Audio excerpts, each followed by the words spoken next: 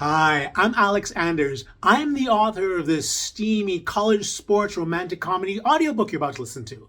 The description of it is below, but allow me to tell you something about it. It is about Harlequin, a total genius, even if she is a little awkward and nerdy. She takes a couple years off before going to college, but when she does, she's in her room all the time until one day she ventures out to a party and meets Cage. This 6'2", curly-haired, dimpled guy who is NFL bound and the quarterback of the college football team. And they're talking, and there's chemistry between the two of them, and she's thinking, does this guy like me? Is this finally going to happen? Am I finally going to lose my V card? And it turns out he has a girlfriend. And that would have been the end of it if Cage and Quin weren't in the same class and that Cage was ditching that class and now he needs to pass it in order to stay on the football team and live his NFL dreams. Remembering how smart Quin is, Cage finds Quin and asks her to tutor him in the class in exchange for him helping her with the thing that she has the biggest problem with, which is people.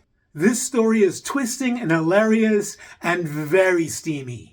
But before you listen to the story, I needed to tell you that there's a version of this audiobook with world-class narration that exists on Audible. And if you live in the United States or the UK and you don't already have an Audible account, then you can click on the links in my description, sign up for a free trial, and get this audiobook for free. However, if you are ineligible for the free trial because of where you live or because you already have an Audible account, then you can click on the join button, becoming a member of this YouTube channel. When you do, you'll get access to the premium narration version of the story and access to every audiobook already uploaded to the membership program. And I write a lot of audiobooks. So if you want to learn more about it, you can click on the link above me. Otherwise, enjoy the story. My Tutor by Alex M.F. McAnders. Chapter 1. Quin. I can't believe Lou talked me into doing this. At one point she's saying how my bits will shrivel if I don't use them, and the next thing I know I'm yelling at her about how that's not what college is supposed to be about. She then tells me that that is exactly what college is supposed to be about. And what is even worse is that she is right, at least for me. It took a long time for me to decide to go to college. It's not that I didn't believe in higher education. I'm all about it. It's that I didn't go to a traditional high school. At our school, we explored our interests, devoured it like a box of Oreos, and then hosted a class where we taught it to those who weren't as passionate about the topic. Whenever I explain it to others, they can't wrap their head around it. But at my school, it worked. Mine was a special school for kids who caught on very quickly, and I was at the top of my class. By the time I was 18, I had the equivalent of advanced degrees in multiple subjects, so what would going to college get me? After I graduated high school, I took a gap year where I consumed everything I could find on everything that interested me. And when I realized that I was becoming a bit of a shut-in, I spent a couple of weeks in Africa and Asia, and then finished off my trip backpacking through Europe. The trip helped put things in perspective. Yeah, I had a lot of theoretical information on a lot of topics. But at its peak enrollment, my high school had only 50 students. More than that, they were all like me. We all learned information quickly, and we all came from the same New York penthouse background. I was smart enough to figure out that there was more to life than that. Yes, the 3 months I spent traveling the world gave me some perspective. But the perspective was that I didn't know anything about the things that mattered, and that I wasn't good at human stuff. I had never been in love. I had never had sex. I had never had a best friend. And I didn't know how to talk to people to get any of those things. What type of life had I been living? So instead of thinking I could reinvent the wheel, I did what everyone else my age did. I found a school as different from my high school as I could and enrolled. There isn't anywhere more different to New York than Tennessee. And to contrast with the 50-foot-high rises and concrete jungle, I chose East Tennessee University, where your walk through campus was practically a nature hike. I then filled out my roommate compatibility questionnaire and got Louise, who prefers to go by Lou, and is the most boy-crazy girl I've ever met in my life. She has been on more dates than boys whose name I know. I don't know how she does it. She can get a date in a gay bar. Yet, I've been at East Tennessee University for months and no one has asked for my number. Lou claims it's because I never leave our room. I told her that she was just trying to get me out so that she could bring guys back to our place. She said, of course, and then threw what I told her about the reason I was here in my face. You can't meet new people locked up in this room. And as much as I love you, Quin, you're not going to get what you want from me. Don't get me wrong, if I was into girls, I would put a ring on that. But I'm not. Which means that the one place you spend every waking minute of your life is the only place you shouldn't be. I go to class, I countered. Ah. Look, you want to prove that you didn't just come here to observe the common folk until your father makes you an executive at his billion-dollar electric car company, or his billion-dollar rocket company, or whatever else? Then I want you to march out those doors and have some fun, young lady, she said, pointing. Ouch, Lou. If it isn't true, then go do it. Mingle with the people. Stop it. Prove me wrong. Don't just talk about wanting to have a life. Get a life. I will. I said, furious. Good. Good. And I want proof. When I get back here tonight, I want to see a naked guy in that bed, and I want to see some shame, Miss Thing. Plenty of it. There will be. There will be plenty of shame for you. Because of how wrong you were and stuff. Good. Good. I mean it, Quin. Me too. So now, here I am marching across campus to the only party that my last-minute research turned up. East Tennessee University's football team won against West Tennessee University, their cross-state rivals, earlier in the day, and the football fraternity was throwing a party. Nothing about any of that sounded fun, but I'm going, because Lou tricked me into it. So much for me being the smart one. Fine. I'll go. I'll get proof that I was there. Then I'll go to a coffee shop and read a book on my phone. I know she mentioned that thing about finding someone naked in my bed, but there's no way that's going to happen. I couldn't lose my virginity in a pool full of dicks.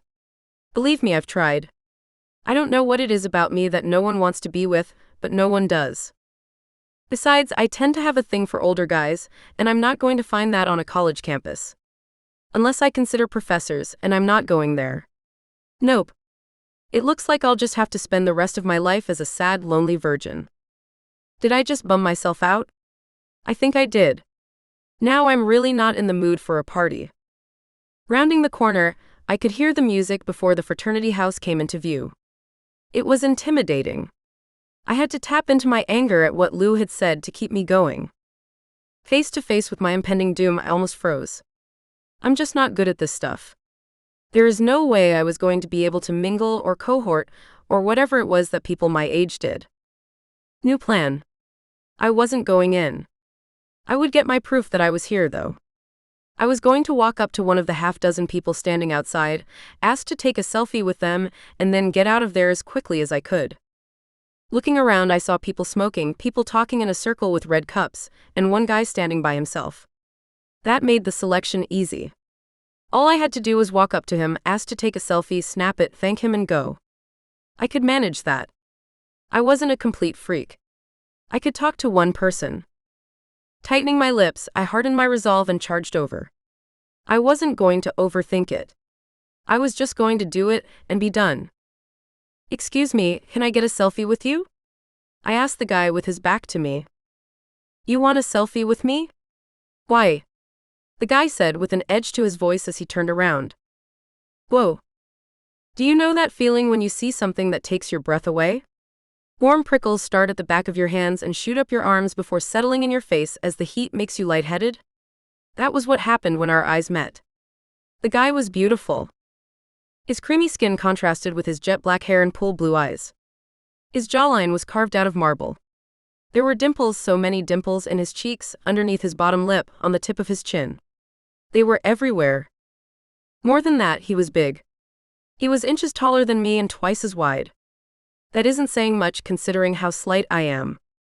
And don't even get me started on how stingy the boob fairy was to me. But his rippling muscles looked like they had muscles. God, was he gorgeous. I couldn't speak, and he was clearly waiting for me to. He had asked me a question. What was it? Oh yeah. It was why I wanted a selfie with him, and he seemed upset about it.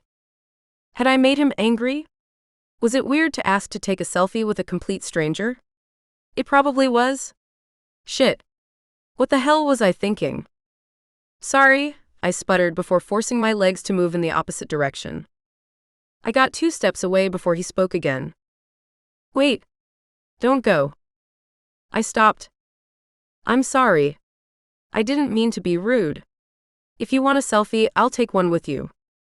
No, that's okay, I said, wanting to look at him again but scared that if I did I wouldn't be able to breathe. No, really. It's fine. You can get one. I don't know why anyone would want one. But it's fine. I'd be happy to take one with you. That was when I looked at him again. I recognized what he was saying. He was talking like a guy who was used to people asking to take pictures with him. I knew a little about that. That was in part why I chose a university in the middle of nowhere. I wanted to be where I wouldn't be recognized as Harlequin Toro, the weird daughter of 2 of most famous geniuses in the world. That was me, though. Why did people ask him for selfies? He was the most amazing-looking guy ever. Did random strangers approach him dazzled by his beauty? It wouldn't surprise me if they did. I wasn't asking for a selfie because I know who you are. I don't recognize you. I don't know who you are, I explained. The guy jutted his head back, startled. As I stared, his fair skin turned pink. Oh. Okay. Then, he shook his head as if trying to shake something loose. I'm sorry, why do you want a selfie with me? It wasn't you. It was anybody, I told him. You wanted to get a selfie with anybody? Why? I huffed as my predicament re-entered my mind. It's my roommate. She told me that I needed to get out and have fun. She said she needed proof. And the selfie was going to be the proof? Yeah. So after you took the selfie, what? You were going to go? Yeah. The gorgeous guy looked at me like I was the freak that I am. A smile crept across his face. It would have made me feel bad about myself if it didn't make me want to melt into a puddle in the grass. This is going to sound crazy, but you're here. Why not go in and actually have fun? I'm not good at this type of thing. You know, the social thing. Luckily, that's something I'm very good at. How about we make a deal? I'll give you your selfie as proof for your roommate, but you have to come in and actually try to have a good time. I'll introduce you to a couple of people. That way, when your roommate asks you about the night, you won't have to lie, he said, his face exploding into dimples. I stared at him. Why would you do that? He looked at me, twisting his head in confusion. Maybe I'm just being nice. Maybe I think you're cool and that it would be cool to hang out. Maybe I'm flirting.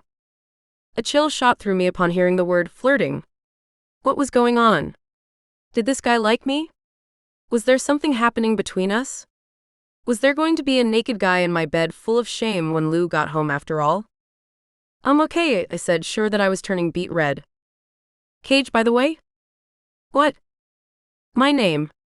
He stared at me. And your name is? Oh. Quin. Cool. I like that name. Thanks. My parents gave it to me, I said, losing control of my tongue. Cage laughed. I mean, of course my parents gave it to me. Not of course. My parents didn't give me the name Cage. Who did? An uncle or somebody? No, I did. So what's your birth name? Cage looked at me with thoughts rushing through his head. How about I take you inside and show you around? So I guess we're going to let that question go? Cage chuckled uncomfortably.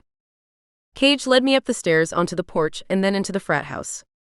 It was hard to take my eyes off of him, but when I did, I was surprised by what I saw.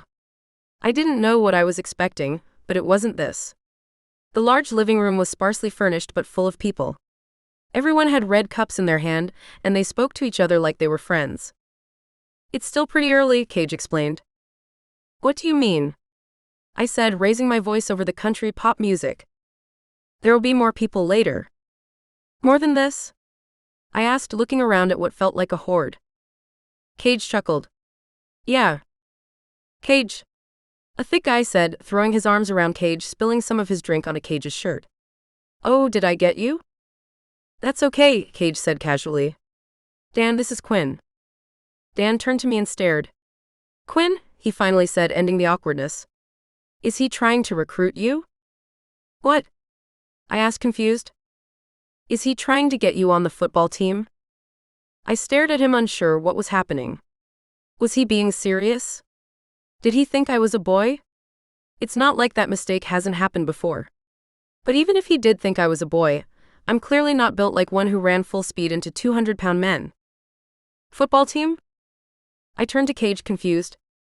Cage smiled. Don't pay any attention to Dan. He's taken a few too many hits. You're welcome, by the way, Dan said defensively.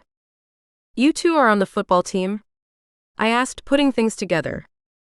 Dan dropped his clueless jock act and threw his arms around Cage. No. I'm on the football team. This man is the team. I looked at Cage for an explanation. He smiled with humility. I'm the quarterback. He isn't just the quarterback, Dan said mockingly. He's the guy who's going to lead us to a national championship, and then he's going pro. Oh. Now I get it. The selfie. You thought I was asking for a selfie because you're a famous football player. I'm not a famous football player, he said quickly. Hell yeah, he's famous. There ain't anybody who doesn't know who he is, Dan said proudly. I looked at Cage for his reaction. Cage looked back at me and chuckled uncomfortably. Not everyone knows who I am. Name me one person who doesn't, Dan challenged. He gave me a knowing smile. Quin, you want a drink? I think you need a drink. Follow me. Good meeting you, Quin, Dan said before wandering off. So you're a quarterback? Didn't you hear? I'm not just a quarterback, I'm the team, Cage said with self-deprecation. I laughed. I heard. Are you going to go pro? Sure, Cage said half-heartedly before turning to pump beer into 2 red cups. You don't sound excited. No. I'm excited. I can't wait to play for the NFL. It's everything I've been working towards, he said, handing me a cup and holding up his to cheers with mine. To new friends. I touched his cup and took a drink. This beer is awful, I said, looking down at my cup. Cage laughed. No, tell me what you really think. I mean that it's not very good, I explained. Cage laughed louder. You don't have much of a filter, do you? I froze. That wasn't the first time I had heard that. The previous time was with the last guy they first fell for. I guess not. Is that bad? Actually, it's kind of refreshing. Oh. Okay, I said, falling for him more. You have a nice smile. I didn't realize I was smiling, I told him. You are, he said, looking at me with a smile of his own. You too. It's very nice, I said, feeling my heart thump and not knowing what to do about it. Cage stopped laughing and looked into my eyes. God, did I want to kiss him? I suppose if I ask you if you're having fun yet, you'll tell me the truth. I'm having fun, I said, moving closer in case he did want to kiss me. Cage watched me with a devilish look in his eyes. I could have sworn that he was about to move his lips towards mine when he said, Why don't I introduce you to a few more people? More people? I've already met 2. How many more people can a person meet in a night? Haha. A few more than that, he said, slipping his hand around my shoulders and leading me away. Feeling his touch made every part of me tingle. I felt small in his arms. He was so big and strong. I couldn't believe that I had met someone like him. I couldn't believe that he was acting like he was into me. Could a guy like him be into someone like me? The possibilities made my chest clench. Cage led me around the party, introducing me to one person after another. He wasn't kidding about being good at social stuff. Everyone he introduced me to hung on his every word. And when it was my turn to speak, they hung on my every word too. I couldn't tell if they were all just being nice, or if being with Cage had turned me into a more interesting version of myself. Whatever it was, I loved the feeling. These types of interactions had always been so hard for me, but at Cage's side, I was a different person. What was even better than that was how he took every opportunity to touch me. He touched my shoulder when he introduced me. His pointing finger lightly rested on my forearm when he was emphasizing a point. And standing shoulder to shoulder as if we were already a couple, he would bump his shoulder against mine when he laughed. I was a helpless ball of putty by the time he was done with me, and I couldn't stop thinking about the other thing Lou had suggested. What would Cage look like naked in my bed? With one of his teammates waving his arms around telling a story, I couldn't take my eyes off of Cage. With his full attention on his friend, Cage subtly retrieved his phone from his pocket and peeked down. Slipping it away quickly, he waited for the arm waving to die down and then looked between his friend and me. I hate to say this, but I have to head out, he said lightly, placing his large hand on the back of my arm. Yes, me too, I said quickly. Yeah? Where you headed? He asked enthusiastically. Back to my room. Where's that? Plaza Hall? Really? I'll go with you, he said, squeezing my arm. My heart stopped. He was coming with me? Was this it? I couldn't believe it might finally happen.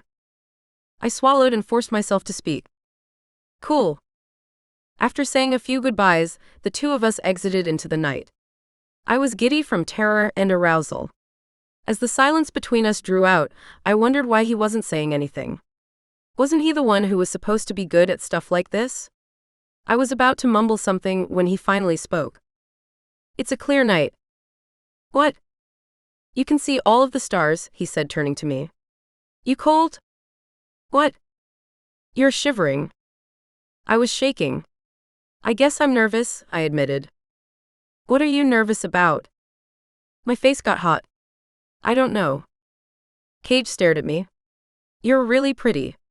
Do you know that? So are you. I mean, you're good looking, not pretty, I told him, shaking even more. Cage chuckled. Thanks. Are you happy you came out tonight? Yeah, definitely, I told him as my gaze fell to the ground. We're here, he said as we approached the door of my building.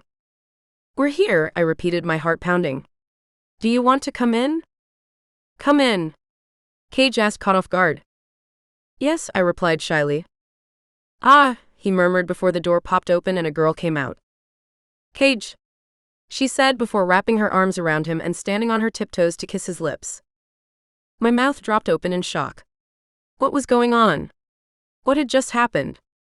The petite blonde with angular features turned towards me. Who's this? Ah, this is Quin. Quin, this is Tasha.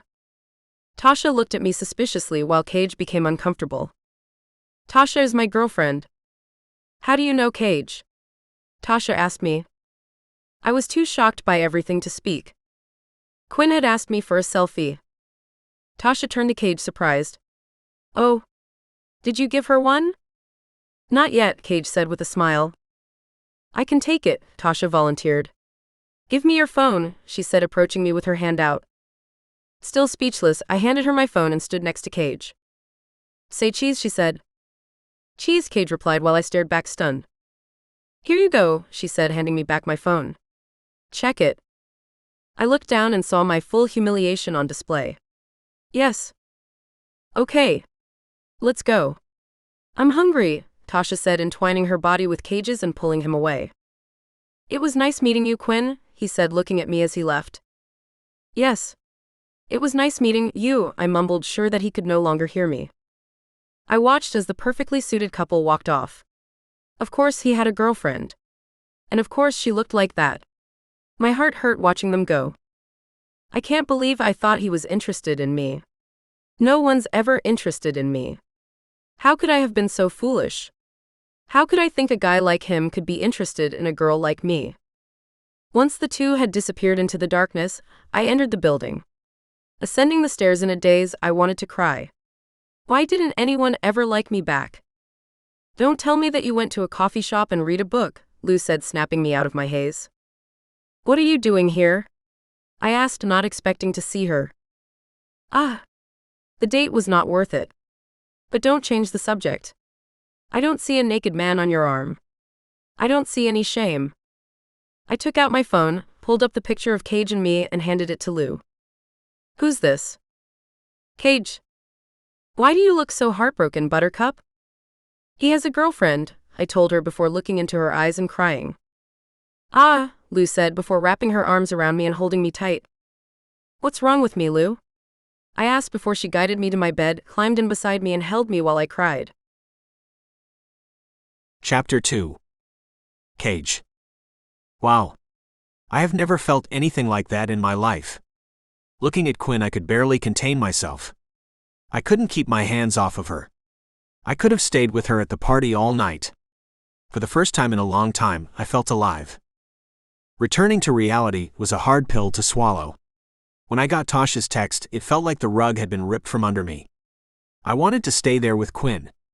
I wanted to see how far it would go. But I had promised Tasha that I would take her to dinner, whether or not we won the game. I always keep my obligations, and I had made one to Tasha. So I wanted to talk to you about something, Tasha said, breaking the silence as we walked. What's that? Tasha looked at me excitedly and blushed. Seeing her display of emotion was an unusual sight. A dark cloud usually followed Tasha, infecting everyone around her. I had to assume she wasn't happy with her life. I was clearly a part of her dissatisfaction. But whenever I tried to talk to her about it, she accused me of trying to ruin the good thing we have going. What good thing was that? She wasn't happy. I wasn't happy. And we never had sex. You know V, right? Tasha asked, bubbling. Your best friend V, who you spend all of your time with. Yeah, I know her. You don't have to say it like that. You asked me if I knew the girl you always talk about. Why are you trying to start a fight?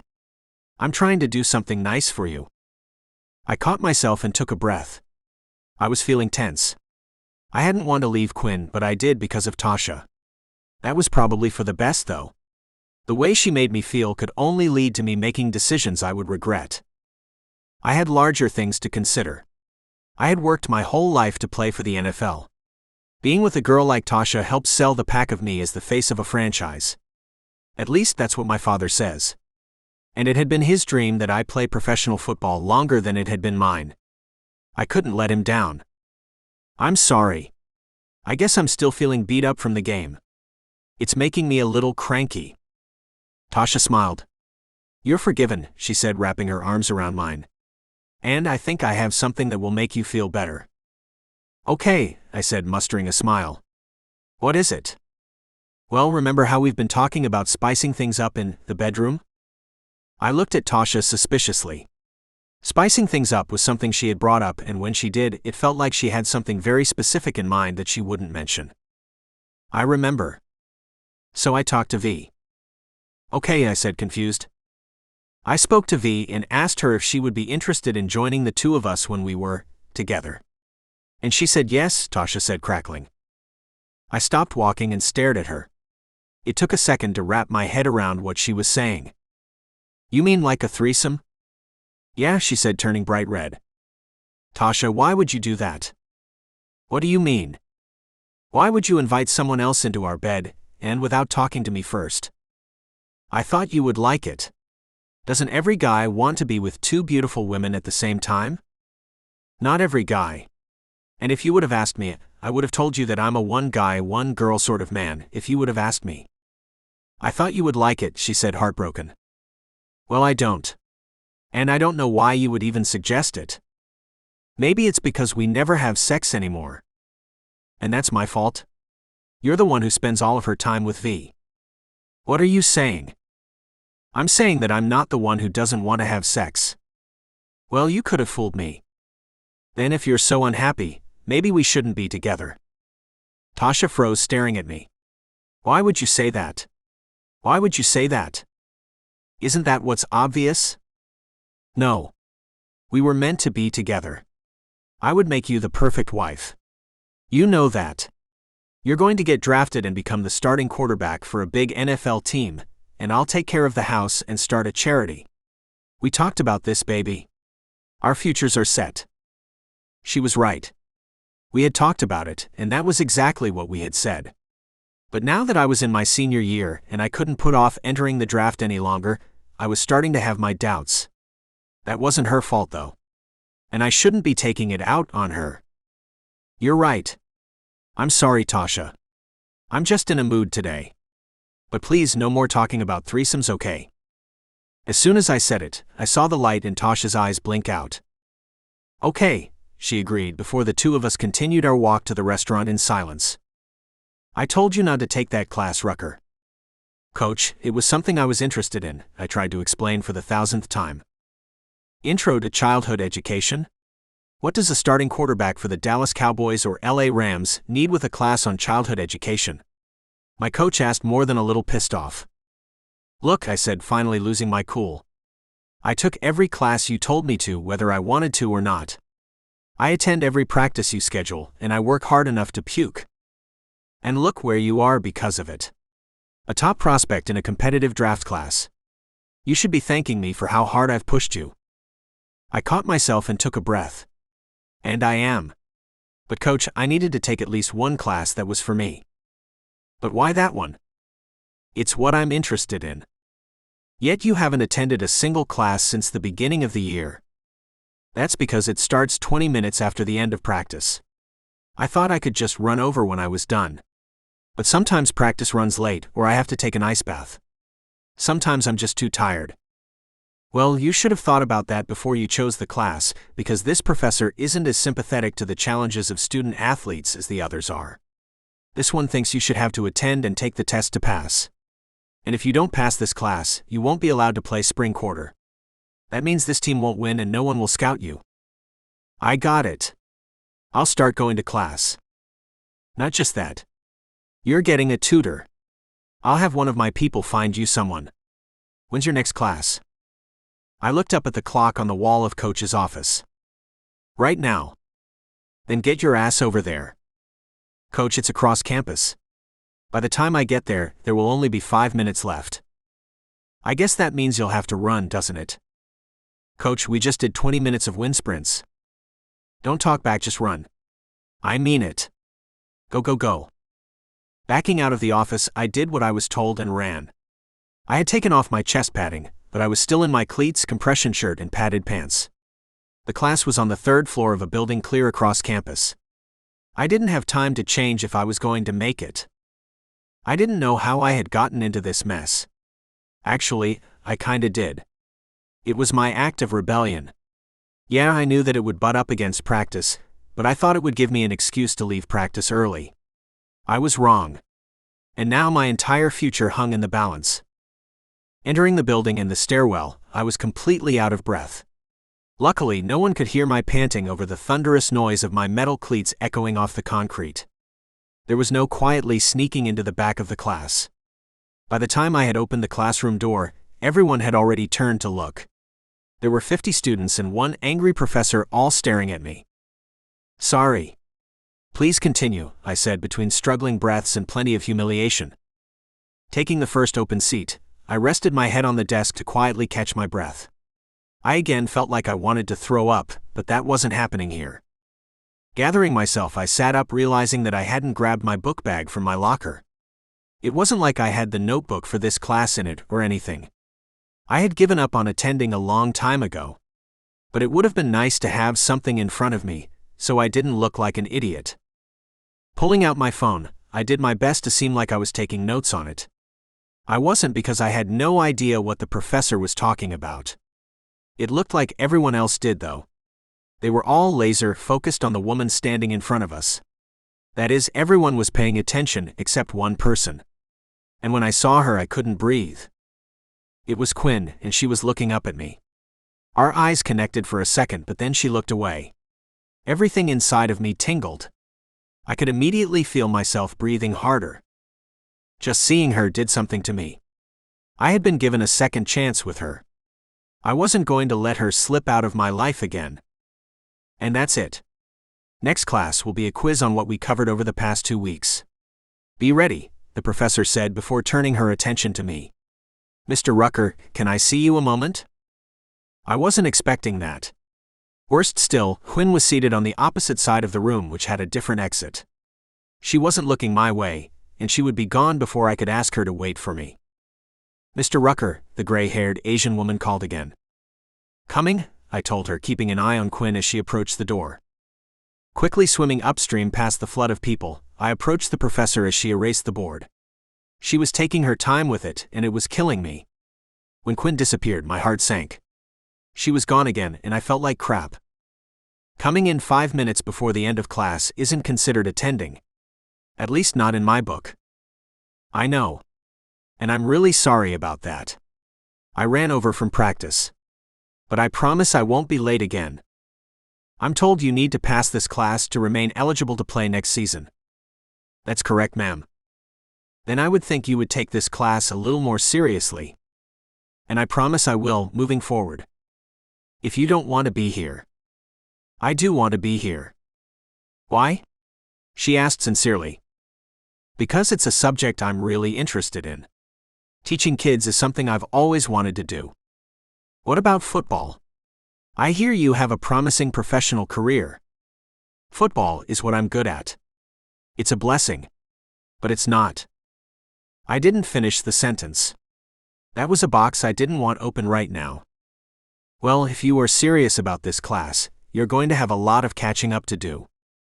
I realize that, and I'm willing to work. I'm getting a tutor. Are you? Yes, ma'am. In fact, I said, suddenly getting an idea. Could we pick this up next class? I promise I'll be on time for it. You better be. Remember, attendance is mandatory. I got it. I'm on it. I'll be here. Promise? I said, clomping my cleats on the carpet as I trotted to the door. As soon as I was in the hall, I scanned both directions looking for her. She wasn't there. Where had she gone so quickly? Most of the students were entering the stairwell headed downstairs. I jogged over and joined them. Craning my neck, I couldn't see her. I was about to hate myself for not leaving sooner, when I saw the back of someone who could only be Quin exiting the stairwell onto the main floor. Excuse me. Excuse me, I said, squeezing past everyone. It only got me down a few seconds sooner, and by the time I was there, she was again nowhere to be seen. Looking into every classroom as I ran past them, I didn't see her. I was about to give up hope, when I popped open the door to the building and spotted her sexy frame walking away. Warmth washed across me. It felt like a spot of sunshine on a cloudy day. Jogging towards her, I slowed when I was a few feet away. I couldn't lose my cool just because I was about to talk to the most beautiful girl I had ever seen. I had to at least pretend like kissing her wasn't the only thing I could think about since the moment we met. Quin? I said, trying to be as casual as I could. She stopped and turned around. She did not look as happy to see me as I was to see her. It triggered a twinge in my chest, but I pushed past it. I thought that was you. How have you been? Hit up any big parties since I saw you last? I said with a smile. When she didn't reply, I said, Cage Rucker. We met at the Sigma Chi party. I remember, she said coldly. Ouch. There was that twinge of pain again. How's Tasha? That was your girlfriend's name, right? Tasha. Oh yeah. She's good. She's fine. Did I do something to piss you off? If I did, I'm sorry, I said, desperately wanting to see her smile. Quin stared at me with a look of frustration and then relented. No. You didn't do anything wrong. Don't mind me. I'm just being stupid. You? Being stupid? I find that hard to believe, I said with a smile. She stared at me again. This time she looked like she was searching my soul. Why would you say that? I don't know. I guess you strike me as being someone really smart. She softened the intensity of her gaze. I'm not smart about anything that matters, she said before continuing her walk. I caught up to her. I don't think that's true. In fact, I'll bet you're pretty smart at Intro to Childhood Education. I bet you're at the top of the class. Quin looked at me when I said that. You are, aren't you? Quin looked away. I'll be damned. Okay. Then that will make the next thing I say less awkward. It turns out that I need this class to stay eligible for football and ultimately, the NFL draft. And since I haven't been attending classes, I'm a little behind. I kind of need a tutor. The football program is willing to pay you for your time. I can't tutor you, she said dismissively. Why not? I just can't. Sorry. Okay. Then how about if I make the pot a little sweeter? What do you mean? When we were at the party, you said that you weren't good at being social, which I don't understand because you seemed perfectly comfortable with it. I was only comfortable because? Because of what? I asked, hoping she would say because of me. Nothing. Well, if you're willing to tutor me in what you're good at, I can tutor you on what I'm good at. You mean being a football star that everyone wants a piece of? First of all, ouch. Second of all, there's a little more to me than that. I know. I'm sorry. See, I'm not good at this, Quin exclaimed. I took her hand as casually as I could. I tried to pretend like this was just something I did when I talked to people, but the truth was I had been dying to hold it. You are good at this. At least you can be. Let me help you. I know I can help you with this. And once you're done, you'll be a star football player who everyone wants a piece of like I am, I said with a smirk. Quin laughed. I tingled so much I thought my teeth would fall out. So what do you say? Quin pulled her hand from mine. She wasn't subtle about it. I think she was trying to send a message about boundaries. Fair enough, I could respect that. Okay, Quin said with a smile. Okay. I repeated, melting in her eyes. Okay, she confirmed to my absolute joy. I hear there's a quiz in the next couple of days. It's in 2 days and it covers 2 weeks of material. That sounds like a lot. It is, she confirmed. It sounds like your tutoring should start right away, I suggested, wanting to spend every waking moment with her. How about tonight? I'll set up a lesson plan and we'll go from there. A lesson plan? You don't play around. I don't. You can't either if you want to pass the quiz. I won't. Quin hesitated. And you don't have any plans with your girlfriend or anything, do you? Being reminded of Tasha was a bucket of cold water on my runaway excitement about spending the night with Quin. My smile diminished. Even if I had something, I would cancel it. Passing the class and playing football comes first. She would understand. Okay.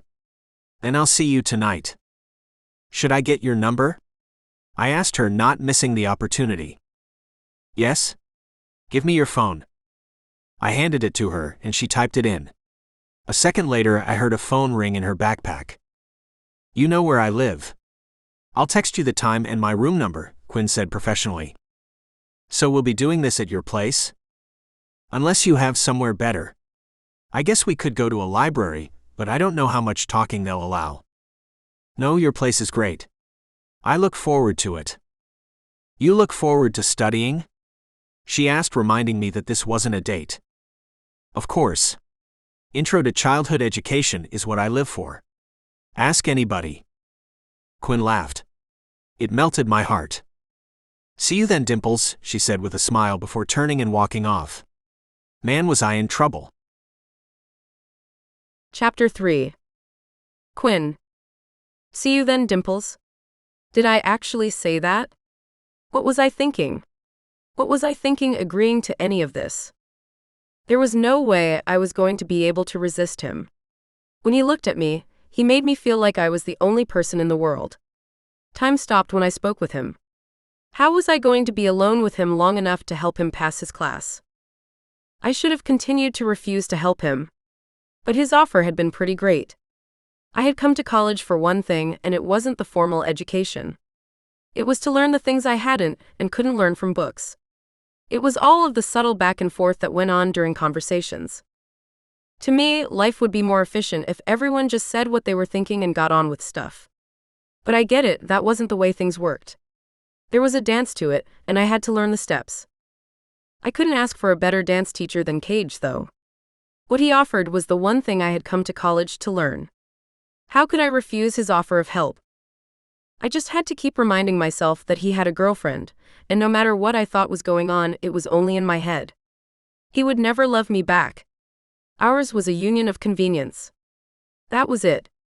And once we got from each other what we wanted, we were going to go our separate ways. A wave of pain washed through me thinking about it. This had clearly been a bad idea. There was no way I was going to survive this. But there was no backing out of it now. And I had to admit, I couldn't wait to see him again. Lou, you can't be here tonight, I told her when I got back to my room. Buttercup, I told you, if you're going to be making out with some boy, just put a sock on the doorknob. What type of sock? Lou looked at me shocked. Wait, what? Like, is it supposed to be a gym sock or one of those ankle socks? Because the ankle sock would probably stay on the doorknob better. Wait. I was joking.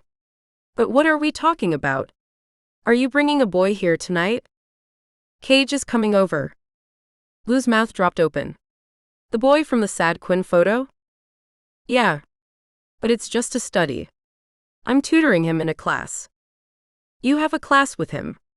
How are you just telling me this now? He didn't show up to the class until today. And he was wearing his football gear, I said with a smile creeping across my face. You mean the very tight ones that football players wear? Ah, I said, feeling my face heat up. Oh. He's not just coming over to study, is he? No, he is, I said, bringing things back down to earth. He needs to pass the class to play football next semester, and he asked me to tutor him. So, you're holding his life in your completely irresistible hands? I looked down at my hands, wondering how hands could be irresistible. I mean, not really. But kind of. Oh my god, you two are so gonna make out. We're not. He still has a girlfriend. That hasn't changed. Maybe he wants you to join the two of them. Ah no, I said firmly. So, we're going to have to break the two of them up? Lou asked with a devilish look in her eyes. No. I'm not doing that either. If she is who he wants to be with, then fine. I'm okay with that. How much did that hurt to say? A lot. But it will have to be true. I don't want to be with someone who doesn't want to be with me. You're a better person than I am, Lou said, giving up. I don't know about better, but I am a lot more alone. Ah, Lou said, getting up and hugging me. With her arms still wrapped around me, she said, this boy is going to devastate you, isn't he? Probably. Don't worry, I'll be here to pick up the pieces, Buttercup. I'll always be. Unless you have a hot date? Unless I have a hot date. But other than that, I'll be right here, she said, pulling away and giving me a comforting smile. Chapter 4. Cage. I can do this. I can spend a little time with Quin, not fall head over heels for her, and not blow up my entire life to be with her. I'm sure I can. Although the closer our meeting time got, the clearer it became that I wasn't going to have a say in the matter. How is it that every guy doesn't see what I see in her and snap her up? I don't understand it. The girl is gorgeous and awkwardly adorable. I could push my fingers through her dark wavy hair until I was lost in it. Oh, and her eyes. Don't get me started on her eyes, those vulnerable bedroom eyes. Just thinking about them makes me so hard. How is she able to do this to me? It's like, what is that thing that animals release to attract a mate? Pheromones? It's like she's releasing pheromones and there is nothing I can do to resist it. I really shouldn't have asked her to tutor me. She was probably the last person I should have asked. How will I be able to concentrate with her in arm's reach of me? It was such a mistake. But I can't wait. And time has never moved slower in my life. I waited at the common for our meeting time instead of driving home and driving back. Staying with Tasha might have also been an option, considering she lived on the floor above Quin's. But odds were that Tasha was hanging out with V. The two of them were inseparable. It was no wonder Tasha suggested V join us for sex. They did everything else together. Why not that? Once the painfully long wait for me to head over had passed, I hurried across the quad. Slipping into the building as someone exited, I ran up the stairs 2 at a time and knocked on her door. I heard some scrambling inside before an unfamiliar voice said, "I just want to see," and the door opened. "Hello?" I said to the puckish-looking girl standing in front of me. "Lou? Nice to meet you," she said, neither offering me her hand nor inviting me in. "Cage? The football star?" Lou said with a smile. "I guess. Is Quin here?" "She is. And what intentions do you have with my friend?" "Lou?" Quin yelled from behind her. Pushing past Lou and placing her body between the two of us, Quin said, "I'm sorry about that. She was just leaving." Quin's body was so close to mine. "That's okay. Lou, I would invite you to stay and hang out, but we have 2 weeks of classwork to go over. Unless Quin thinks we could do both?" "We can't do both, and Lou was just leaving. Bye, Lou." "Toodles," Lou said, pushing past me, allowing Quin to invite me in. "I'm sorry about that. Lou means well. It's always good to have a friend who'll look out for you." "It is. So welcome to my room." I looked around. Is this how the other half live? "What do you mean?" The Plaza dorms are pretty fancy. Doesn't your girlfriend live in here too? Yeah, but that doesn't make it any less impressive. Besides, she has 2 roommates and has to share a bedroom. Your place is better decorated than my house. You live at the fraternity? No. I'm not a member. I know, a football player who doesn't belong to Sigma Chi, unthinkable. But fraternity life was a little outside my price range. Where do you live? Quin asked, ushering me to the couch in their living room. At home with my dad. Not your mom? Quin asked, gathering books and sitting next to me. My mom died when I was born. Quin froze. I'm sorry to hear that. No need to be sorry. It happened a long time ago. So it's always just been you and your dad? Yep. And sometimes just me. What do you mean? Nothing. We should get to studying. I have a feeling there's a lot we have to cover, I said, changing the topic. Although I never knew my mother, the topic was still a sore spot for me. Mostly because of my dad. He would never say it, but I think her loss hit him hard. At least that was my guess. Quin started by showing me the most organized flowchart I had ever seen in my life. Here's what we're going to have to cover by Thursday, she said, getting right to business. Her assertiveness was almost enough to distract me from her knee, hovering inches from mine as it supported the textbook. Or the whiff I got when she leaned over to point out something on an opposite page. Her sweet scent kept making my dick hard.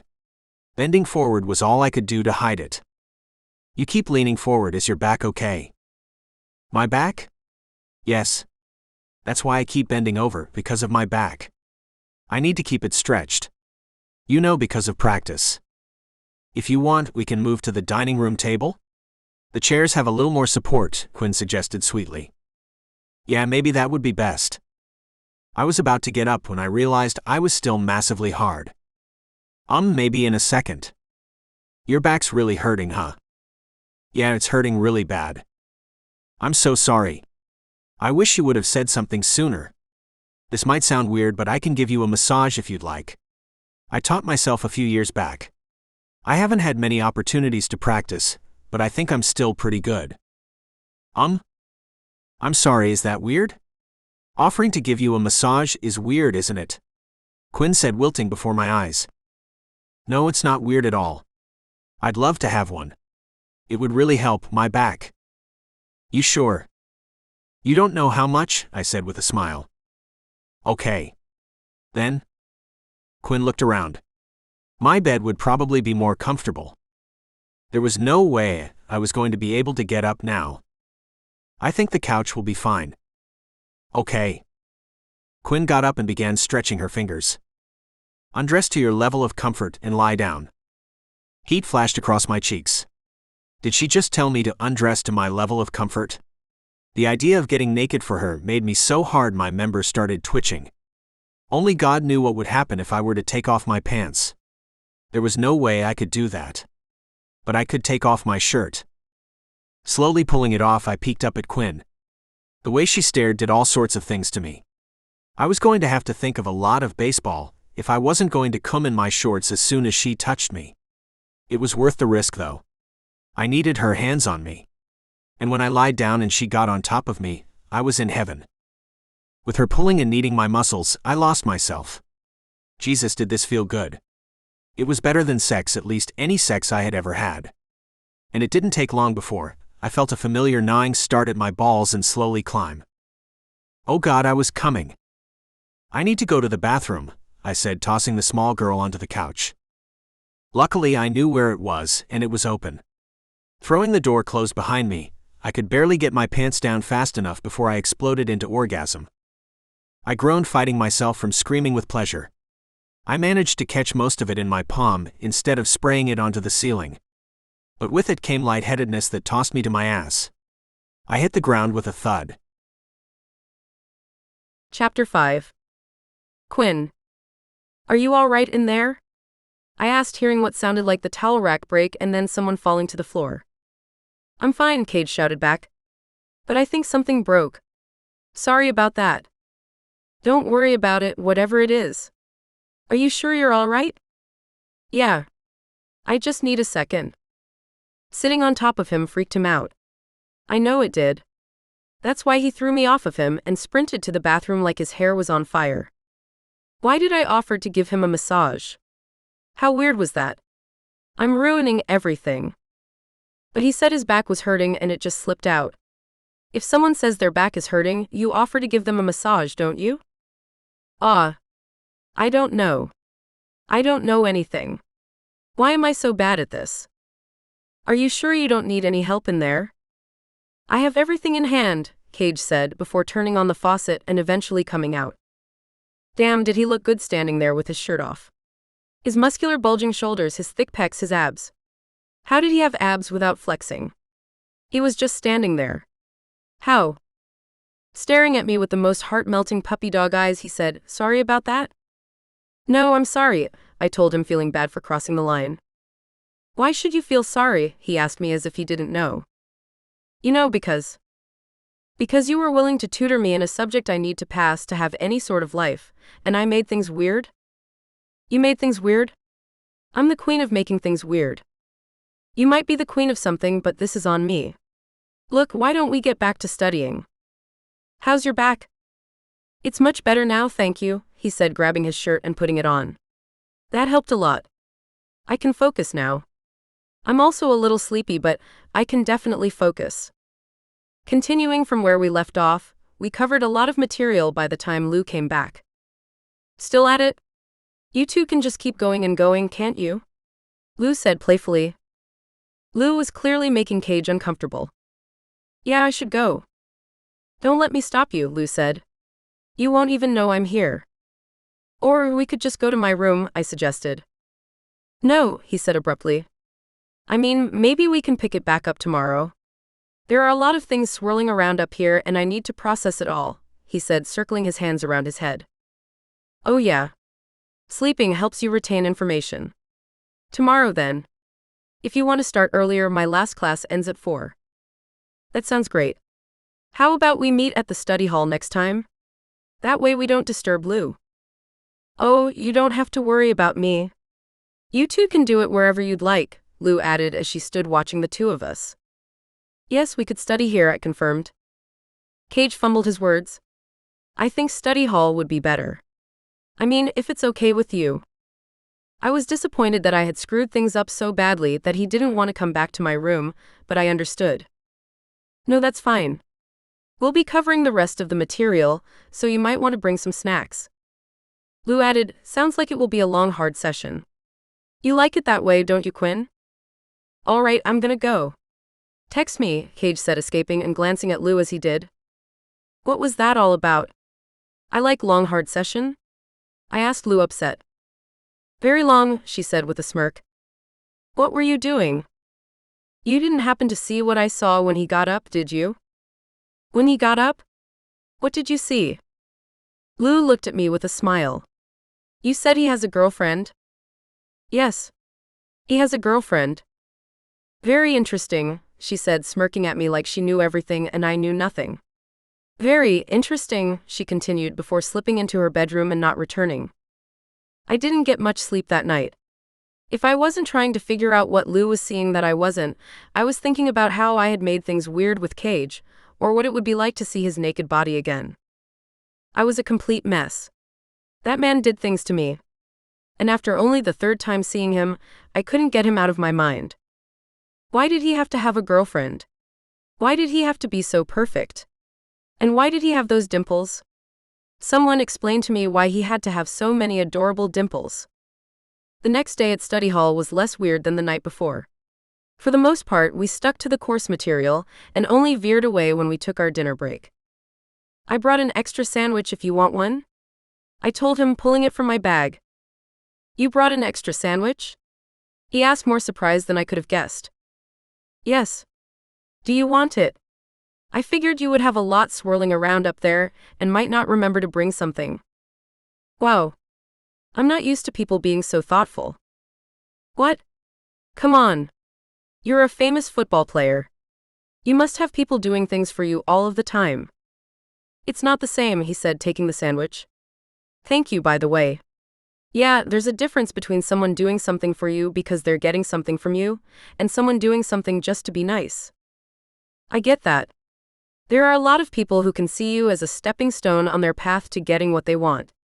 You're just an object to them. They forget that you have feelings too. And maybe your desires don't line up with everyone's expectations for you. Wow. Exactly, he said, staring at me and once again turning me into a heaping pile of girl crush. What? I asked when his gaze became too much. How would you know that feeling so perfectly? What was I supposed to say to that? I liked Cage. I liked him a lot, maybe more than I should. So I didn't want to freak him out. At least not yet. Besides, I chose a school in the middle of nowhere for a reason. Coming here was the best shot I had of fading into the background. I just wanted someone to see me as a normal person for once. Was that wrong of me? I couldn't tell. I guessed. You guessed? You're incredibly smart, aren't you? I mean, even smarter than you're letting on, Cage said with another of his charming smiles. I shrugged. What was I supposed to say to that? Luckily, he dropped the topic before I had to decide. Finishing our sandwiches, we got back to work. By midnight, we had covered everything. So that's all of it? Cage asked. All that's going to be covered in the quiz tomorrow. Do you think you have it? You're a very good tutor. If I've missed anything, it wouldn't be your fault. By the way, I spoke to my coach. He told me you have to contact his office to get paid. Oh, don't worry about it, I told him. You put so much work into helping me. No one could have made everything clearer than you have. Not even the professor. You deserve to get paid for your hard work. Okay, I said, relenting. Cage looked at me strangely and I couldn't figure out why. Since you're not excited about getting paid, how about the other thing I promised you? Oh right, how not to be so awkward classes. Cage laughed. I don't know about all of that. I was just thinking that we could play some flag football at the park. On your time off from football, you play more football? You must really love playing. Cage gave me a muted smile. You would think. So tell me, Mr. Expert, how is playing flag football in the park supposed to help me not feel like a freak at a party? Cage became pensive. I've been thinking about this. The reason why I feel so comfortable in social situations is because I know that no matter what happens, I'll be able to handle it. Also, I know that if I do say something stupid, which I do, often everything will be fine. The world's not going to implode. I'm not going to be sent into the desert to live alone. My life will most likely go on unchanged. And the only way I got to that realization is because I have been put in many comfortable and uncomfortable social situations and have worked my way through them. You need to be in those situations. You need your own opportunities to work your way through it. Then when you've gotten familiar with all of the most common situations that come up, and you've figured out what to do and say when they do, he held up his hands, I'm done. I stared at Cage with my mind blown. That's kind of genius. You're absolutely right. Social comfort is experientially based. Familiarity breeds comfort. So the answer is being willing to be uncomfortable. I'm not sure I could have thought of that. I guess I'm good for something after all, Cage said proudly. Although, I'm not exactly a football player. So I'm not sure being stampeded by jocks will fill me with the confidence you think it will. I guess you'll have to trust me on that, Cage said with a wink. Why did he have to wink? Didn't he realize I was doing my best to see him as a friend? Why did he have to remind me how sexy he was? Offering him a lingering goodbye which turned into an awkward hug, I headed back to my room and bed. Tucked away, I heard Lou enter the apartment and approach my door. I know you're not asleep, she said without knocking. I know you're hiding in there because you don't want to tell me how it went. Or is he in there with you? Are you guys doing it? Oh my God, you two are doing it. Good night, Lou. I told her, needing the teasing to end. Night, Buttercup, she replied, smiling as she left. The idea of Cage and me naked together ran through my mind for the next 3 hours. I blame Lou for that. By the time I woke up, I was already late for class. Sprinting across campus and bursting through the auditorium doors, I learned how Cage had felt.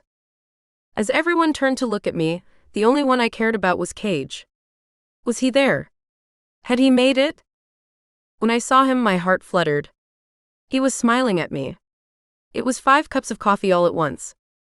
Professor Nakamura held up a handout and pointed me to an open spot.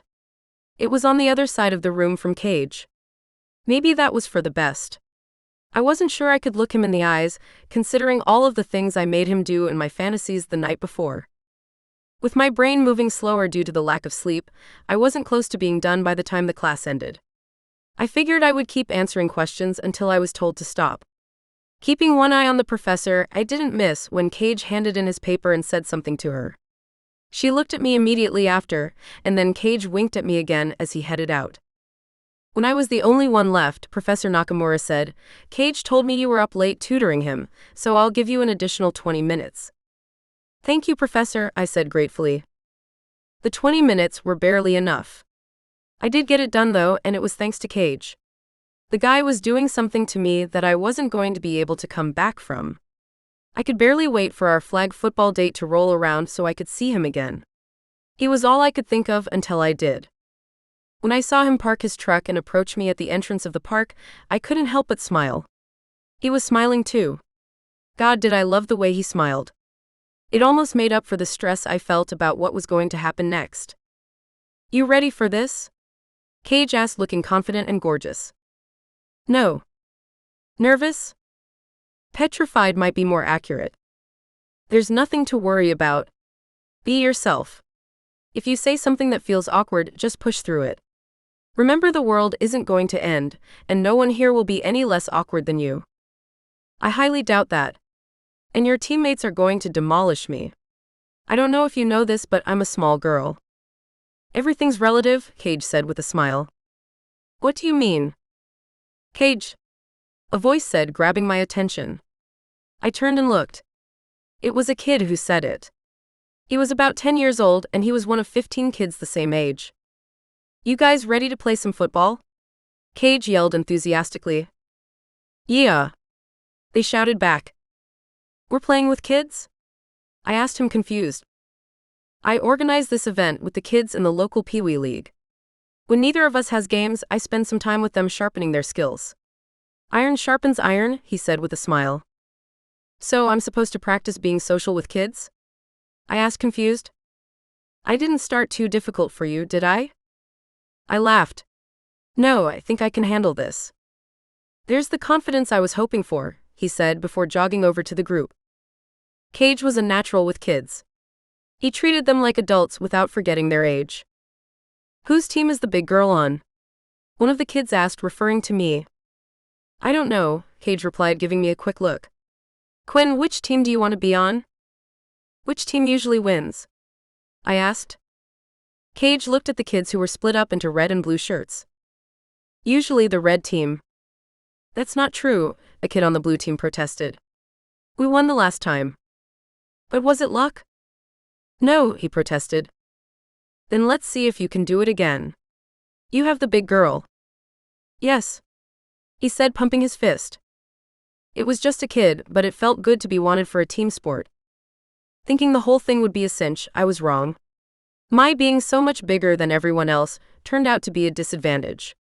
The object of the game was to pull the flag from the belt of the person with the ball. However, the waist of a 10-year-old is surprisingly close to the ground. The most I could do was block them from running while one of the players grabbed their flag. Cage's role in the game was as the designated quarterback. No matter which team was receiving, he was the one throwing the ball. Not only was his throws pinpoint accurate, but the kids could catch. "I see a few NFL stars in the making out there," Cage told me as the kids ate orange slices at halftime. "You enjoy this, don't you?" "I really do," he said with a smile. "Hence taking Intro to Childhood Education?" He tightened his lips and nodded his head. "You ever thought about teaching instead of going to the draft?" "All of the time. But I can't. There are too many people counting on me." "I understand that." "Do you?" "I do," I told him, thinking of the world I left behind. It was getting harder to think of him as just a guy they first was crushing on, or who I was tutoring. Cage was beginning to feel like a friend. I was sure he was someone I could share things with if they needed sharing. And the things I was keeping from him about my life were starting to weigh on me. "I get the feeling you're not much for revealing stuff about yourself," Cage said, picking up on my hesitation. "I don't know what I am." "I know the feeling," he said with a sad smile. "I know what you are." "And what's that?" You're a hot football player with a girlfriend who is preparing to go pro. You think I'm hot? Shit, did I say that? You did, Cage said, amused.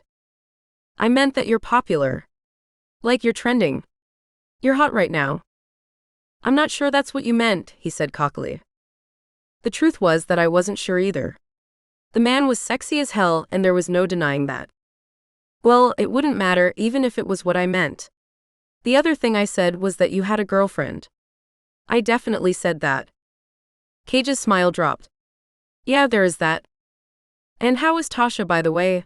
I asked, not wanting to know, but wanting him to keep her in mind before he flashed another of his irresistible smiles. She's good, he said soberly. She's hanging out with her best friend this weekend. I think they're hiking trails or something. You didn't go with them? No. I just feel like a third wheel when those two get together. Hey, maybe the four of us could all hang out together? That sounds like the worst idea I have ever heard, I told him honestly. Yeah, it probably is, he said, searching his thoughts. Did you want to maybe grab something to eat after we're done here? I looked at Cage settling in his kind light eyes. I wanted to spend every moment of the rest of my life with him. Of course, I wanted to grab something to eat with him after this. I can't, I told him, meaning that I shouldn't. Oh, okay. Are you doing something with Lou later? With Lou? Yeah, you two seem close. It was almost like she was a little jealous when I came over. Jealous? Lou? No, she's just a little protective of me, I guess. Are you sure? Because it felt like a little more than that? And I mean, she's cute. I don't know if you're into girls or not. I'm not. I'm only into guys, I told him, wanting it to be clear. He smiled before catching himself. Wait, did you think I wasn't? I asked, realizing what he had said. I didn't think anything. It's just that you're like an amazing girl. You deserve to be with someone who will make you happy. If Lou could have done that, then why not? I looked at Cage as pain shot through my chest. He was trying to hand me off to someone else. I wanted him to want me. I wanted him to feel jealous that someone else would want to be with me. But he didn't. I was a fool to entertain the thought of the two of us together. He didn't like me like that, and it hurt. Chapter 6. Cage. What was I saying? I didn't want Quin to be with Lou. I didn't want Quin to be with anyone. Hell, I didn't know what I wanted, whether it had to do with Quin or football or anything. I was the last person who should give someone relationship advice. All you had to do was spend 2 minutes with Tasha and me to know that. We should get back to the game, Quin told me, looking a lot sadder than when we sat down. I was ruining things with her. I thought this would be something fun we could do together, but I was turning it all wrong. Yeah. We should probably get back, I repeated, willing to do anything to stop myself from talking. Returning to the game, I made sure that the kids had a great time, even if the person I most wanted to didn't. Are we playing again next weekend? One of the kids asked me, with her mother standing behind her. I have a game next weekend. I think you do too, don't you? I asked, looking up at her mother. She shook her head. Oh yeah, I forgot, the little girl said with a smile. I'll let your coach know. It should be in a few weeks. Okay, thanks, Cage, she said, waving bye. Her mother mouthed thank you, and the two walked off. Is there anyone who doesn't love you? Quin asked, turning me around. All I care about is one, I said without thinking. Who's that? I had meant it to be something casual and flirty. Of course, Quin would call me on it. Anyone. Just anyone. I meant I would be happy as long as I had someone to love me. And you have that, don't you? Do I? I asked, wondering who she was talking about. Yes? Tasha. This had to stop. Every time Quin brought up Tasha, she made me say something about our relationship, which wasn't necessarily the case. Yes, she and I were together, and we were trying to make it work. But trying to make it work and succeeding at it weren't the same thing. Tasha and I aren't what everyone sees us as. Oh, Quin said, suddenly giving me her full attention. Yeah. I mean, we've been dating for a while, and we've talked about our future together. But sometimes it feels like there's something missing. Actually, it feels like that a lot. What do you think is missing? Her presence, for one. She's never around. And that's fine when I'm in the heart of football season with twice 8-day practices. That might even work if I were to get drafted and spend a third of the year on the road. But shouldn't she want to spend time with me more than she does? Shouldn't I want to spend more time with her? You don't want to spend time with her. It's not that I don't want to spend time with her. It's that I don't care whether I do or not. It's harsh to say out loud, but it's true. If you don't want to spend time with her, then why are you with her? It's not that I don't want to spend time with her. I get it. I get it. But it would seem to me that if you two are talking about spending a long time together, you should look forward to it. I can't argue with that, I told her. Then why don't you? I stared at Quin, not sure what to say. I wanted to say that it was because Tasha wasn't her. But that felt unfair. Because she doesn't give me the tingles, I said, meaning the same thing. That's important, Quin said, suddenly in a better mood than moments before. Have you ever felt the tingles from someone? From one person, I told her, hoping she wouldn't ask anymore. Who's that? Quin asked hesitantly. Staring into her beautiful eyes was too much. I couldn't do this, not to her, not to myself. Someone I shouldn't feel them for. Oh, Quin said, deflating. So, change your mind about grabbing something to eat. I could always grab a bite. And Tasha wouldn't be back from hiking with V for a few hours. No. I should go, Quin said, resigned. Okay. That's fair. Did you have fun?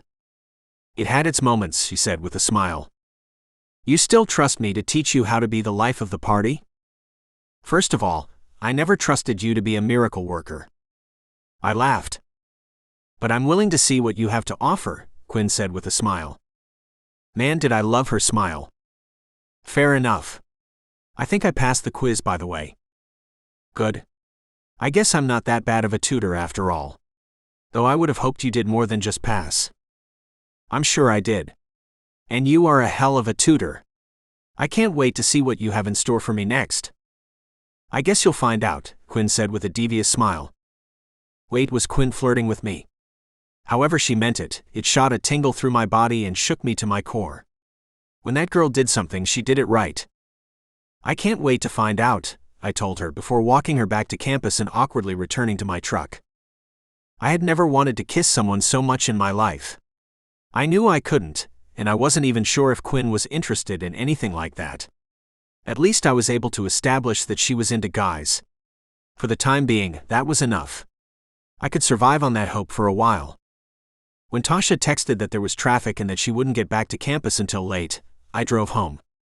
It was probably for the best. After spending the day with Quin, my mind was elsewhere. After a 40-minute drive, I turned onto the empty road that led to my house. My dad's truck was running in the driveway with its lights on. Oh no, I said, knowing how the rest of the night would go. Parking next to my father's truck, I got out and looked into its windows. He wasn't there. It was a worse sign that he had made it into the house. At least if he was passed out, his night would be over. Opening the truck's door, I reached in and shut it off. With the keys in hand, I looked back at the cabin. The kitchen and living room lights poured onto the ground outside the windows. The TV was blasting. I took a long, measured breath, gathered myself, and made the short walk to the front door. Stepping inside, the place was a mess. This wasn't the way I had left it. The lamps shone from the floor where they had been tossed, the couch was overturned, the TV was sitting on its side, and things that used to be in the fridge were now scattered between the two rooms. I don't want to hear it, my father grumbled, drawing my attention to the kitchen table. The red-headed man looked his usual shade of ruddy pink. Like I suspected, he had a near-empty bottle of Lone Hand sour mash whiskey clutched in his grip. Tennessee's finest. Dad? I don't want to hear it. Do you know how much I sacrificed for you? I know, Dad. You sacrificed everything, I recited from our script while looking around to see what I had to clean up first. That's right, everything. I goddamn sacrificed everything. And for what? So I could become a big star, I said, skipping a few pages ahead. Don't you fucking do it. Don't you talk to me like that, he bellowed. I should just go. I should get in my fucking truck and never come back to this shithole again. This was always that part that hurt the most. You would think I would have gotten used to him talking about leaving, but I never could. Maybe it's because I knew his leaving was in my hands. My father saw what I was capable of doing on the football field long before anyone else did. He saw that I would be a top NFL draft prospect, and with it would come millions of dollars. He always made clear that he would stick around for that. There was no telling what he would do once he got his cut, but until then I was pretty sure he wasn't going anywhere. This wouldn't be a shithole if you stopped wrecking the place. Fuck you. Nice, Dad. Way to talk to your son. You're not my son. Come on, Dad. Don't start this again. This was a new subplot he had added to our script not too long ago. It went that I embarrassed him for not living up to my potential, so I couldn't be his son. You're not. You're just some baby I stole thinking I could make some money. Enough, Dad. I can't take it anymore. You want to leave so bad. Here. Pitching back my arm, I threw his truck keys so hard it shattered the window and disappeared into the night. You want to go? Take your fucking truck and go. If you want to stick around and milk me of everything I got for eternity, then stay. I just don't give a shit anymore. You hear me? I can't take this anymore. Bubbling with anger, I stormed to my room. The cabin shook as I slammed the door behind me. Staring back at it, I panted in fury. Tears rolled down my cheeks in rage. I wasn't crying because of the things he said, it was because I was trapped. I had no mother or family. He was all I had. Without him, I was alone. But the only way I would ever get his horrid voice out of my head was if I let him go. As hateful as he was, I knew I wouldn't be in the position I was if not for him. When sober, he reminded me of it every day. And he was right. Yeah, it was me on the field for 6 a.m. practices and 7 p.m. sprints. But all he did for 16 years was drive me from place to place and stand on the sidelines watching me play. I knew what he was doing. He was keeping an eye on his investment. And when I was 10 years old and I would beg him in tears to do anything else but throw another football, he forced me to continue. I truly wouldn't have anything without him. Not my scholarship. Not my football-loving girlfriend. And not my chance to play in the NFL. I don't know who I would be without everything he did. But was the price I paid too high? All of my swirling thoughts stopped when I heard a terrifying sound. No, I said, sprinting back into the living room and finding my dad gone. It was him starting up his truck. He was doing it. He was leaving. I didn't want him to go. Running outside, I saw him sway as he ground his gears looking for reverse. As drunk as he was going to kill himself. I had to stop him. Dad, I shouted, running to the door of his truck and throwing it open. Get the fuck off me. He yelled as I reached across him and again took the keys. He didn't put up much resistance after that. We were both out of breath and dazed. You were really gonna go, weren't you? I asked him, staring into his eyes for the truth. You're not my son, was the only thing he replied. Hurting me was so easy for him that he didn't even look evil when he said it. He stated it as if it were a fact. You know, sometimes I wish I wasn't. But I am. And you're my dad, I said, resigned. Come, let me get you to bed. I don't want to go to bed, he mumbled. Then I'll put you in front of the TV. You want that? His mouth puckered like he was trying to remember how to pout. Yeah. Okay. Let me help you inside. He leaned towards me in the door and I took his weight into my arms. That was the beginning of a few very hard weeks. I'm not sure how different it was for my father. But for me, it was when I realized that if I didn't watch him every chance I got, he could be gone.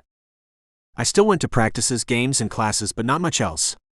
The only thing that brought my life any joy was the few hours a week I would spend with Quin.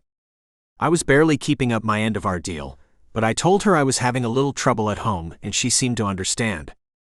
I think she saw how stressed I was. I definitely didn't feel like myself. The strange thing was that Tasha didn't even notice.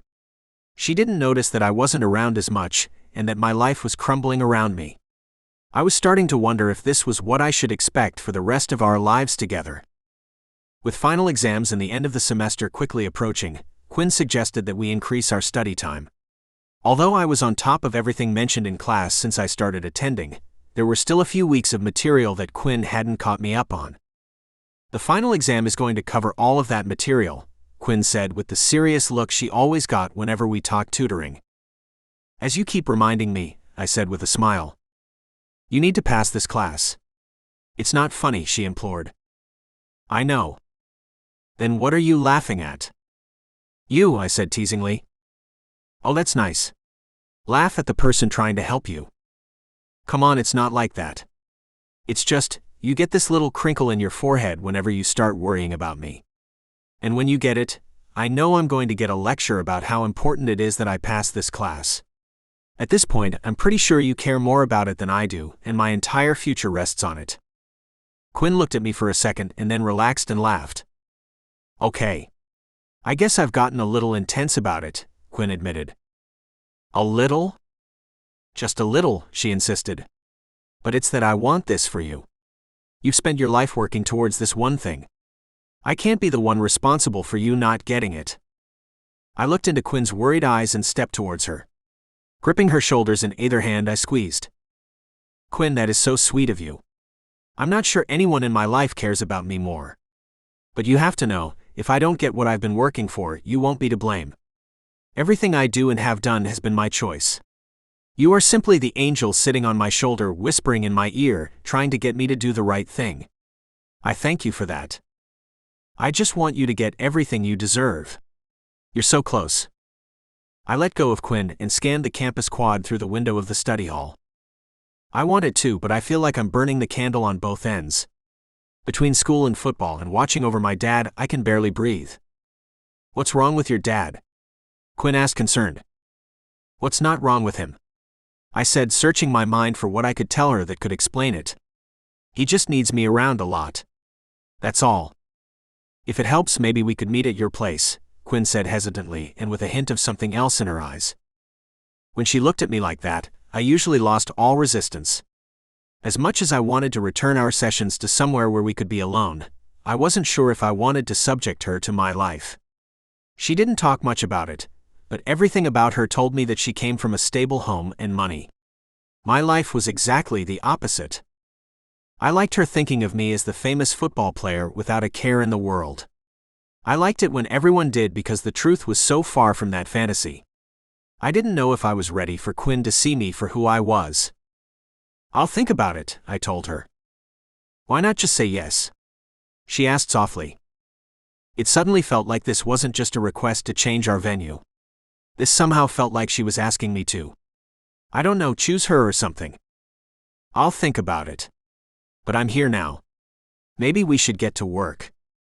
Quin's request haunted me for the rest of the night. Was I reading too much into it? I didn't think so. She had asked me why I didn't just say yes. It was a great question. It was like two worlds were clawing at me. The first was the one I had known my whole life. It included my dad, Tasha, football fame, and a huge payday. The other included Quin and doing something with my life that made me happy. At the same time, I was starting to think that I didn't have a choice in the matter. I might be falling in love with Quin. I've never felt like this for anyone. I can't stop thinking about her. I fantasize about touching her. I can't wait to see her. I thought I loved Tasha. I really did. But it was because I didn't know what love was or how it felt. This feeling is what people write songs about. I get it now. And I get all of those movies that implied that love came at a cost. My cost might be everything I have. I could have fame, family, and financial stability for the first time in my life. Or I could have love and be happy. That was the choice I had to make. Chapter 7. Quin. You know you're eventually going to have to make a move on him, right? Lou said with her elbows on the table and cut of stripped steak dangling from the end of her fork. I do not know that, I protested. You don't expect him to do it, do you? I'm not expecting anyone to do it. I'm not expecting anything. Buttercup, sometimes you make me so sad. There's nothing to feel sad about. Nothing's going on between us. That's what makes me so sad. On one side there's you, an incredibly smart, insanely beautiful girl who can't seem to lose of her virginity. You're a virgin too, I quickly reminded her. She put her hand on her chest and gave me a sad look. But for me it's by choice. I'm saving myself for the right man. You want to get rid of yours like it's the plague. Yet you're hooked on a guy who is clearly in love with you, but can't see past the sham relationship he's in. Tragic. When I didn't respond, Lou said, "Not going to say anything?" "No. I think you said it all. And I am kinda sad." "Wait, I didn't say you were sad. You're great. You're hot and wonderful, and you come from a good family." "What does my family have to do with this?" "You're marriage material. Some guy needs to put a ring on that." Wow, that progressed quickly. That's my point. You're moving too slow. Get on that man, preferably with him on his back and you riding him like a cowgirl. Or, are you more of a missionary type? I can't tell with you. What is your preference? You like it Lone Ranger or side saddle? Which one's which? I asked, confused. Doesn't matter. You like it going or coming? I don't know. Both maybe. I see. My phone rang, stopping me from exploring Lou's confusing names for sexual positions any further. Pulling it out, I was surprised to see Cage's name. I held up my finger, asking Lou to give me a moment. "Cage, what's going on? You never call me." Lou reacted with childish delight.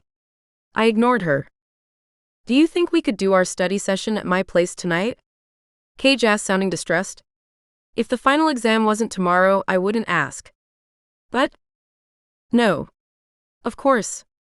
Is there something going on with your father? Yeah. He's having one of his bad days, and I don't think I should leave him alone. I'm sorry to hear that. Yeah, I can come by. Just tell me when. The phone fell silent. Cage? I'm here. Before you come, there's probably something you should know. Okay. We don't have much. What do you mean? I mean, I attend school on a scholarship and my father isn't working right now. He hasn't worked in a while. Should I bring snacks or something? I mean, if you want. But that's not what I'm trying to say. I just don't think you should expect much. I'm not. Just don't expect much. Will you be there? I asked, clarifying. Yeah, of course. Then your place will have everything I need. Cage was again silent. Cage? I'm here. I'll text you my address. I would offer to pick you up, but don't worry about it. I'll do rideshare or something. It's kind of far.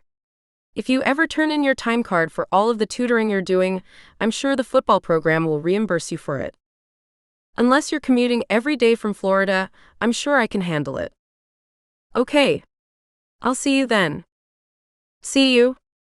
I ended the call and stared at my phone. Oh, Lou said excitedly. Quin and Cage sitting in a tree. Kissing. Shut up. Lou stuck out her tongue, miming a French kiss. You're disgusting, I said with a smile. I'm just proud my buttercup is going to be getting her field plowed. You're ridiculous, I said, still staring down at my phone. Okay, what's wrong? Cage is embarrassed about me seeing his place. I get that. I looked up at Lou, surprised. Why should he be embarrassed? He shouldn't be embarrassed.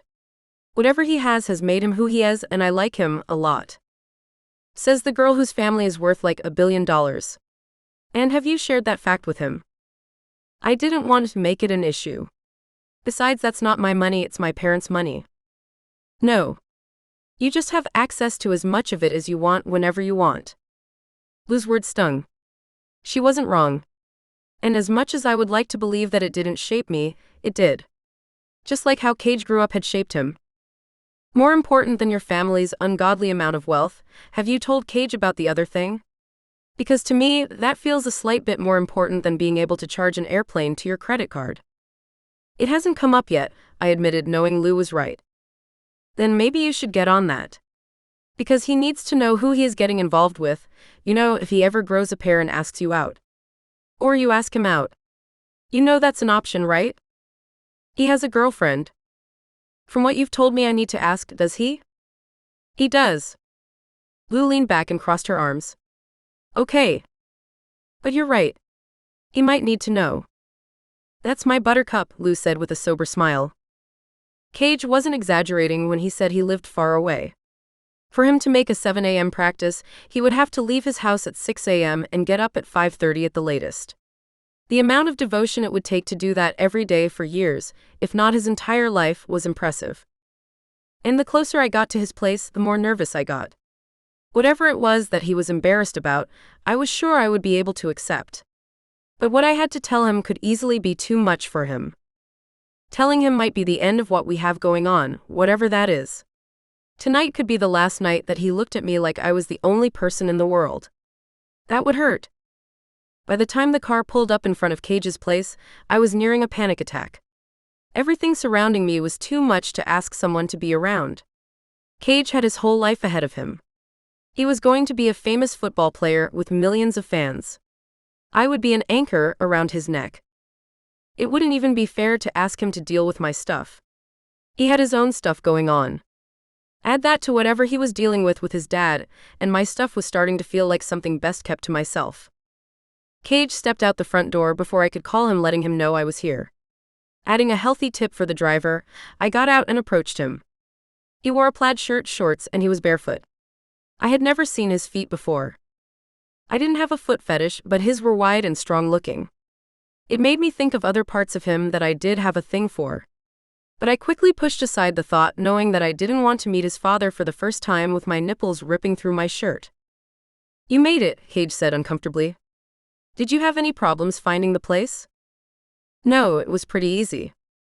"It was far, right? You don't live close to campus. Did you grow up out here?" I asked, looking around at the thick woods surrounding the cabin. "From as early as I remember." "You said you grew up in New York, right?" "Manhattan," I clarified. "Right. So this place must be where Bigfoot lives?" "Pretty much." Cage laughed, seeming relaxed for the first time. "Well, Bigfoot actually lives a few miles from here, so you're not far off. Great guy, by the way. You don't even notice the fur once you've talked to him for a while." I laughed, and like that we were both comfortable. "Let's go inside. We have a lot of stuff to cover," Cage said, leading me in. With the door closed, I looked around at the space. I didn't know what to expect after Cage's warning. It was certainly nicer than I was picturing. As a kid, I had spent a lot of time in the Bahamas. My dad has a place there, and we often ate at neighbors' homes. This cabin was much nicer than many of them. Of course, I couldn't tell Cage that his place was nicer than the places in the Bahamas where we had our winter home. I didn't think he would take that how I would intend it. So instead I said, it must have been cool growing up here. It was okay. If not a little isolating. I know what you mean. My dad owns an island with only the house on it. So replace the trees surrounding this place with water and the birds for sharks, and you have every one of my summers since I was 3, I said with a smile. Did you say that your father owns an island? I froze, realizing what I had said. Not only was Cage looking at me like I was a freak, someone on the couch in front of us turned around and stared at me. Cage followed my gaze. "Dad, this is Quin. She's my..." Cage paused, making me more than anxious to hear how he was going to describe me. "She's my good friend. She's helping me pass the class one was telling you about." "It's good to meet you, sir," I said to the red-headed man. Cage's father looked me over, grunted, and then returned to watching TV. "We should go to my room," Cage told me. "It was good meeting you, sir," I said, getting nothing in reply. Entering Cage's bedroom, he closed the door behind us. "You have to excuse my dad. He's having an off day." He seemed fine to me. Well, fine is relative. "We can sit on the bed." I took off my shoes, emptied the contents of my backpack into the center of the bed, and sat cross-legged. Cage joined me, searching my eyes. "What? Are you expecting me to forget that you just said that your father owns an island?" "Oh, that. Yeah, that. It's small. Everyone in the Bahamas owns an island." "Everyone in the Bahamas owns an island?" Cage asked, shocked. "Okay, that's not true.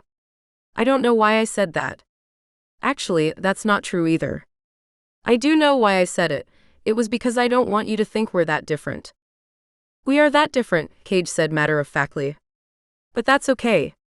I like your differences. I just hope you aren't too disappointed by mine. I literally don't know what you're talking about. You are the most normal person I know. Of course, the only other person I know here is Lou, so that's not saying much." Cage laughed. "So it's a low bar." You just have to be able to deal with me, and you've surpassed 99% of the population. Cage laughed. Come on, you're not that bad.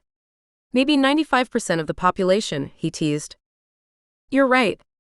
Thinking about it now, it's 95%. I stand corrected. Cage laughed again. God, did I love hearing him laugh. You know, you do that a lot, Cage said with a smile. What? Put yourself down. Do I? Yeah. I didn't realize I was doing it. You do. You should be nicer to my friend. She's a great person, Cage said playfully. Great is a relative term. There you go again. Take the compliment. It's easier said than done. What if I said you were the most amazing guy I've ever met, and that every time I was with you I wished the time would never end? Cage froze. Not so easy to take a compliment now, is it? Do you really feel like that? Oh, that was kind of a lot, wasn't it? No, seriously, do you feel like that?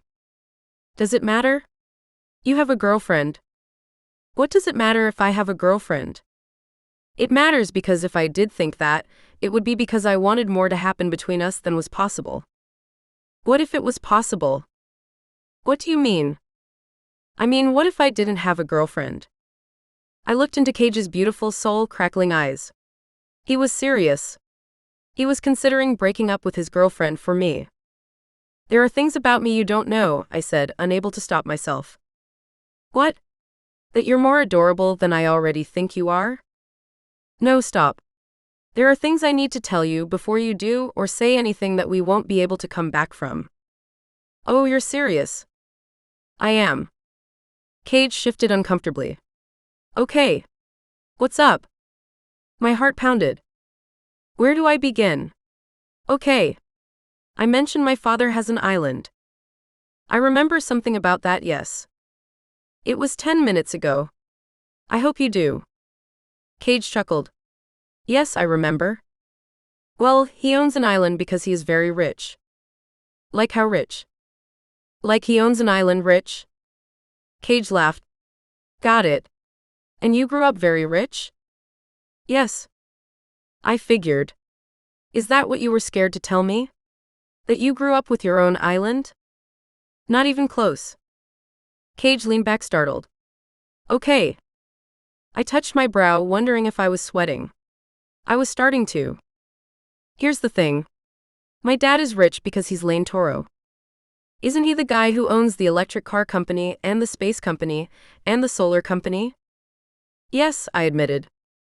Isn't he like one of the richest people in the world? I haven't checked today, but probably. Oh shit. Cage said, shocked. Okay. I mean, I figured your family was rich, but not one of the richest people in the world rich. Thank you? I said, hoping it was a compliment. That's intense, but not really that big of a deal. I guess, he said, slowly coming to grips with it. I thought it was going to be something serious. Is that it? He said, beginning to brush it aside.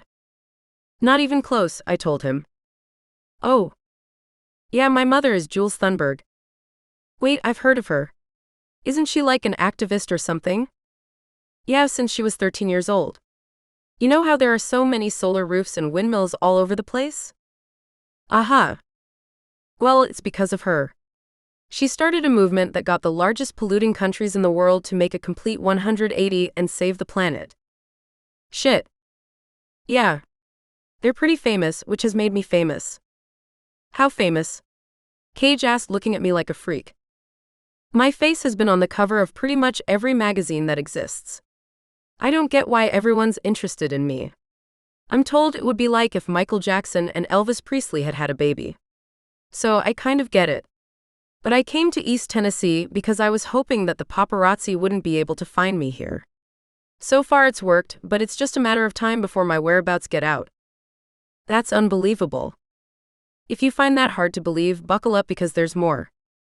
Okay, he said with his mouth now permanently hanging open. You know how my parents are smart? I guess. He said, looking concerned. I am too. Well, I figured that one out. No, I mean. Really smart. How smart are we talking? We talkin' build a time machine smart? No. Quantum physics isn't my specialty. Then what is? I can make connections that other people might miss. What do you mean? I mean, I can make observations. Like what? Cage asked skeptically. He wasn't believing me. Like, I know you're adopted. What? Cage said, stunned. I had him. Yeah. And it wasn't the red hair either. Red-headed parents have children with black hair all of the time. It's the dimples. What do you mean? Cage asked, captivated. Dimples are a genetic trait, meaning that it has to be passed down from your parents. But they aren't a collective group.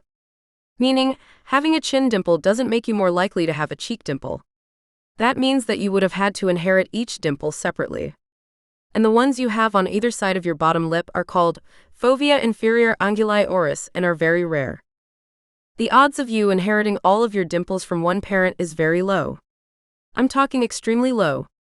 For your dad not to have any dimples at all, and for you to have so many, every member of his family would have had to have dimples going back for generations.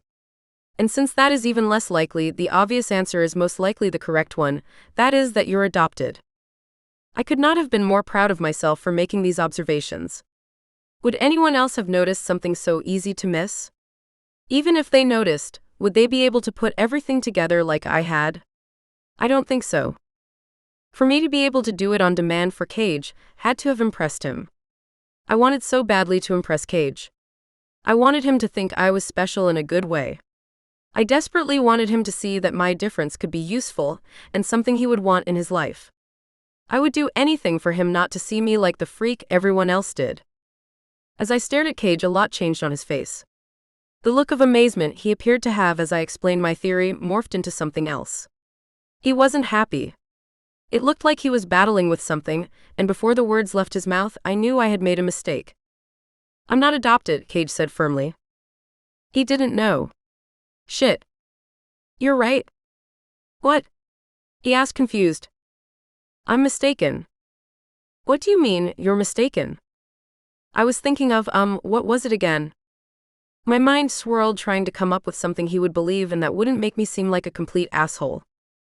Butt dimples. What? I was thinking about butt dimples. You know, the indent people sometimes have in the butt cheek. That requires both parents to have it. Cage looked at me confused. So you said all of that, and what you meant was butt dimples? Yes, I said, wanting him to believe me. I don't have butt dimples. Oh, then I guess none of what I said applies. Is anything you just told me true? I mean, about your parents and the whole genius thing? As relieved as I was that he seemed willing to let my adoption theory go, I again felt the weight of having revealed myself to him. You can look it up, I confirmed. Cage looked at me, not knowing what to think. Slowly pulling out his phone, he typed in my name. What's your last name? Toro. Harlequin Toro, I said, feeling a sharp pain in my chest. Harlequin? He asked, giving me the same look everyone did when they heard it. I shrugged. I told him who my parents were. Did he expect people like them to name their kids something normal? Cage turned to his phone and typed in my name. His face shifted as the search results appeared. He was overwhelmed by it all. He silently searched page after page, scanning articles before going to the next one. It's true. You're everywhere. And a freak, I added. No. You're more amazing than I could ever imagine, Cage said, looking up at me in awe. A warm wave washed through me. I could have cried. It took everything in me not to. I came with so much baggage. Yet he didn't seem to care. More than that, he saw them as something positive. I never felt more in love with someone in my life. Why didn't you mention any of this before? If I had what you have, it would be the first thing I told people. It wouldn't be. Oh, I think it would be, he said, offering me his first smile in what felt like forever. I was getting addicted to them. It wouldn't be, I said, unable to hide my sadness on the topic. But thank you for saying that. Maybe we should get to work? Oh, right. We have an exam tomorrow. Cage paused, staring at me. Do you have the entire textbook memorized? That's not the way it works. At least not for me. I have to study like you do. It just comes easier. Oh, Okay, Cage said, turning his attention to the books in the bed between us. Filling him in on the last of what he missed before he joined the class, I found it hard to stay focused. Every so often, he would look up at me. When he did, he would give me a smile that would melt my heart. I pushed through, because Cage needed to understand the material for the exam. But it was hard not to melt in his gaze. I never wanted to be apart from him again. Knowing I couldn't have that ripped my heart out. That's all of it. I think you have it, I told him when he repeated the last of it back to me without having to refer to the textbook. I think I do, he said proudly. That took a while. Did it? I asked, pulling out my phone. It's 1:30? Time flies when you're having fun, he said, looking as charming as sin. Do rideshares still run at this hour? They do in the city. But you're not going to be able to get one to come out here. A taxi maybe? You could stay over. I have practice before class tomorrow. I could get you back early. Stay over? I said, feeling my heart race. I guess I could sleep on the couch. You're not gonna sleep on the couch.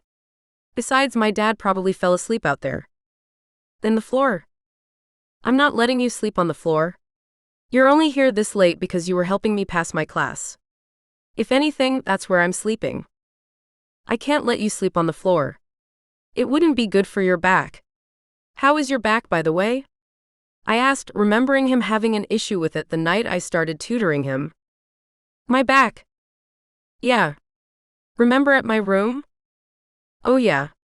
No, it's a little stiff, but not as bad as it was. It was probably just all of the tension that night. You were nervous about not being able to play next season? Something like that. So, if neither of us is going to sleep on the floor, where are we going to sleep? I asked, hoping I knew what he was going to say. We could share the bed. Are you sure that's a good idea? Why wouldn't it be? We're just going to be sleeping. Or not sleeping, considering how hard my heart was beating just thinking about it. I guess. Okay. Okay, he said confidently. We cleared off the bed and stared at each other. Would you like something to change into? You probably don't want to sleep in your jeans. I'm fine, I told him, nervous as all hell. You sure, because I'm gonna get comfortable, he said before taking off his shirt. See. I definitely saw. The man was a god. His muscular arms, his rippling chest, everything about him sent tingles through me that landed between my legs. Come on. You can get comfortable, he said with a smile. I badly wanted to get naked with him. It was the beginning of every one of my fantasies. I didn't know if I should, but I couldn't resist anymore. Okay, I said, slowly pulling off my shirt. Whoa. Cage said once my shirt was in my hand. What? You're not wearing bra, Cage explained. No. I quickly put my hands over my breast. Is that a problem? Clothing had always been considered optional in my household growing up. Maybe it was because my parents were as much a freak as I was. So breasts weren't ever a big deal for me, especially itty-bitties like mine. No, it's not a problem, he said, reaching out his hand trying to stop me from withdrawing. I just wasn't expecting it. It's not a big deal. Are you sure? Of course. You should feel comfortable, he said with a smile. I slowly lowered my hands. Cage locked onto my eyes like he was terrified of looking down. It was kind of funny. So, are you going to sleep in your jeans? I asked him, feeling more relaxed. Are you? No. But I'm not going first, I told him with a smile. Cage didn't make a move. I stared at him, waiting. Was he actually going to do it? What was he waiting for? When he finally reached for the button on his pants, heat flashed across my face. I was sure I was turning red and not just above the neck. With my shirt off, I suddenly realized there would be no way of hiding it. He wasn't looking at me as he pulled down his pants. As he stepped out of them and pushed them aside, he didn't look up.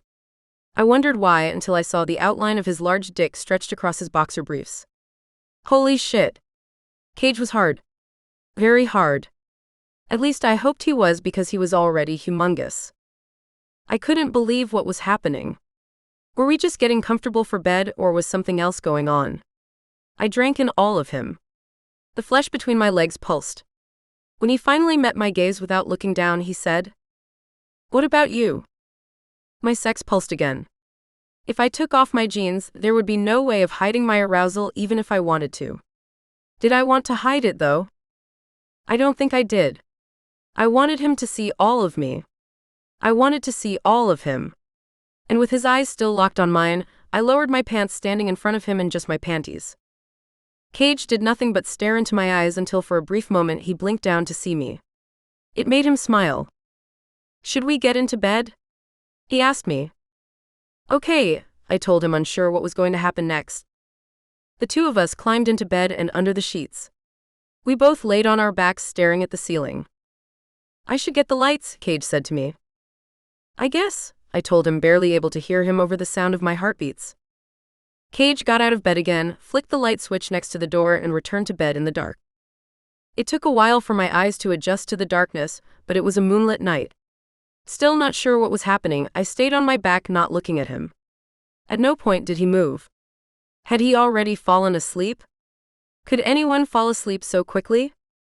With the deafening silence enveloping us, I couldn't take it anymore. Cage was so close that it was torture not to touch him. I had to at least see the beautiful body whose heat consumed me. So, moving like it was the most natural thing in the world, I rolled over, settling on my side.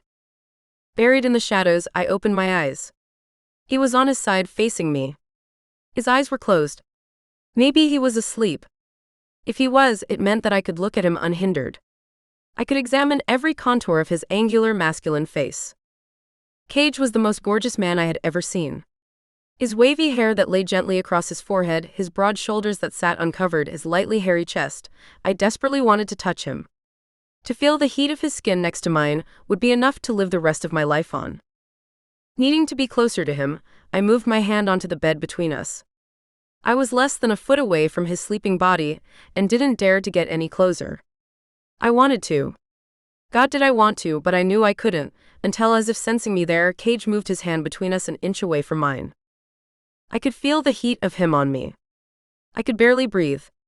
Parting my lips as my heart thumped, I couldn't stand it. I needed to be closer. Being apart from him hurt too much. Moving my fingers slowly, I stretched them out. They weren't long enough. He was right there. I could practically feel them. I would need to move my entire hand if I wanted his touch. Could I do that, though? Should I do it? My debate didn't matter because, as if he needed it too, his strong hand crossed to mine and moved on top of it. It was him who had done it. It could have been the reflex actions of someone asleep, but I didn't think it was. He wanted to hold my hand, and I wanted to hold his.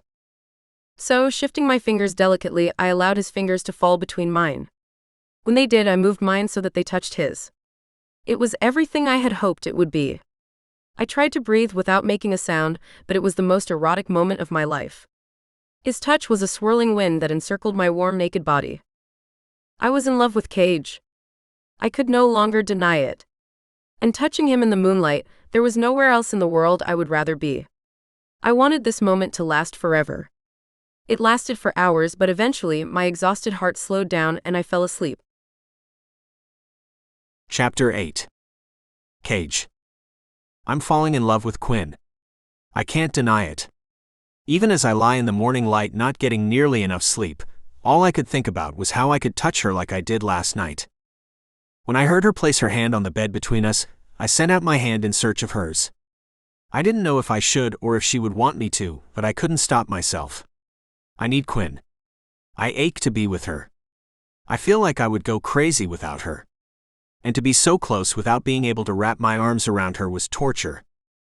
I was about to relieve myself of the painful agony when I shifted and something buzzed. When it did, I realized I was still half asleep because it woke me up. I knew the sound. It was my alarm clock. I had forgotten to turn it off. It was probably more accurate to say that I wasn't foolish enough to turn it off. Ever since I had met Quin, getting 8 hours were impossible. Even if I was in bed in time to do it, alone in the darkness was when I thought about her the most. So to have her here now was like a dream come true. The alarm buzzed again. Oh right, the alarm. I didn't want it to wake up Quin. Instead of letting it ring like I usually had to, I popped open my eyes and figured out where I was. I was on the right side of the bed, The alarm clock was on the left. I had to reach over Quin to get it. Not thinking about it, I straddled the girl beneath me and hit the switch. With it off, I realized where I was. Although our bodies weren't touching, I was hovering above her. I froze and looked down. She was on her back facing up. My God, did I want to bend down and kiss her? I was right there. She was so close. And then she opened her eyes. I stared at her, caught. She smiled, or was it a blush? "Good morning," she said in a raspy morning voice. Looking at her, I relaxed. "Morning," I said, getting one more good look at her and then rolling back to my side of the bed. "Sorry about that," I told her. "No, I liked it," she said, smiling ear to ear. "You liked the alarm?" "Oh, I thought you meant..." She blushed again. "It was fine. Does that mean we have to get up? It's so early." "I have to get to practice. It's a long drive." "Okay," she said, squirming her body adorably. Watching her settle, I was about to get up when I noticed something. I had a serious morning wood situation going on. Sure, I was only too happy to show her my hard dick last night. But I was so turned on by being with her that I had lost all inhibition. After a night's sleep as short as it was, I wasn't so bold. Yeah, I was still as turned on as all get out. But we weren't getting into bed. We were leaving it. That made a difference. "We could sleep a little while longer, right?" Quin asked, facing me, her gorgeous eyes begging for me to hold her. "You can, but I have to get up. The bowl game's on Saturday. This is our last full practice before it. I can't be late." "Fine," Quin said, disappointed. Staring into her eyes, I tried to think of the next time I could get her back here. "Do you want to come to the game? Have you ever been?" "You want me to come to your game?" she asked with a smile. "Yeah. Why wouldn't I?" "I don't know. I thought it might be your private thing or something." "My private thing?" "You know, a place for you and your girlfriend and stuff," I said hesitantly. "First of all, the stadium seats 20,000 people. There's room for everyone. Second of all, Tasha hasn't been to one of my games in I don't know how long. You should come. That way you can see what all the fuss is about." "I can see what all of the fuss is about from here," she said, making my heart melt. "I mean, why it's so important for me to pass the class we stayed up all night studying for." "Oh yeah. Okay. I can get you a couple of tickets. You can bring Lou. I don't know how much she's into football." "Is she into football players?" I asked with a smile. "She's into anyone with a penis." "Then tell her that everyone on the field is guaranteed to have one," I said with a smile. Quin chuckled. I loved hearing her laugh. "I'll see." "Cool. Will you win?" "For you? Anything. I wouldn't have been able to pass the class without you." "You haven't passed it yet," she reminded me. "But I will. I'm confident. You're a good teacher." "Thank you. Does that mean my tutoring time with you is done?" I looked at Quin, realizing it for the first time. "I guess it does." The thought of not having an excuse to be with her broke my heart. "You definitely have to come to the game. I mean it. Promise me you will, even if Lou doesn't." Quin looked me in the eyes and smiled. "I will. I promise." "Good. Now I guess I have to get up." I flinched my dick, finding that it was now only partially hard. That meant that I could look impressive for Quin without making things incredibly awkward for our 40-minute drive back to campus. Getting out of bed, I was sure to stand profile for her as I readjusted my shorts. I gave it enough time for her to get a good look at me, before turning and heading for the bathroom. There was only one in the house, and it was outside my door. Leaving Quin, I closed the bedroom door behind me, and I did what I had to prepare for the day. When I got back to the room, Quin was dressed. As she took care of morning business, I made a breakfast smoothie and packed my bag, getting ready to go. Our ride back to town consisted mostly of her drilling me on what we had gone over the night before. With her help, I really did feel ready. I couldn't imagine anyone else preparing me as well as she did. I really wanted to do well on the exam for her. It turns out that she was a literal genius. I was nowhere near that. But I wanted to at least show her that I wasn't a dumb jock. I wanted to be someone worthy of being with someone like her, even if I couldn't be with her right now. When I had floated the idea of breaking up with Tasha, I didn't get the response I was hoping for. I guess I was looking for something a little more enthusiastic from Quin. If I was going to dismantle my world to be with her, I wanted to feel like it wouldn't be for nothing. Her response was positive but not motivating. That left things still entirely up to me. It was a lot to think about. But before I got there, I had practice, an exam, and what was probably the biggest game of my life. If you are a legitimate NFL prospect, NFL teams might request film on you at the beginning of the school year. After sifting through the hundreds of hours they get from around the country, teams select where they will send their scouts. Bowl games were where scouts came to see you in person. College bowl games were highly attended, televised games during winter break. They allowed scouts to see how we played under pressure. At the end of bowl season, most teams knew who to put on their draft board. Bowl games were what allowed players to go pro. As a senior, it would be the last bowl game of my life. It had to go well, or else everything everyone sacrificed to get me here would have been for nothing. But it wasn't like my relationship with my father hung in the balance, and the weight of it was an elephant on my chest. Nope, it wasn't like that at all. Good luck at practice. Quin wished me when I dropped her off at her dorm. Thanks. See you in class. And don't worry, you won't need luck for that one. You got it, she said with a smile. Thanks for everything, I said, hopelessly taken by her. I watched her walk away. God, did her ass look good. She looked back a final time before disappearing into her building. As I sat there, what I wanted became clear. I could no longer imagine a future without Quin in it. She had quickly become everything to me. What the hell was I supposed to do now? Fortunately, I didn't have time to think about it. If I didn't get my ass to practice immediately, I was going to be late. You're late. I'm sorry, coach. I was up all night studying, I said as I ran past him on my way to the locker to change. He followed a step behind. Studying, huh? It's funny how you're doing it without a tutor. You better not be bullshitting me, Rucker. If you don't pass that class, you'll be suspended from the team. There won't be anything I'll be able to do about it. I promise, I have a tutor. I keep telling her to register with you guys, but I don't think she needs the money. I'll pass to class though. She's pretty incredible. She has me ready. You better be ready. Coach. I'm ready. Ha, he huffed, looking at me suspiciously. I couldn't tell what Coach was thinking or what it would mean, so I put it out of my mind by giving it all I had in practice. I was on the verge of puking by the end. I gotta go, Coach. I gotta take my exam, I told him, staring at the giant clock at the far end of the stadium. Take it and get back here. We have more plays to go over. Got it, Coach. I took off my helmet and upper pads before running across campus. Unlike the first time I did it, I was there at the beginning of class. There were no open seats left near Quin, so I took one up front. Good luck, Mr. Rucker, the professor said as she handed me the exam. Thanks, I said before looking back for the only encouragement I cared about. Quin smiled at me and mouthed, "You have this." I mouthed thanks back. It turned out that Quin had been right. I had never taken an easier exam in my life. I didn't pretend it had to do with anything other than Quin's preparation. It was like she knew what was going to be on the exam. The girl was incredible.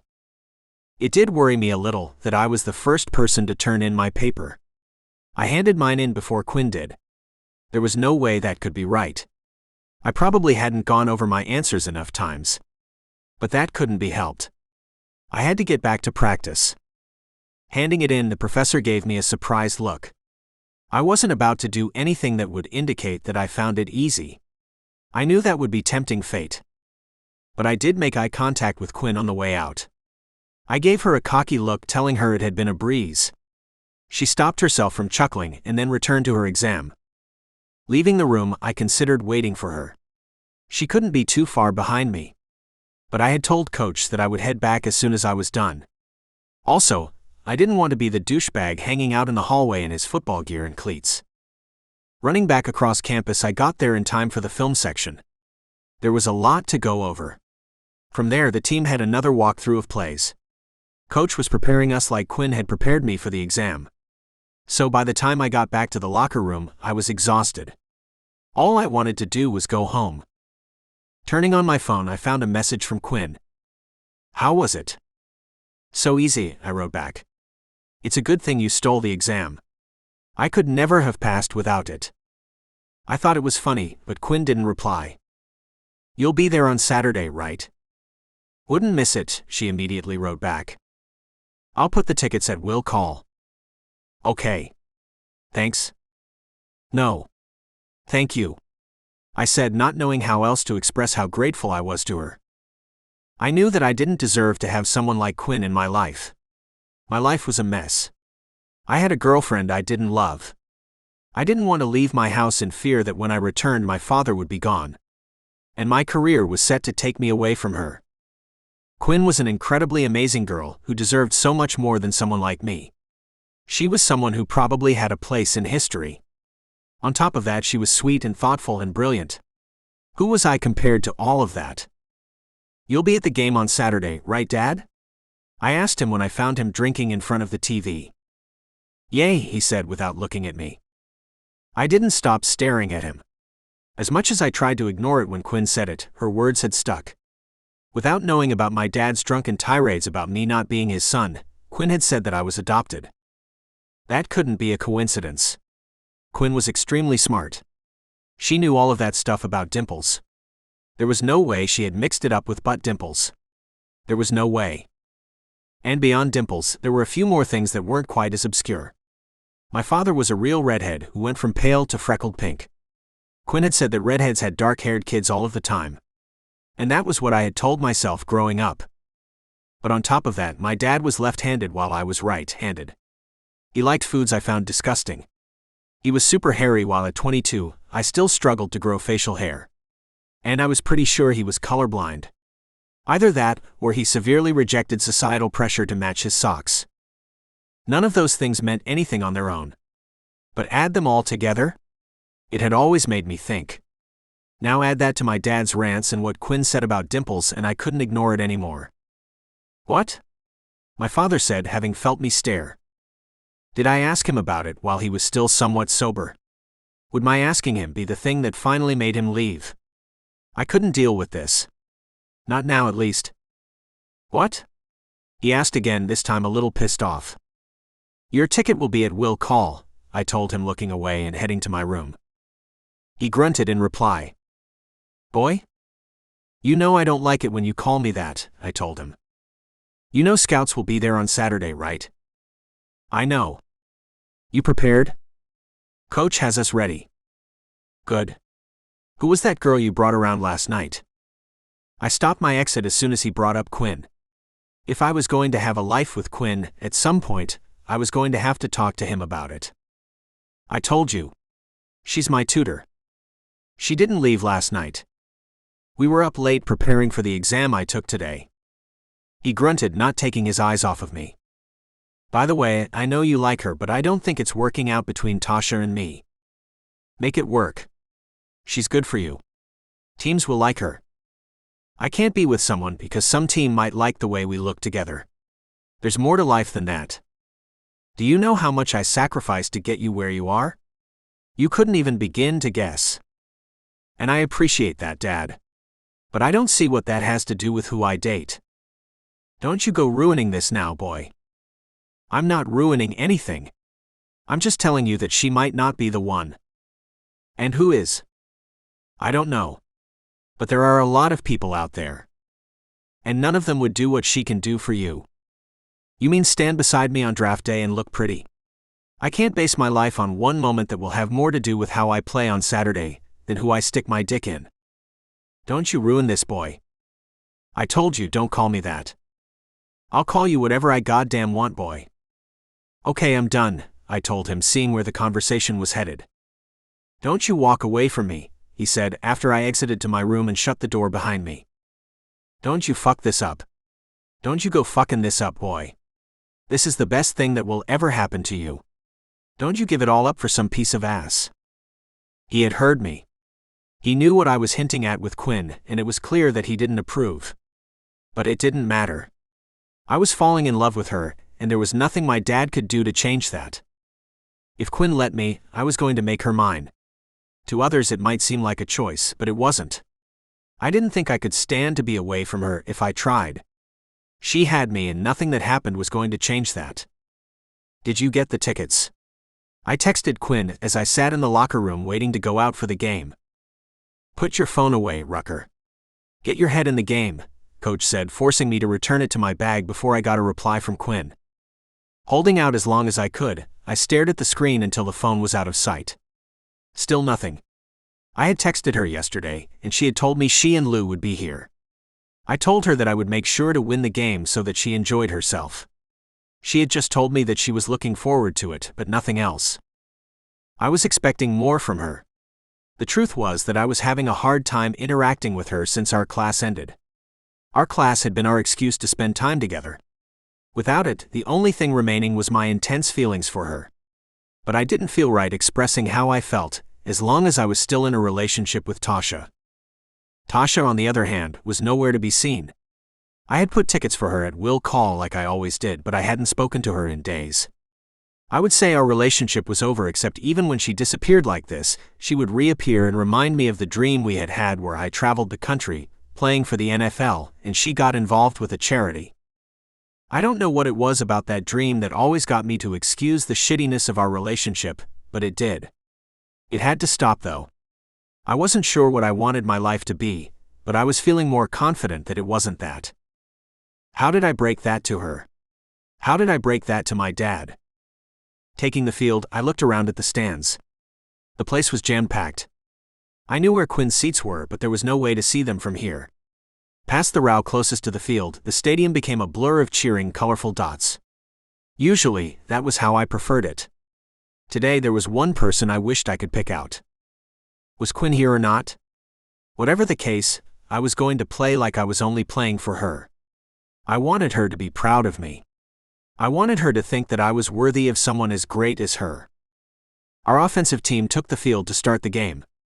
As quarterback, I surveyed the defensive line looking for all of the weaknesses Coach had been training us to spot. I didn't see anything until my tight end shifted, indicating that he thought he could make a hole for our running back. We had run this play in dozens of games. The other team knew that. That meant that the opposition would be looking to adjust to it as soon as we committed to the play. So if I called the play and waited for the defense to commit. Orange 52 summer hike, I said, telling my guys my plan. As expected, our tight end opened a hole in their defensive line. As soon as he did, our running back charged from behind me looking for a handoff. Wrapping his arms around nothing, he charged the line, causing the defense to collapse on his position. The right safety moved into place to stop our running back if he got through. And the man who was defending our wide receiver favored his right to back up the charging safety. That was when our wide receiver broke loose and sprinted down the field. This was it. He was open. I just had to stay on my feet long enough for him to reach the 10-yard line. The grunts of 300-pound men echoed in my ears. They were coming. My heart pounded. Stay calm.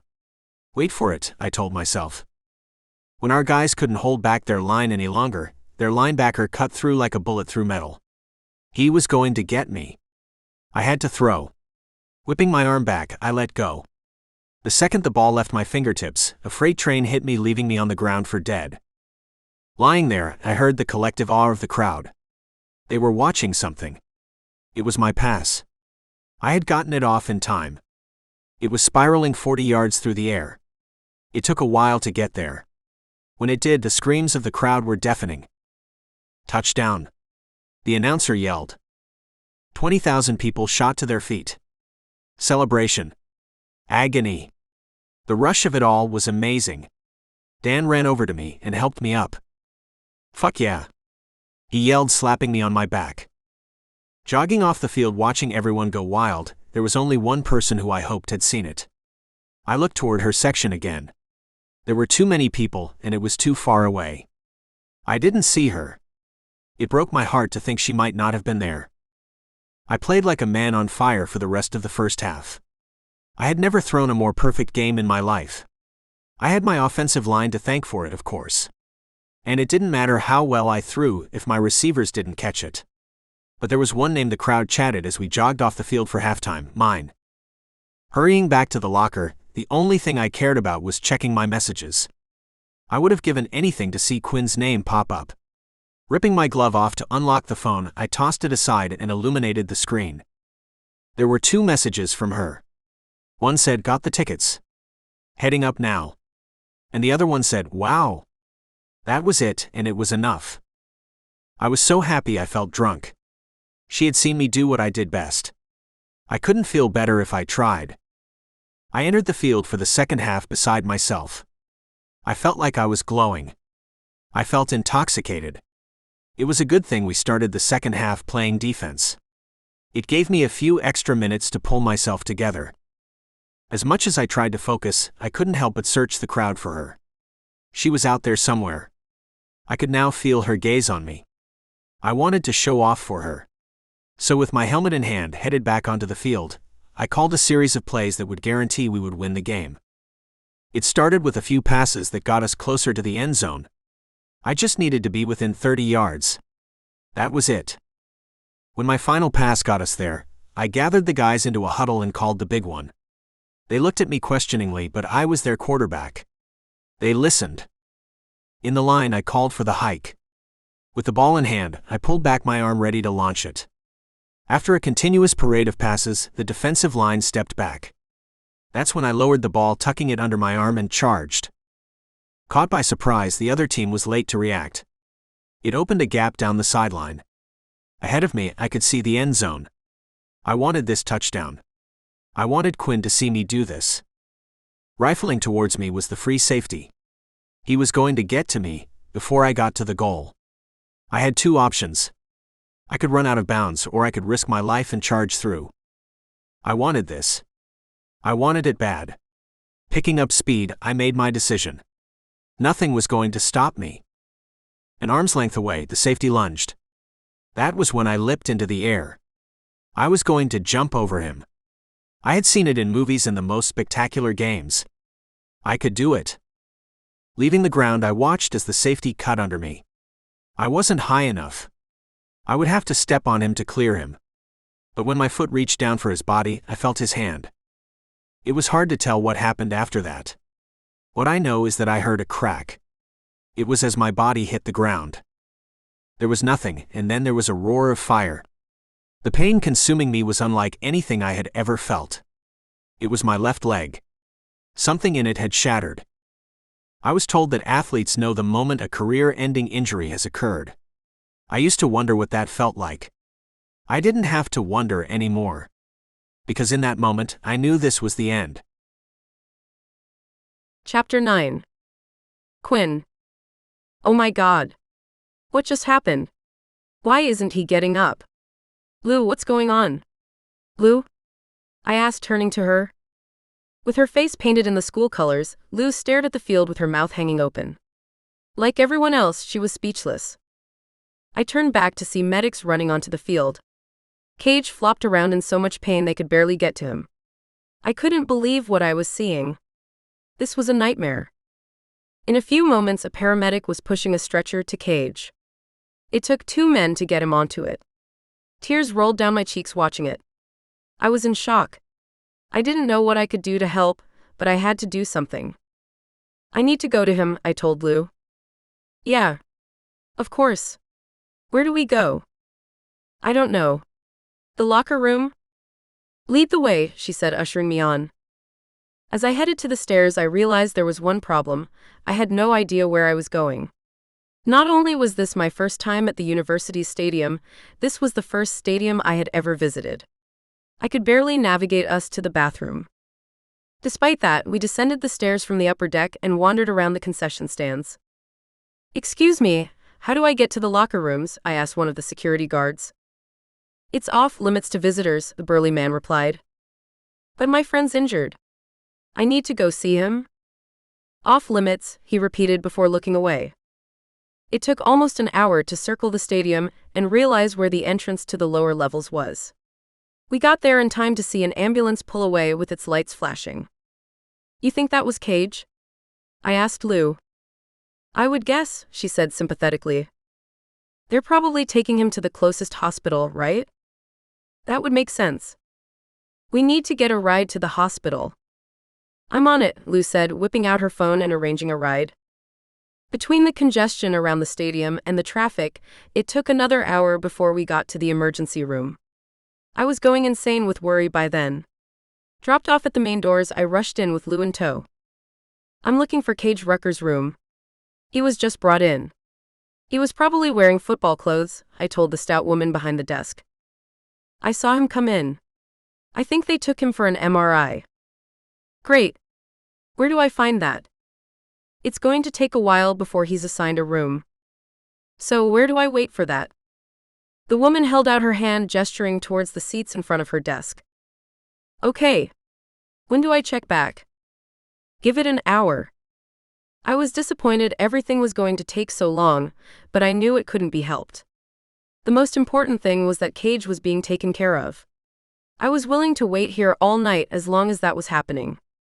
I hadn't needed this to realize how much I cared for him. The pain I felt thinking about what Cage had gone through was unbearable. All I wanted to do was wrap my arms around him and never let him go. Lou and I took a seat and waited as I was told. In an hour, we checked back. Cage had been moved into a room on the 3rd floor. She wasn't sure I would be able to see him yet, but she allowed us to go up and check. Getting off the elevator, I saw a few familiar faces. Hovering in the hallway was Tasha and Cage's father. Both turned and saw us. I wasn't sure what I was supposed to do, but I continued towards them anyway. As I got closer, Cage's father looked back at Tasha. When he turned back toward me, he had darkness in his eyes. He didn't look like a person overcome by concern like I would have guessed he would be. Instead, he charged toward me in a way that made my heart clench. "You're Cage's friend, right?" "The tutor," he said with his eyes locked on me.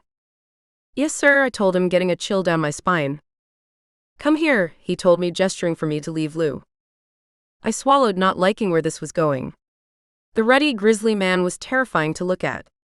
And when I finally approached him, he put his arms around my shoulder, gripped it like a vice, and pushed me into an empty room. Before I knew what was happening, the man's hefty body had pinned me against the wall. He was manhandling me. I couldn't get away. With his hot, alcohol-laden breath flooding my ear, he said, "I know what you're doing. You're putting thoughts in his head. It won't work, you hear me?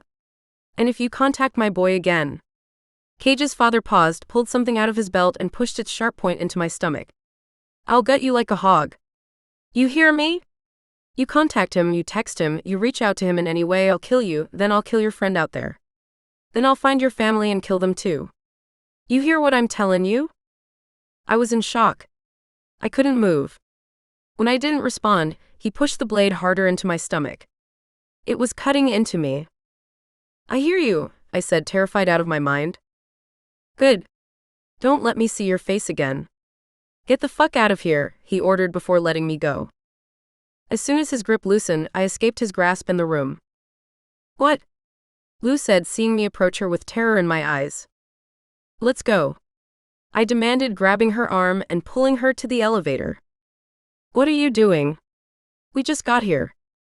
"Let's go," I insisted, not daring to look back. As soon as the elevator doors opened, I was on it. Lou followed, confused. I hit the lobby button continuously until the doors closed. Still not feeling safe, I leaned against the wall, watching the floor's numbers descend. "Quin, you're bleeding," Lou said, grabbing my attention. She was pointing at a growing red spot on my shirt where Cage's father had stabbed me. It didn't hurt until I pulled up my shirt and saw it. "It's nothing. I'm all right." "What did he do to you?" Lou asked, horrified. "He didn't do anything. Let's just go." "Quin? Let's just go," I yelled. Lou didn't say anything else. I couldn't get out of the hospital fast enough. Back in our dorm room, I locked the door behind us and left Lou for my bedroom. "Quin, are you okay?" I didn't answer. Instead, I locked my bedroom door and sat in the furthest corner of the room. I was going to give Cage's dad what he wanted. I was never going to contact Cage again. If he reached out, I wouldn't text him back. I didn't doubt that he would kill me. The look in his eyes told me he was capable of murdering everyone around me. Cage's father was insane. I might have been falling in love with Cage, but was I willing to die to be with him? Chapter 10. Cage. The good news, Mr. Rucker, is that you're young. With time to heal and rehab, you'll be able to play football again, the doctor said in a soothing tone. That's good, my father said, happier than I was. The bad news is, the recovery time will be long. You are certainly out for the season. This is his senior year. He wouldn't have any more time before a draft to prove himself. No, he has to come back before the end of this season. I don't care what you have to do. Healing doesn't work like that, the doctor explained to my father. It takes time. He couldn't come back before the end of the season if he wanted to. He can play. He'll just be in a little pain, right? My boy has played through pain before. He's tough. The doctor looked at my father with sympathy. I understand your passion for your son's career. But if he were to play before he's ready, his return would be short, and he could do damage that wouldn't only threaten his long-term prospects, but could hamper his mobility for the rest of his life. I don't care. Fix him. Get him on that field. Dad, you need to get to that draft. I've sacrificed too much to have you not make it now. He's talking about me not being able to walk, I clarified. I knew you should have entered the draft last year, he said, looking at me with hate. I told you. You didn't listen. Now look at you. Crippled. Useless. A big sack of nothing. Mr. Rucker, I would like to remind you that your son should be able to play football again. He can make a full recovery. And who's gonna care? My father spit back. The doctor was getting a taste of what I had been dealing with my whole life. It was comforting to see the horror on the doctor's face. It told me I had been justified in hating my father in the moments that I did. Don't worry, boy. You're a fast healer. You've always been. You'll play before the end of the season. Trust me. I'm not, I said before I realized what I was saying. Yeah, you are. I'm telling you that I'm not. I don't care if there's no pain. I don't care if I can dance for hours on it. I'm not playing again this year. I might never play again. You will play again, my father insisted. Have you ever asked me if I wanted to play football? It doesn't matter because you're good at it. It does matter, Dad. It matters what I think of it. I saw you throwing those passes today. No quarterback leaves the pocket to run the ball for a touchdown if they don't love what they do. Well, I guess you're wrong because there's a part of me that's relieved that I'll never have to play again. You'll play again. I'll guarantee you that, my father said with his eyes narrowing on me. No, Dad. I won't, I said, taking the first stand of my life. I'm done. You forced me to do it my whole life, but you heard the doctor. I'm done. That man doesn't know who you are. I do. You don't, Dad. You've never known. I'm not doing it again. It's over. After 22 years, I wasn't sure what had given me the courage to say that to him.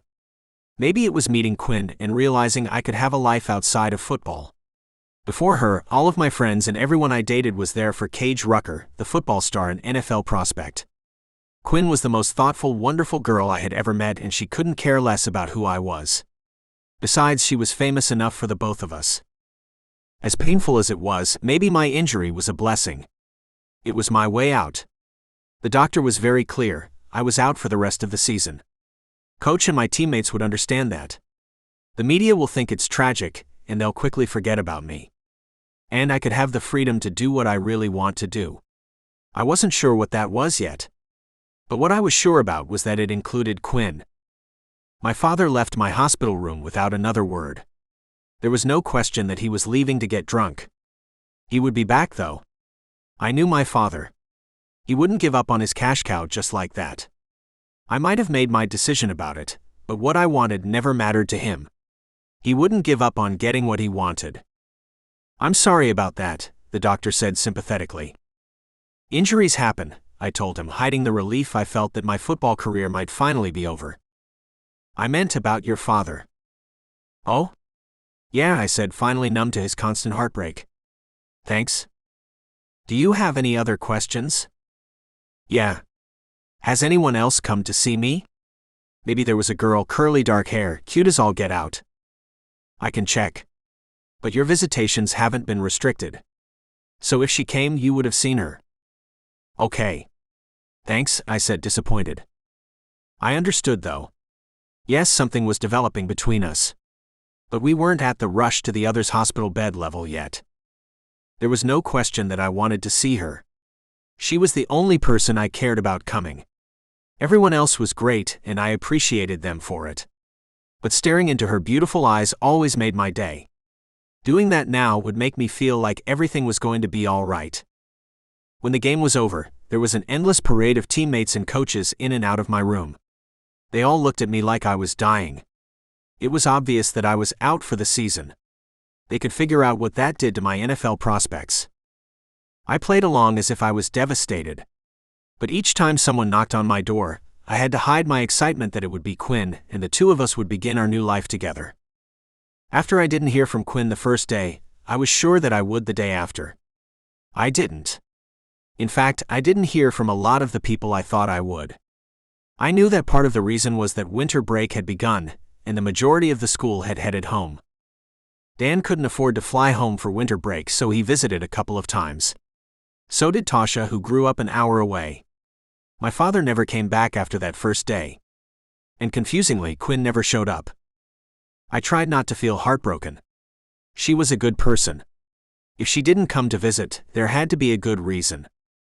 For the life of me, I couldn't figure out what it was. The best I could come up with was that she had booked a flight home for immediately after the game. If that was the case, she wouldn't have had the time. But why wouldn't she have at least texted? When I realized that she wasn't going to, I decided to text her. "Didn't I promise you a hell of a game?" I wrote. I stared at my phone waiting for a response. A day passed and nothing came. I was about to text something else when Tasha arrived to drive me home. I would have asked my father to do it, but he wasn't texting me back either. I didn't want to think about what that meant. He couldn't be that pissed at me, could he? He had to have heard what the doctor had said. If I tried to come back this season, it could cause permanent damage. If not for that, I probably would have played in the NFL for 10 years, not because I wanted to, but because he wanted me to. I was a good son. That had to be enough. How could that not be enough for him? "You ready?" Tasha asked in a somber tone. It felt like something was up with her. "Yeah. Thanks for doing this. I don't know what's up with my dad." "Of course," she said, grabbing my bag as I maneuvered my way onto my crutches. The drive back to my place was a long, quiet one. I wasn't sure what I was supposed to say to her. My playing football was at the heart of the dream that held us together. She hadn't been in my room when I told my dad what I had.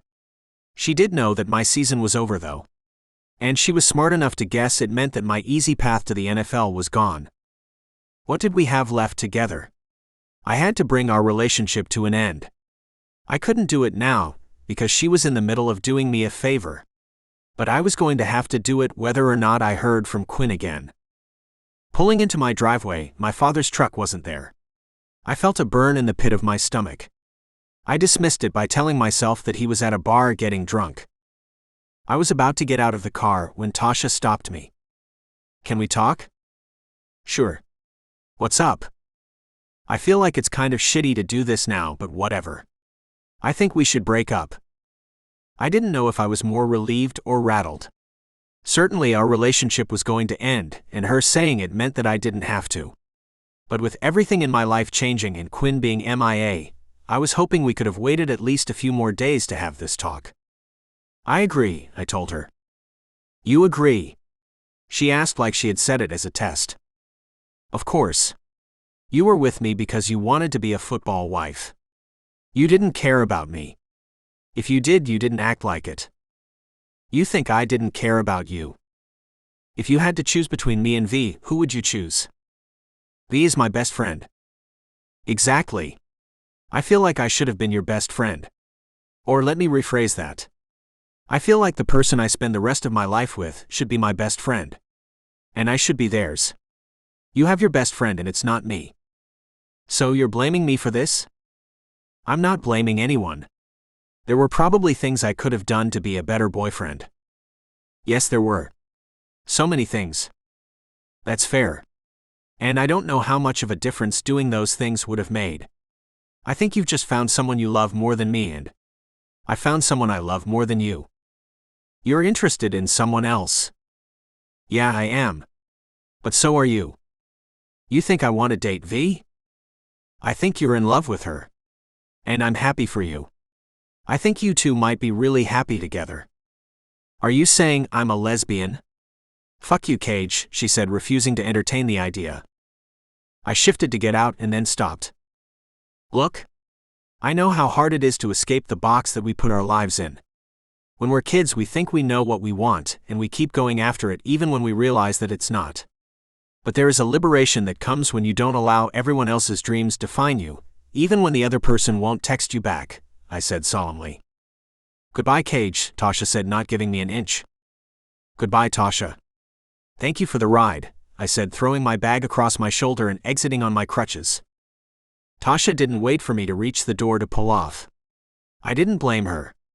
She probably wasn't ready to accept how she felt about her best friend, and I had forced her to look at it. But there was no doubt that she was in love with V. I hadn't realized it until I said it, but it all made perfect sense. The girl was practically heartbroken when I said that I didn't want to have a threesome with her. I didn't know if she was lesbian or bisexual, but Tasha had unresolved feelings and she needed us to break up as much as I did. The only problem was that the person I was in love with might not feel the same way about me. It had been days since the game and Quin was gone.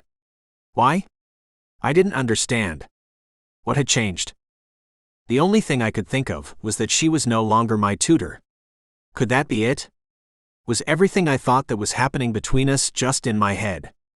Was I just a stray puppy to her, and once she found me a home she was done? I didn't want to think about that now. I had more pressing things to deal with, like how I was going to smooth things over with my father. He was clearly pissed. The man hadn't checked up on his only son as I lay in the hospital. I would have been upset if I hadn't come to accept it. The bar for him was so low that all he had to do was come home, and that would be enough.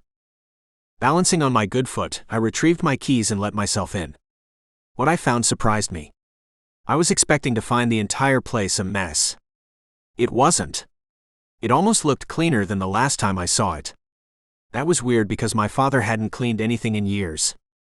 Crossing through the kitchen to the living room, I realized that the place hadn't been cleaned. Things were missing. The liquor bottles that sat on the glass table next to the couch were gone. So was my father's coffee mug and favorite drinking glass. Dread filled me as I slowly realized what was going on. Dropping my bag, I quickly made my way to my father's bedroom. A long time ago, he had put a lock on the door. He was sure to lock it whenever he left. I didn't know what he kept in there, and I didn't want to know. But when I turned the knob this time, it opened. The room was a mess. There were papers and house decorations everywhere. What was he doing with all of this stuff? And why would he keep house decorations in his room? Pushing past the crap, I navigated to what I really wanted to see. It's empty, I said, staring into the closet. All of his clothes are gone. Quickly I turned to his bed. Part of the reason he had put a lock on the door was that he realized I had found his hiding spot under it. It was a metal box under loose wooden planks. In it he had more cash than an unemployed man should have had. And sitting on the cash was a gun. Tossing my crutches aside, I fell to the ground and made my way past the junk and under his bed. If his cash and gun were gone, so was he. My heart pounded as I inched closer. Was this it? Had he done what he had threatened to do? Peeling back the planks, I found the metal box. There it was. I didn't want to open it, but I had to. I prayed to God that it was all still there. But opening the lid, it wasn't. The gun and cash were gone. The only thing left was an ID with my father's picture on it. He left me. He really was gone.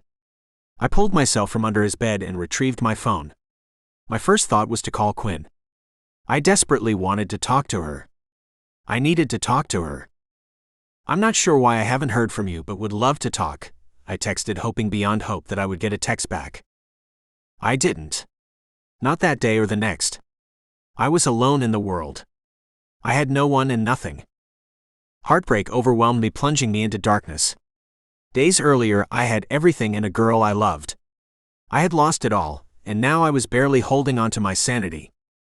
I probably would have wallowed in despair forever if it wasn't for one thing: hunger. I had no money to buy anything, so the only thing I could eat was what was in the cupboards. That lasted me a week and a half before it ran out. Luckily, spring semester was about to start. I couldn't lose my scholarship in the middle of a school year, even with an injury. And with my scholarship came meal stipends. I would be fine as long as I attended classes and found a job. Both things meant that I would need to re-engage in life. I wasn't ready to do that, but what I was ready for didn't matter. This was about survival. Dan, could you give me a ride? I need to get back to campus to pick up my truck, I said, calling him instead of sending a text. Of course, man. Anything you need. Just let me know. It was good to hear someone else's voice. I was going crazy living in the woods alone. I had been hesitant to do it, but talking to Dan reminded me that I still had friends. Did you register for class yet? He asked me on the long ride to campus. Not yet. You gotta get on that. I know. Which reminds me, do you know of any campus jobs I could get? I'm a little short on cash. Of course.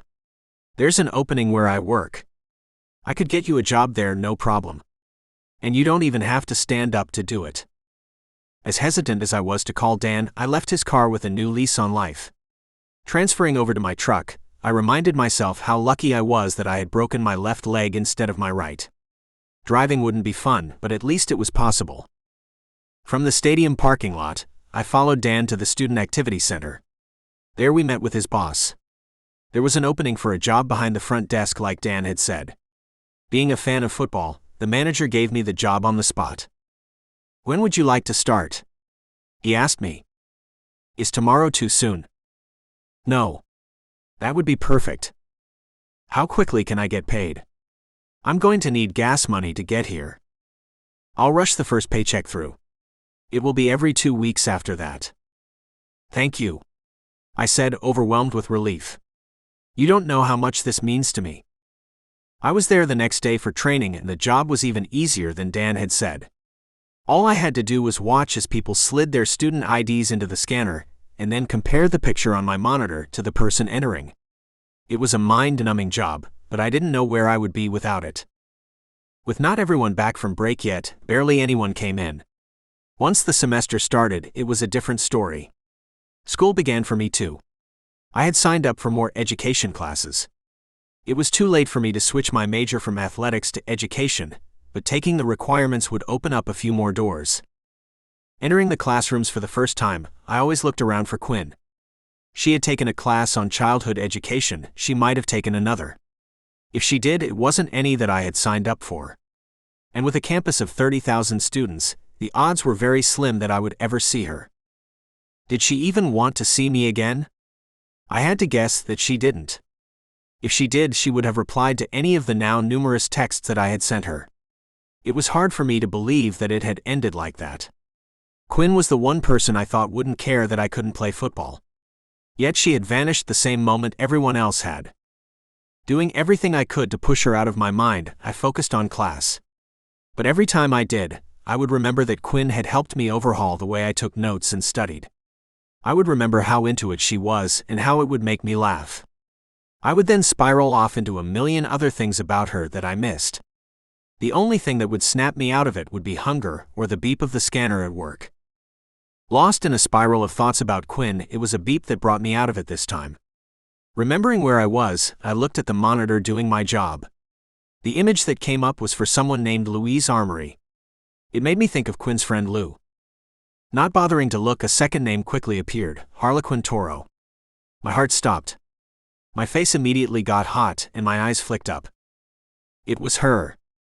I couldn't breathe. She and Lou were 10 feet in front of me, and neither of them was looking my way. I froze, not knowing what to do. She hadn't died or dropped out of school. There she was. Even if she had lost her phone, she could have found a way to contact me. I had been injured. It was her job as a friend to reach out. Do I speak to her now? As they passed, Lou seemed her usual energetic self. As she spoke, her arms bounced around wildly. Quin, on the other hand, looked like she had the weight of the world on her shoulders. She looked achingly sad. My chest clenched, feeling her pain. Why was my Quin so sad? Quin, I said, unable to stop myself. Both girls turned and stared at me. Quin had a look of shock that melted into elation that quickly dissolved into distress and then finally, panic. She backed away as if she had seen a ghost and then ran. What was going on with her? Stay away from her. Lou told me as if I had ruined her life. I was in shock. What was I supposed to say to that? Wait. I don't understand. What did I do? Just stay away, Lou said before retreating down the hallway and into the facility. I sat frozen and dumbfounded. What could I have done that would elicit that reaction from Quin? Was she traumatized by watching me break my leg? That was ridiculous, but it was the only thing I could think of. With everything that had happened between us, I knew I couldn't let things end with her running away from me like that. I at least needed an explanation. If I had done something, I needed to know what it was. Leaving the desk unattended, I grabbed my crutches and rushed after them. The hallway spilled out into the multi-purpose room. There was a juice bar on the right, an area with weights in the middle, and a rock climbing wall on the left. I couldn't be away from my desk for long, so I chose a direction and took a shot. Heading to the rock climbing wall, my gaze bounced onto everyone in the area. I thought I had chosen wrong until I saw my girl sitting on the mat with her face in her hands and Lou comforting her. I needed to know what was making Quin so upset. I needed to save her from it. Quin. Quin looked up in a panic, about to flee. Please don't go. I can't move that fast and I can't stay that long. But I need to know. What did I do? Why do you hate me so much? I thought we had a good thing going. But then I got hurt and you disappeared. Now you're running from me like you're scared for your life. None of it makes sense. You used to be the one thing in my life that made sense. Help me understand what changed. You owe me that much. Please. Both Quin and Lou stared at me as if I had three heads. Why wasn't anyone saying anything? It's your father, Quin spat. I jolted, shocked. Of all the things she could have said, that was the last thing I would have guessed. What about my father? Quin didn't reply. He threatened to gut Quin like a pig if she contacted you again. He said he would kill Quin, then he would kill me, and then he would go after Quin's family. The words hit me like a punch in the face. I had to force myself to speak. He what? When? At the hospital, Quin said, gathering herself and standing up. You came to the hospital. I didn't think you did. Of course I came. Lou added, we waited in the waiting room for 2 hours to see you. So what happened? I said, looking between the two. Your father pulled me into a room, stuck what I think was a hunting knife against my stomach, and said that I was putting thoughts into your head. I can't believe this. I said with my mind swirling. You can't tell him we spoke to you. He said if he found out he would kill us, Quin explained. My father's gone. Quin stared at me confused. What do you mean gone? I mean when I came home from the hospital, all of his stuff was missing. He had been threatening to leave me for years. He finally did it. I don't think he's coming back. I don't think you have to worry about him anymore. Cage? A voice called from behind me. I turned. It was my boss. You can't leave the desk unattended. I'm sorry. I'll be right there. I turned back to Quin. I don't know what to say about what happened to you, to both of you. All I can tell you is that I'm sorry. I never meant to put you in a spot like that. If you don't want to ever speak to me again, I get it. But I wish you would. Maybe we could just get together and talk. Cage? Coming. Please, Quin. Please, I said, not wanting to leave her soft, vulnerable eyes but knowing I had to. Chapter 11. Quin. You know that if you go talk to him and his father finds out, you're putting everyone you know at risk, right? Including me, Lou asked. Lou was right, and that was the reason I never replied to any of Cage's texts. I wanted to. When they appeared on my phone, it would tear me apart. I wanted to be with him. I wanted to take care of him and relax in his arms. But I couldn't. Cage's father stuck a knife into my stomach in a hospital. He broke skin. It was still bleeding when I got home. I didn't doubt that he was capable of pushing a little harder and slicing me open. And even though I was willing to risk my life to be with Cage, I wasn't willing to risk Lou's life or my parents'. He said his father was gone, I reminded Lou. But what does that mean? Gone for the weekend? Gone for a vacation? Will he be back in a week or a month? If you don't want me to talk to him, I won't. I'm not going to put you in danger. Tell me not to and we'll leave through the back door right now. I tried not to look desperate to get her approval, but I couldn't help it. Everything in me pleaded for her to say it was okay. I needed to talk to Cage. The pain of being away from him kept me from eating and sleeping. Lou had suggested coming to the activity center because all I had the strength to do was lie in bed, and she was worried about me. Buttercup, you can't not see him because of me. You know I can't do that to you. How about this? I could talk to him and find out if his father is really gone. If I get the sense that he could be back at any minute, or if he's coming back at all, I'll walk away. In that case, it wouldn't be because of you. It will be because I can't trust him. And if I can't trust him, then what would be the point of being with him? Lou smiled. Well, there's a little more to being with someone than that. But I appreciate what you're saying. She closed her eyes and sighed with resignation. I trust you, Buttercup. Go talk to him. I know you wouldn't put me or anyone you cared about in danger. And for what it's worth, I don't think Cage would put you in that situation either. You sure, Lou? Because I don't have to. Lou chuckled. You have to. Don't pretend that you don't. Go. I'll just be here climbing this wall on my own. Lou looked around and spotted a cute dark-skinned guy putting on climbing shoes. Unless I can get that scrumptious bit of man meat to tie me up. Isn't the phrase tie you in? You heard what I said. Go. I have some rope work to do. I watched as Lou walked over to the guy and struck up a conversation with him. That was immediately followed by Lou stretching in front of him. The guy was interested. It amazed me how easy it was for Lou to talk to guys. She didn't know if they would be into her or not. She just did what she wanted to do, and somehow it always worked out. It was like a superpower.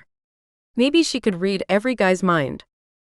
As smart as I was supposed to be, I could never tell what anyone else was thinking. That's what made parties so uncomfortable for me. If I could predict people's behaviors, I could relax. But for me, people were a series of random events. They rarely did what they said they wanted to do, making it hard for me to tell when they were joking. Why couldn't they just say what they were thinking and do the things they say they want to do? That was one of the reasons I liked being around Cage. Yeah, he was the hottest guy ever. But more than that, he was easy. He did what he said he was going to do. Cage shared things about himself that told me who he was. He was exactly the man he presented himself as. He was the type of guy the first could shut off my brain and relax with. I always felt safe when I was around him. So why would I question whether he would keep me safe now? Realizing that there wasn't a reason, I turned to the hallway to the front desk and headed back to Cage. As he came into view, our eyes met. He made me melt. The tingles were back. You came, Cage said, telling me how much he wanted me here. Before you say anything, I need to know for certain. Will your father be coming back? Cage opened his mouth to speak and then lowered his head instead. I don't know. I thought you said he was gone? I did. And he is. And I could kill him for what he did to you, but he's still my father. I don't want him to be. Do you know where he went? No. I don't know anywhere he goes when he leaves our house. I learned early that I shouldn't ask. I know there's a bar that he drinks at. But beyond that. Cage shrugged his shoulders. So how do I know that he won't show up one day, see us together, and then go Colonel Kurtz on me? What?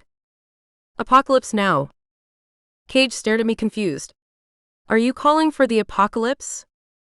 I didn't laugh, but I wanted to. No. It's a movie I watched with my parents. It wasn't age appropriate. Okay. To answer your question, I don't know. But I think I know why he threatened you. Why? He thought that you would get in the way of me becoming a rich football player. How would I get in the way of that? I think he saw how much I liked you. I think he thought that being with you would make me want to give up football. That's crazy. Why would he believe that? Because it might have been true, Cage admitted. But it doesn't matter anymore because, he gestured toward his leg, this. I stared at the cast. I never got a chance to tell you how sorry I was that that happened to you. That's okay. I'm not that sad about it. I mean, I'm sad you didn't get the chance to tell me. But I'm not sad I got hurt. But I heard you were out for the season and you can't enter the draft. What about your dreams?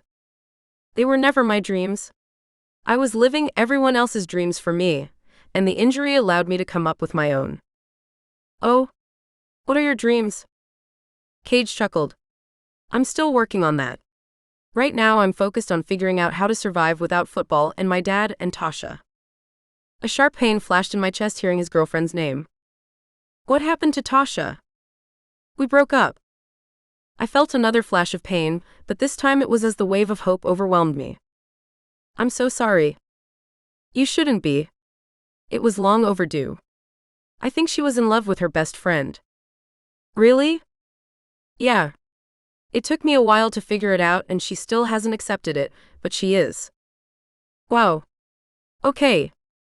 There is one thing about my dream that I have figured out though, Cage said with a smile. What's that? You. Because when I dream of you. I froze staring at him. I was speechless, but my body reacted to his words, yearning for more. I'm sorry that was too much, he said, looking down. No, that was the perfect amount. I knew I should have said more or told him how much he meant to me too, but I didn't. I don't know why. Cage looked away. There's something I need to ask you. What is it? It involves my dad. Oh. Okay. Ask away. I know you said you were joking or whatever after you said it. But is what you said true? About him not being your biological father? Yeah, he said, still not looking at me. I think it is. There's always an outside chance that your genetics formed themselves in exactly the right way. But most of the time, the simplest explanation is the correct one. Cage looked at me with sadness. Then if he isn't my father, who is? And what happened to my mother? Did she die when I was born? Or could she still be alive? I looked at Cage, not knowing how to respond. I'm sorry, I don't know why I'm asking you this stuff. We could find out. What? I told you there are certain things that I'm good at. I could help you find out. Are you serious? Yeah. But I can't do anything that puts the people I care about in danger. You're talking about my father or whoever he was? Yeah. I'll protect you. I'll keep you safe. There's no way I would let him or anyone else do anything to you, he said, making my heart pound. I believe you. Where do we begin? At the scene of the crime. As much as I wanted to be around him, I needed time to process everything. So instead of talking any more about it across a desk at his place of work, we made arrangements for me to meet him at his place the following day. It would be a Saturday and I could head up early. He had ended the conversation by saying, "It's a date." Was it a date? Or was he using it colloquially? I wanted it to be a date. I wanted every moment I spent with him to be a step that brought us closer together. The location made for a strange first date, though. And figuring out who his father was and if his mother was still alive made for a strange first date activity. Most people went for ice cream. I brought ice cream, I told him when I arrived at his place the next day. You brought ice cream? And a few other things. Milk, juice, a couple of frozen pizzas, a couple of TV dinners, and ice cream. So you brought groceries? You said your father was gone. I didn't know who did the shopping. And I was already at the grocery store. Getting ice cream. Yeah. So I figured why not pick up a few things. You could always just stick them in your freezer if you don't want them. Cage chuckled. Thank you. You're gonna make it really hard for me to stop dreaming about you. Who says I want you to? I asked, feeling my cheeks flush. Good point, he said, looking at me like he wanted to kiss me. I didn't know what to do. I wanted to kiss him too. But how did a guy on crutches kiss a girl carrying 2 heavy grocery bags? Instead of kissing me like I was desperate for him to, he led me inside. I'll put these away, I told him, heading to the kitchen. You called it the scene of the crime, so I didn't clean up. I wanted to, but I didn't want to move something that Detective Quin might need to crack the case, he said teasingly. No. That was good. Where do we begin? At the beginning. What do you know about your mother? Nothing. Do you have a picture of her or her name? I asked, joining him in the dated living room. No. Nothing. What about a birth certificate? I do have one of those. Let me get it. When he met me at the door, he was using one crutch. But inside he shed it and hobbled around instead. When he re-entered the room with a piece of paper in his hand, I asked him, "How's your leg?" "Better with you around," he said with a smile. "It doesn't hurt." "Not as much. I think I'm good." I looked at him questioningly but let it go. I took the paper from him and looked at it. "This is fake," I told him without thinking. "What?" "This isn't your birth certificate." "Where did you get it?" "My father said that he got it from the hospital where I was born." "Why do you think it's fake?" I tend to get lost in a topic when something interests me. When I was submitting mine to East Tennessee, I ended up looking at a ton of them online. "This one isn't right," I said, holding up his. "What's wrong with it?" "Everything. Your mother's name is Jane Doe and your father's name is Joe Rucker." "Yeah. They didn't know my mother's name, so they put Jane Doe." "They didn't know your mother's name, but they knew your father's? How would that work? Was he there for your birth, but he didn't know your mother's name?" "I never asked." "You never asked?" I asked skeptically. My father wasn't a fan of questions. I looked back at the certificate. "It says here that your birth name is Boy." "Yeah, my father said he never bothered to name me," Cage said, lowering his head. "Cage, you have a name." "I made up Cage." "That's not what I mean. I mean, someone gave you a name. You have a name. So does your mother." "Of course she had a name. I just don't know what it was." "That's not what I mean. I mean that something tells me she's not dead. This certificate is fake." "If she's not dead, who is she? Where is she? How did I end up here?" Cage asked desperately. I thought about his questions and surveyed the messy room filled with worn furniture. "What did your father do for a living?" "I don't know. He wasn't a fan of questions." "You never asked what your father did every day?" "I'm thinking we had different childhoods. What my father did every day was drink. I guess it wasn't every day. He did teach me a lot about football. At least when I was younger. But when he wasn't MIA, he usually did what you saw him doing when you were here." I thought back to the cold, red-headed man I saw looking over his shoulder at me from the couch. The TV had been on, and there was something about him that told me he was drunk.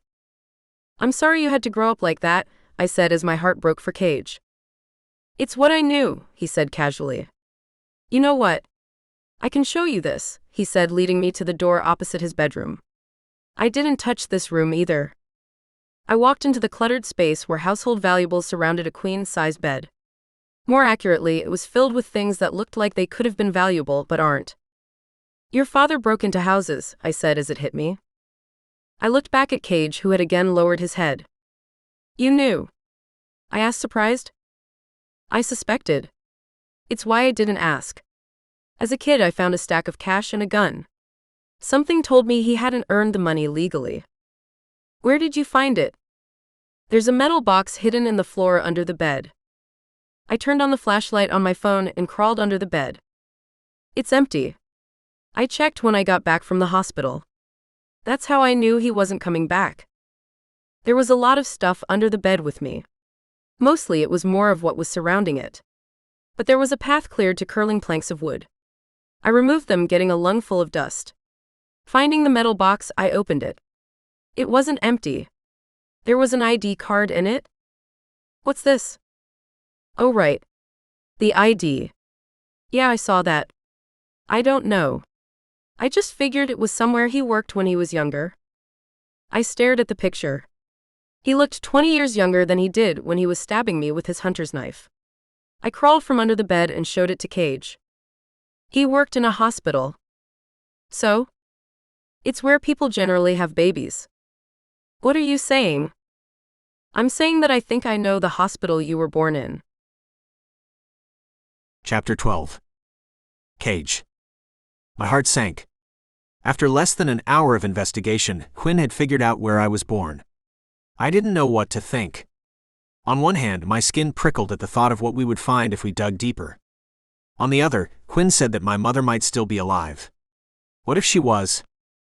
What do you think happened? How do you think I ended up living here with? I took the ID from Quin. With this man? It's possible that your mother showed up to the hospital without ID and died giving birth, Quin said. But you don't believe that, I confirmed. Your father broke into houses and stole things of value.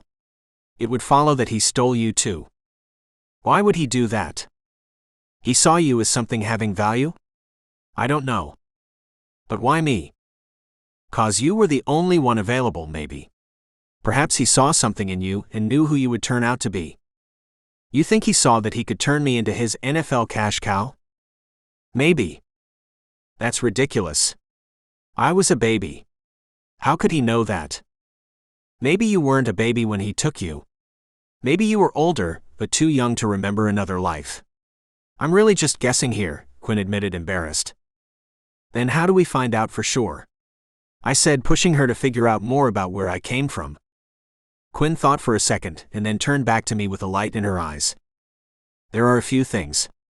The first is, we need to check to see if any children matching your age and description ever went missing. What's the second thing? We need to find that hospital, Quin said with an intensity that I had never seen her express. The woman I was watching put clues together was different than the insecure girl I dragged into the party the night we met, or the one playing flag football with 10-year-olds. She was attractive before, but now she was off the charts hot. God, was I in love with her? If I didn't think that it would distract her from uncovering the secrets of my past, I would kiss her so hard. Watching her incredible brain focus on me was a level of affection that made me feel seen in a way that throwing a pass never could. How would I ever be able to let her go? I didn't even know if I could stand to watch her drive away from me for a night. I was head over heels for this woman, and I never wanted to be apart from her again. My phone service is really bad here. Do you have a computer I can hop onto? No. You don't have a computer. I always just used the one at school. The university has computer labs, and so did my high school. Quin looked at me stunned. My father preferred to stay off the grid. Considering what he did, I can understand why. You can use my phone if you need to look something up. It's slow, but it gets online. Okay. There are a couple of missing kids databases that I can check. How do you know about missing kids databases? I asked, a little worried. My parents are ungodly rich and among the most polarizing people in the world. When you grow up knowing that, you wonder what a missing kids database looks like, she said with a painful smile. Jesus. So you lived your life in fear of being kidnapped? And possibly murdered? Yeah, she said, dropping her smile. Wow. I'm so sorry you grew up like that, I said, feeling my heart break for her. It's all I knew, she said, sounding familiar. Realizing she had repeated what I had said on purpose, it broke the tension. I chuckled. Well, let's check if I lived your nightmare, I said, handing her my phone. Not my entire nightmare. Right? Because I wasn't murdered. I was talking about showing up to class and realizing I'm naked. But I guess that too, she said with a smile. I guess it's true what they say, one person's nightmare is another person's fantasy. Because you showing up at class naked would be the start of a very good day for me. Quin looked up from my phone and blushed. God, was she adorable. I'm distracting you. I'm sorry. Let me let you get to work. I'll warm up one of the pizzas for lunch. Are you hungry? There are things I wouldn't mind getting into my mouth, but I don't know if it's pizza. Quin immediately regretted what she said. I'm sorry, I'm not very good at flirting. I guess I like you so much that I forget how to use words sometimes. Did you just say you liked me? I said, feeling it swirl around my insides like warm caramel. Of course I like you. I've liked you from the moment I saw you at the party. The night we met, I was hoping you were going to take me home and do things to me. I could barely breathe the weeks I was away from you. And that was when I kissed her. Her lips were a soft peach pressed against mine. Tense at first, they slowly loosened. As they did, I slid my hand around the nape of her neck, pushing my fingers through his curly dark hair. Her head fell into my grasp. Gently parting my lips, she followed. Tilting my head, my tongue entered her mouth in search of hers. They touched with a spark. Curving the tip of my tongue inviting hers, our tongues danced with one another. Tingles raced up and down my body holding her. My member grew hard as I lost myself. Not knowing if Quin wanted this, I loosened my grip about to let go.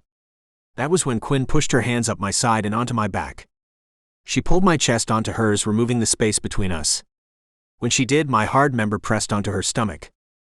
The blood that rushed to my head made me lightheaded. I wanted to be with her so badly that I ached for her. And when I felt her breasts push against my chest, I nearly lost it. I pulled my lips away from hers, burying my cheek into her mess of hair. "Don't stop," she whispered, making it even harder for me to let go. "I shouldn't distract you. This is important to me," I told her, not sure if it was more important than kissing her. Quin didn't reply, nor did she move. We both kept holding each other, with our bodies pressed against one another.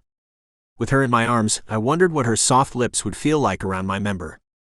I flinched thinking about it. Quin felt it and squeezed me tighter in reply. Jesus, I wanted her. I wanted everything about her. But I wanted the first time we were together to be somewhere special and meaningful. I didn't want it to be an intermission from searching through records of kidnapped kids. And I didn't want it to be at the scene of a crime. "I really care about you," I whispered, my lips right above her ear. "I care about you too," Quin told me before slowly loosening her grip. Our release was gradual and painful. It took everything in me to peel off of her. "If your mother's still alive, we'll find her. I promise," she told me. I believed her. If there was anyone in the world who could figure it out, it had to be her. "Thank you," I said, struggling to take my eyes off of her. "I'll warm up that pizza." "Thanks. I'll get back to the search." We were both quiet for a while after that. I was quiet because my mind was spinning. I wasn't sure why she was. But occasionally she would look at me and catch me staring at her. I didn't know why I couldn't hold her gaze. I was a nervous teenager when I was around her. What was she doing to me? Whatever it was, I didn't want her to stop. I placed the sliced pizza on the table where she sat locked in on my phone. Smelling it, she looked up. "You're not in any of these," she said, disappointed. "How could you be sure?" "I can't be completely. But you do have one distinguishing characteristic that should have been obvious even as an infant." "What could that be?" "Your dimples," Quin said with a smile. "You might not have had all of them. But chin dimples are pretty consistent throughout a person's life." "You sure know a lot about dimples," I said, teasing her. "I have a weakness," she replied. "Dimples?" "No. You," she said, making my legs quiver. "I don't think you give yourself enough credit for your flirting skills." "I guess I needed the inspiration," she said, saying exactly the right thing to make me want to kiss her again. "What do we do now?" I asked, open to anything. "I would suggest that we go to the hospital, but there's a problem." "What's that?" "The hospital doesn't exist." I looked at her, confused. "So my father's ID is fake?" "I don't think it is, because the place used to exist. I can find records of it online. It just isn't there anymore. I've checked maps. It doesn't appear on any of them." "Can you find the address?" "Yeah." "Then we should go. If nothing else, at least I'll see where I was born." "Is it close?" "Is an hour and a half away close?" I looked at the kitchen clock. We would get there around 4 p.m. "We should get going if we are. Are we going to do this?" "There's no reason to stop now." "Do you think there's a chance we could run into your father along the way?" Quin asked hesitantly. "Honestly, I don't think I'll ever see that man again, whoever he was." "How do you feel about that?" Quin asked, intensely staring at me. "I mean, I know he wasn't your biological father. But he still raised you. But did he steal me away from someone who would have loved me like he couldn't, or didn't want to?" Quin didn't reply. "What I know is if it comes down to him or you, Quin, I choose you." It was hard to hear me say that. Quin was right. He still raised me. And up until he finally left, my greatest nightmare was that he would take off. But then he did it, and Quin confirmed all of the things about him that I had suspected for a long time. I didn't know who the man who had pretended to be my father was, and allowing it to swirl around in my head, I had to wonder if he had ever loved me. On the other hand, I couldn't be sure about how Quin felt about me either, but I was pretty sure I loved her. What was more, I needed her. Quin was the person I couldn't live without, not the person who made me feel like I was worthless. Finishing off the pizza, the two of us got into my truck and headed out. "How can you not know how to drive?" I asked, giving her a hard time. "I grew up in Manhattan. Who needs a car there?" "Didn't you say you spent your summers in the Bahamas on an island?" "I did.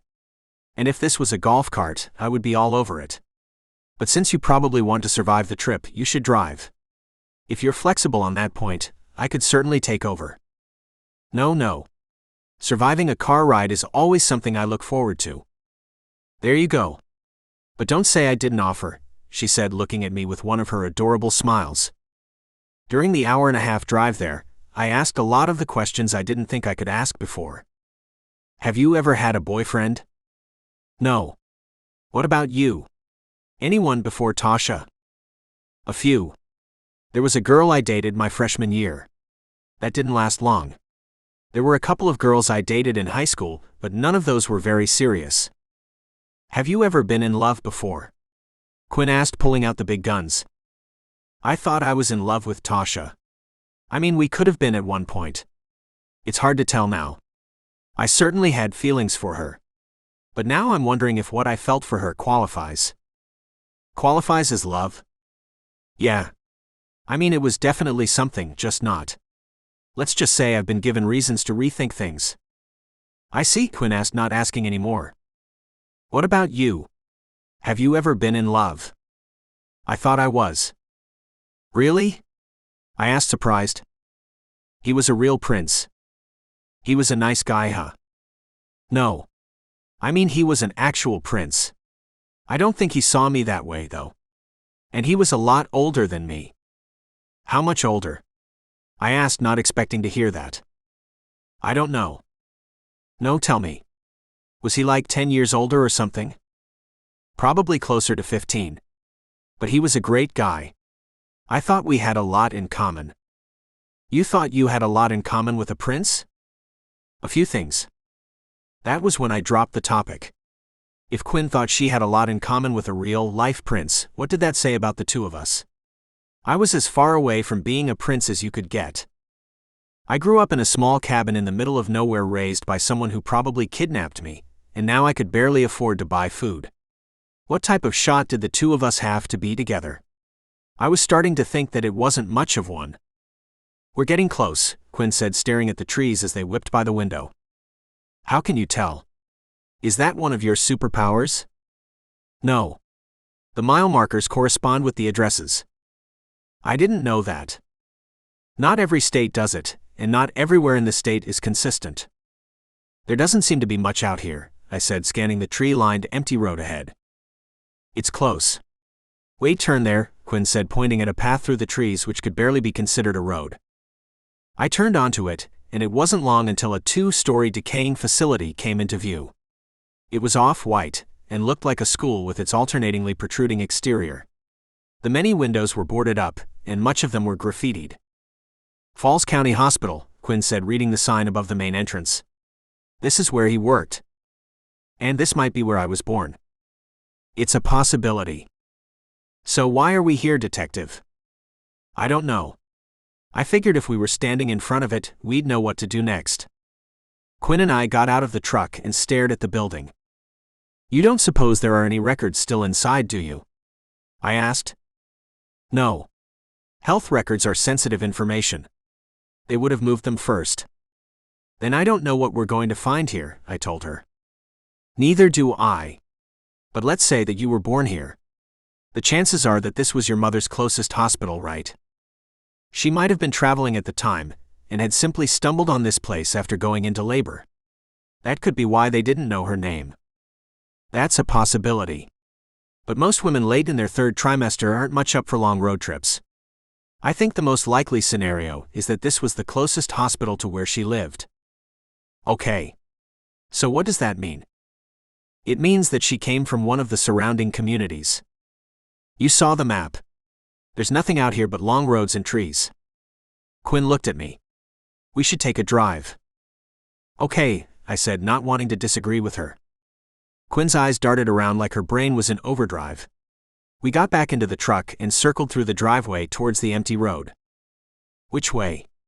I asked. We saw what was back that way on the drive here. Let's keep going on this road, Quin said, completely engaged. Before now, I didn't realize how interesting it could be to watch somebody think. Looking over as much as I could, I watched her eyes scan every tree and every bend in the road for evidence. This was my girl doing this. I knew that I couldn't officially claim her as my girl, but it still turned me on to think it. When we approached a road to the left, she stared at it intensely. What's up? Where do you think that goes? Why would a county put it there?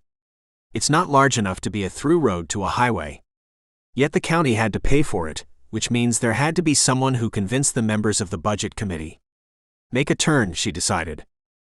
I did what I was told. For a long stretch, the new road was identical to the one we had turned off of. The elevation was increasing though. And pretty soon we were both wishing we brought our jackets. When we saw snow on the ground, we knew we had entered the Great Smoky Mountains. It's beautiful, I said, awestruck by how the setting sun cast shadows behind the snow-tipped trees that extended like waves into the distance. What? Oh yeah, Quin said, momentarily seeing the forest instead of the trees. Could you imagine seeing this view every day? How incredible would that be? I said, thinking I was saying it to Quin, but ended up saying it to myself. There. Look. Welcome to Snowy Falls. Talk about being off the map. This place is actually missing from the map. Do you think people still live here? There's only one way to find out, Quin said with a smile. Continuing for another half mile, we approached what appeared to be deteriorating walls on either side of the road. Is that a wall? Do you think it's private property? There's a chance this used to be. But if it still is, they're doing a horrible job of maintaining security. The walls only run for 10 feet. It looks like they used to be longer. With the overgrowth on the rubble, it doesn't look like anyone has tried to repair it in a decade. Do you think we should keep going? I asked, second, guessing our decision. If they didn't want us to be here, why would they put a welcome sign? Good point, I said, speeding up and very quickly seeing our first buildings. It really was a functioning town. And there were more signs of life than I would have guessed. Although the town was sparse, there was a gas station, a restaurant, and what looked like a mom-and-pop grocery shop. What do we do? I asked the detective, who was scanning the town as intensely as everything else. Let's go in and say hi. You want to be social? You? The person I had to force to go to a party. I said, tickled. Somewhere here could be answers to your past. I don't want to set up unreal expectations. But your mother could have lived here. It's possible that she still does. Pain gripped my chest hearing Quin's words. She was right. If my father did work at the hospital, and that hospital was the closest one, this might have been where she lived. My heart pounded at the possibility. Where do we go? Should we see if the general store has jackets? I parked the truck in front of the quaint wooden building and took a breath. Are you okay? Quin asked, watching me stare at the building. It's a little overwhelming. I don't want you to get your hopes up. This could just be another town in the middle of nowhere. Right? Or it could be where I find out the thing I've been wondering about my whole life. It could be that too. But we can't expect it to be. You're right. I need to rein it in. Okay, I'm good. The two of us left the comfort of our heated truck and were hit by the biting cold evening air. I had a bit of bulk to me to keep me warm, but I could see the cold air cut through Quin like a knife. It was only a few feet to the door, but I quickly wrapped my arms around her to keep her warm. This was the first time I had held her like this. It aroused me immediately. Scrambling into the general store, I wasn't quick to let her go. A bell sounded when we entered. Still holding Quin, a portly dark-skinned man with a friendly face approached. Can I help you too? He said in a way that immediately made me wonder if he was gay. Yes? Do you sell jackets? I said, forgetting that Quin was still in my arms and that there was anything unusual about it. We sell a few. They're right over here, he said, leading us to the far side of the small store. You two here to check out the falls? The falls? Quin asked as she held onto my waist, not allowing me to let go. Sure. There are a group of falls a few miles away. They make for incredible viewing this time of year. I bet they do, I replied. Quin, that sounds amazing. You should check them out.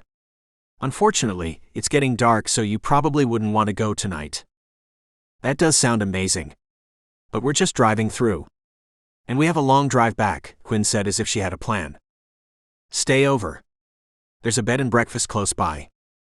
Maybe we'll check it out. But we're actually wondering about the town's history. How long has this place been here? Quin asked casually. The town? Since the 1920s. It started as a hub for moonshine running. Really? I asked, intrigued. Yes, it's all very interesting. But the person who could tell you more about it is Sonia. She's the one who runs the B&B. She's kind of the town's unofficial historian. My husband also knows quite a bit, but Sonia is the one who enjoys talking about it. Tom can be a bit of a grump sometimes. You two married? It was only then that I let go of Quin. I don't know why I did. It wasn't like the idea of marriage scared me.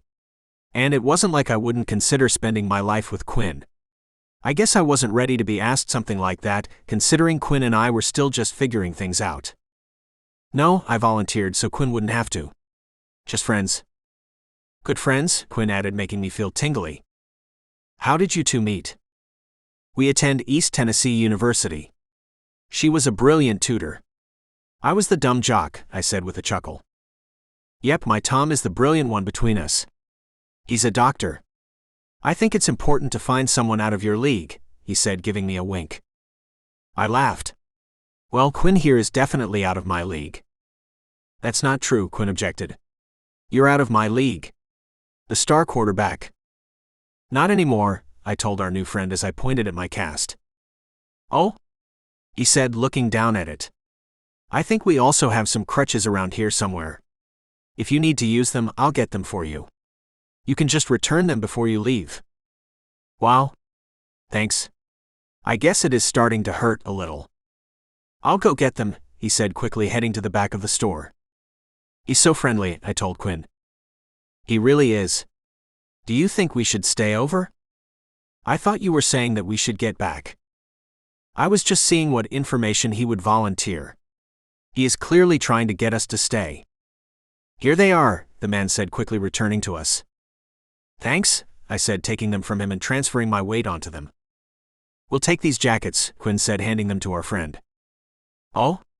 I don't think I can. Quin cut me off. I got it. You sure? Of course.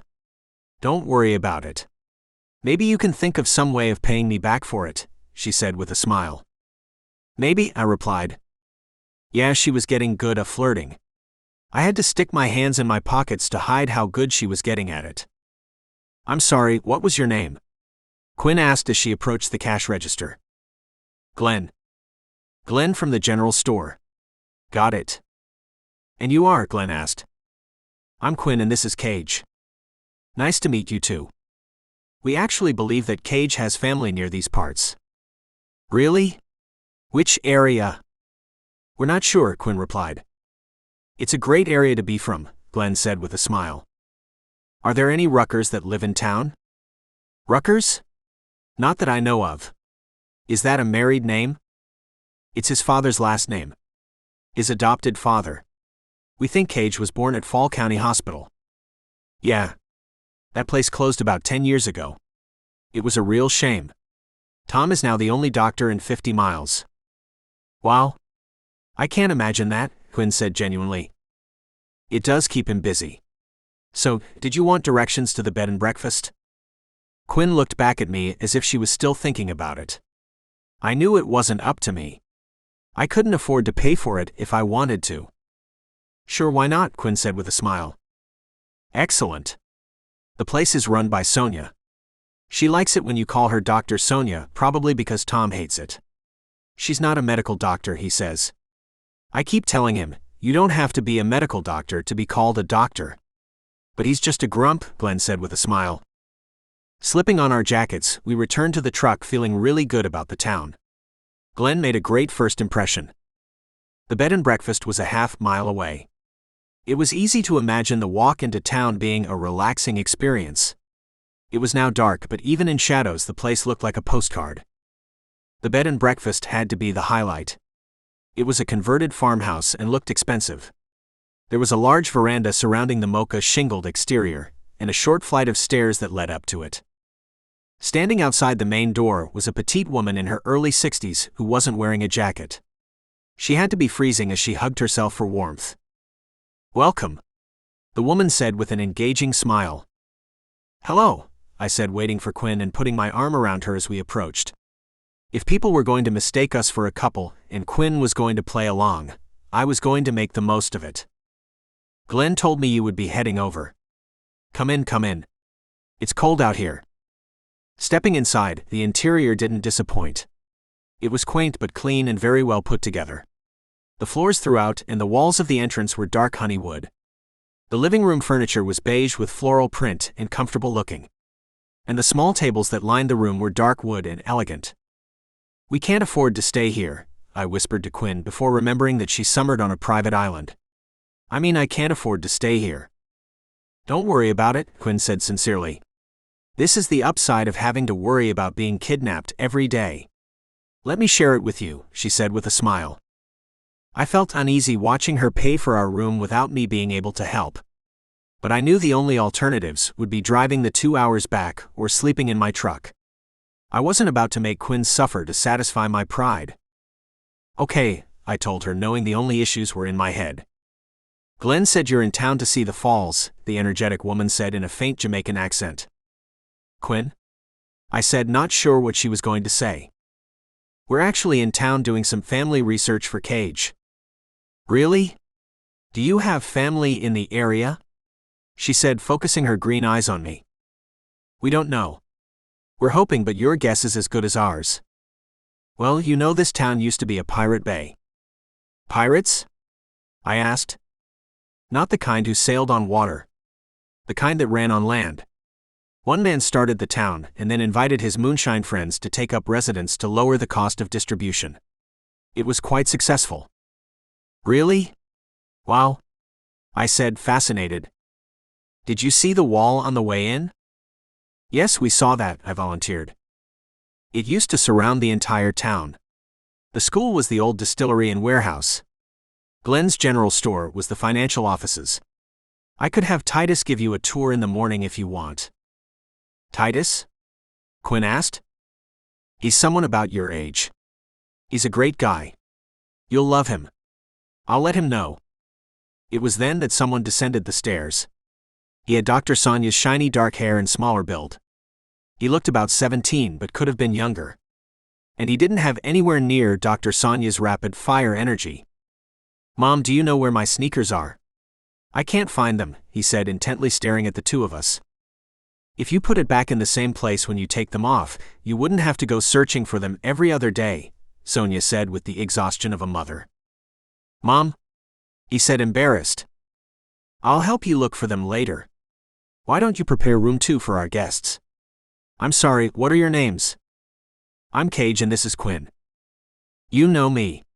And this is my son Callie." "Hi," he said with a shy smile. The kid stared at us, fascinated. I didn't think he meant it to be rude. "Callie?" "Now," his mother said, sending him back upstairs. Sonia rolled her eyes as if to say, "Kids."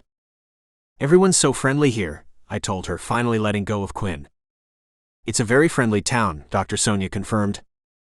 "Have you lived here long?" Quin asked again, turning into the detective. "I moved here 3 years before Callie was born. I was just fascinated by the history." "So about 20 years. "This June," Sonia said with a smile. "Time flies, doesn't it? You wouldn't happen to know of any mothers dying during childbirth, or any babies going missing about 21 or 22 years ago, would you?" "Oh goodness, no. That was before my time, but it's a small town. Gossip lingers. I haven't heard anything like that, though. Is that what you two are researching?" "It's a working theory," Quin said clinically. "A working theory? So this is a mystery you're trying to solve," Sonia said excitedly. "Hoping to," Quin added. "How exciting. That isn't the type of thing that you go around asking people, but I'll see what I can find out." "Could you?" "That would be wonderful." We think that she gave birth at Falls County Hospital. I'll keep my ear to the ground, she said, delighted. It's ready, Callie said, reappearing on the stairs. Callie will show you to your room. I don't know if you two have eaten yet, but the diner next to Glenn's place is open until 9. Thank you. We'll check it out, I told her, feeling very at home. Approaching the foot of the stairs, I paused. I just realized I forgot the crutches in the truck. Do you want me to go get them? Quin offered. I think I'm good, I said, offering one hand to Quin while holding the railing with the other. Callie waited for us at the top of the stairs. As soon as we got there, he asked, Where are you two from? East Tennessee University, I told him. I was considering applying. You should. Are you a junior? Senior? Junior, he said, looking back at us puckishly. It's a good school, I told him, trying to shake his gaze that had locked onto us. Is this the room? Yeah. If you need anything, let me know, he said awkwardly. I think Titus is going to give us a tour tomorrow, I told him. Oh, he said, immediately looking disappointed. Is there anything in particular that we should see? The falls are cool, he said, smiling again. We'll check them out. Callie didn't leave. Anyway, thanks for showing us to our room. Yeah. I'm down the hall if you need anything. Got it, I said with a smile. When he walked away, we entered and closed the door behind us. I think someone has a crush, I said to Quin, who looked at me amused. Yeah, he couldn't stop looking at you. Jealous? Should I be? Quin asked with a smile. You never have to worry about me wanting to be with anyone other than you, I told her. Quin smiled. Besides, I think he had a crush on you. What? Quin asked, caught off guard. You didn't see that? He was looking at me because every time he looked at you, he would blush. Seriously? Quin, how could you not see it? You're the most observant person I've ever met. I guess I don't pick up on stuff like that, she said, as if realizing it for the first time. So what do you think? Is it possible that my mother was from here? I can't tell yet. It's possible. Falling into silence, we both turned our attention to the one queen-sized bed. Everyone keeps assuming we're a couple, I said, breaking the awkwardness. Are we a couple? I stared at Quin. Do you want to be? I told you how I felt about you, Quin said bashfully. And I was the one who kissed you, I reminded her. So are we? She asked again. I want to be. I didn't add that I wanted to be for the rest of our lives. I want to be too. I smiled hearing her words. Then I guess we are. I guess we are, Quin said, giving me a smile that made me feel fantastic. What do we do? Should we get something to eat? It's been a while since that pizza. Sure. And then, what are we going to do after that? Quin asked with a faint blush. What do you want to do after that? I don't know. Whatever you want to do, Quin said, making me hard all over again. I knew what I wanted to do. I just wasn't sure if she was ready for it. We'll play it by ear, I told her, feeling drunk with excitement. Okay, she said, now glowing red. Leaving our bedroom, we headed to the truck and drove to the diner. I was shaking. I was so turned on by what the two of us might do once we got back. Parking in front of it, we stared into the large windows as we approached. It was like any other in a small town. The space was aging yet clean. The decor hinted that it had been around since the 60s. And there were no other customers inside. Sit anywhere. I'll be out in a second, a stout man yelled from the kitchen when we entered. I guess we can sit anywhere, I repeated, taking Quin's hand and leading her to a booth against the wall perpendicular to the windows. I never asked, do you eat everything? It feels like something a boyfriend should know, I said, loving the sound of it. I try to eat healthily, but I did stock your freezer with frozen pizzas and ice cream. And most of that was really for me. So. I laughed. Got it. Quin had her arms relaxed on the table in front of us as she leaned towards me. I leaned forward, wrapping my hands around hers. I loved holding her soft hands. They were quite a bit smaller than mine. My mind flashed on one of hers I might hold later. I was about to tell her what I was thinking when the stout man from the kitchen appeared in front of us and handed us menus. I let go of Quin's hands and took the laminated sheet of paper from him. We're out of everything but the fried chicken, burgers, and sandwiches. We might be out of sliced ham, but I'd have to check, he said, sticking around for questions. Well, I know what I want if you do. I'm starved. Burger and fries, please, Quin said, handing the menu back to the stout man with the 4-day stubble. The same, I told him, handing back the menu and looking to pick up where I left off. So, you said you've never had a boyfriend. Have you done anything with a guy before? I asked, feeling my hard member pulse. Nothing, Quin replied, glowing. At all. No. Are you disappointed? Why would I be disappointed? I don't know. Because things might be easier if I had. Well, I haven't done anything with a guy either, if that makes you feel better, I joked.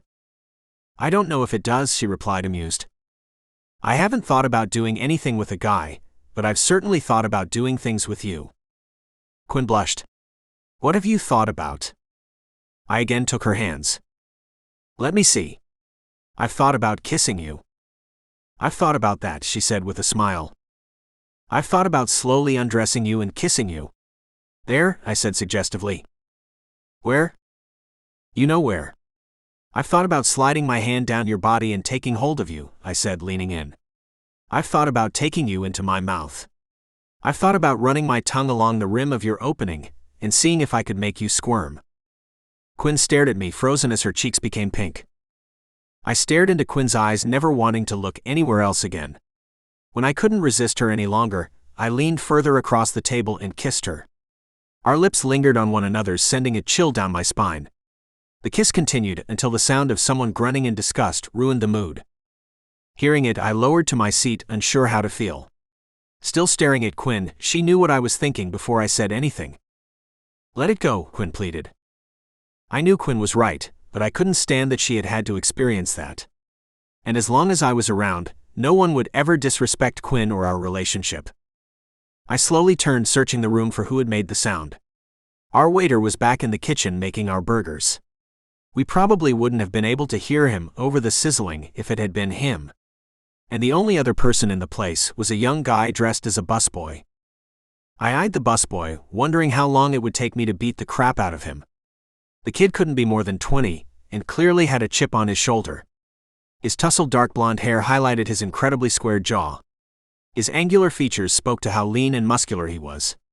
And more than anything, he seemed like he was looking for a fight. Looks like he found one. You have a problem with something, I said, getting him to lift his head and look at me. What? He said, using it as an excuse to bring his tray a little closer. I said, you got a problem with something? I repeated, sliding out of the booth and showing him who he was talking to.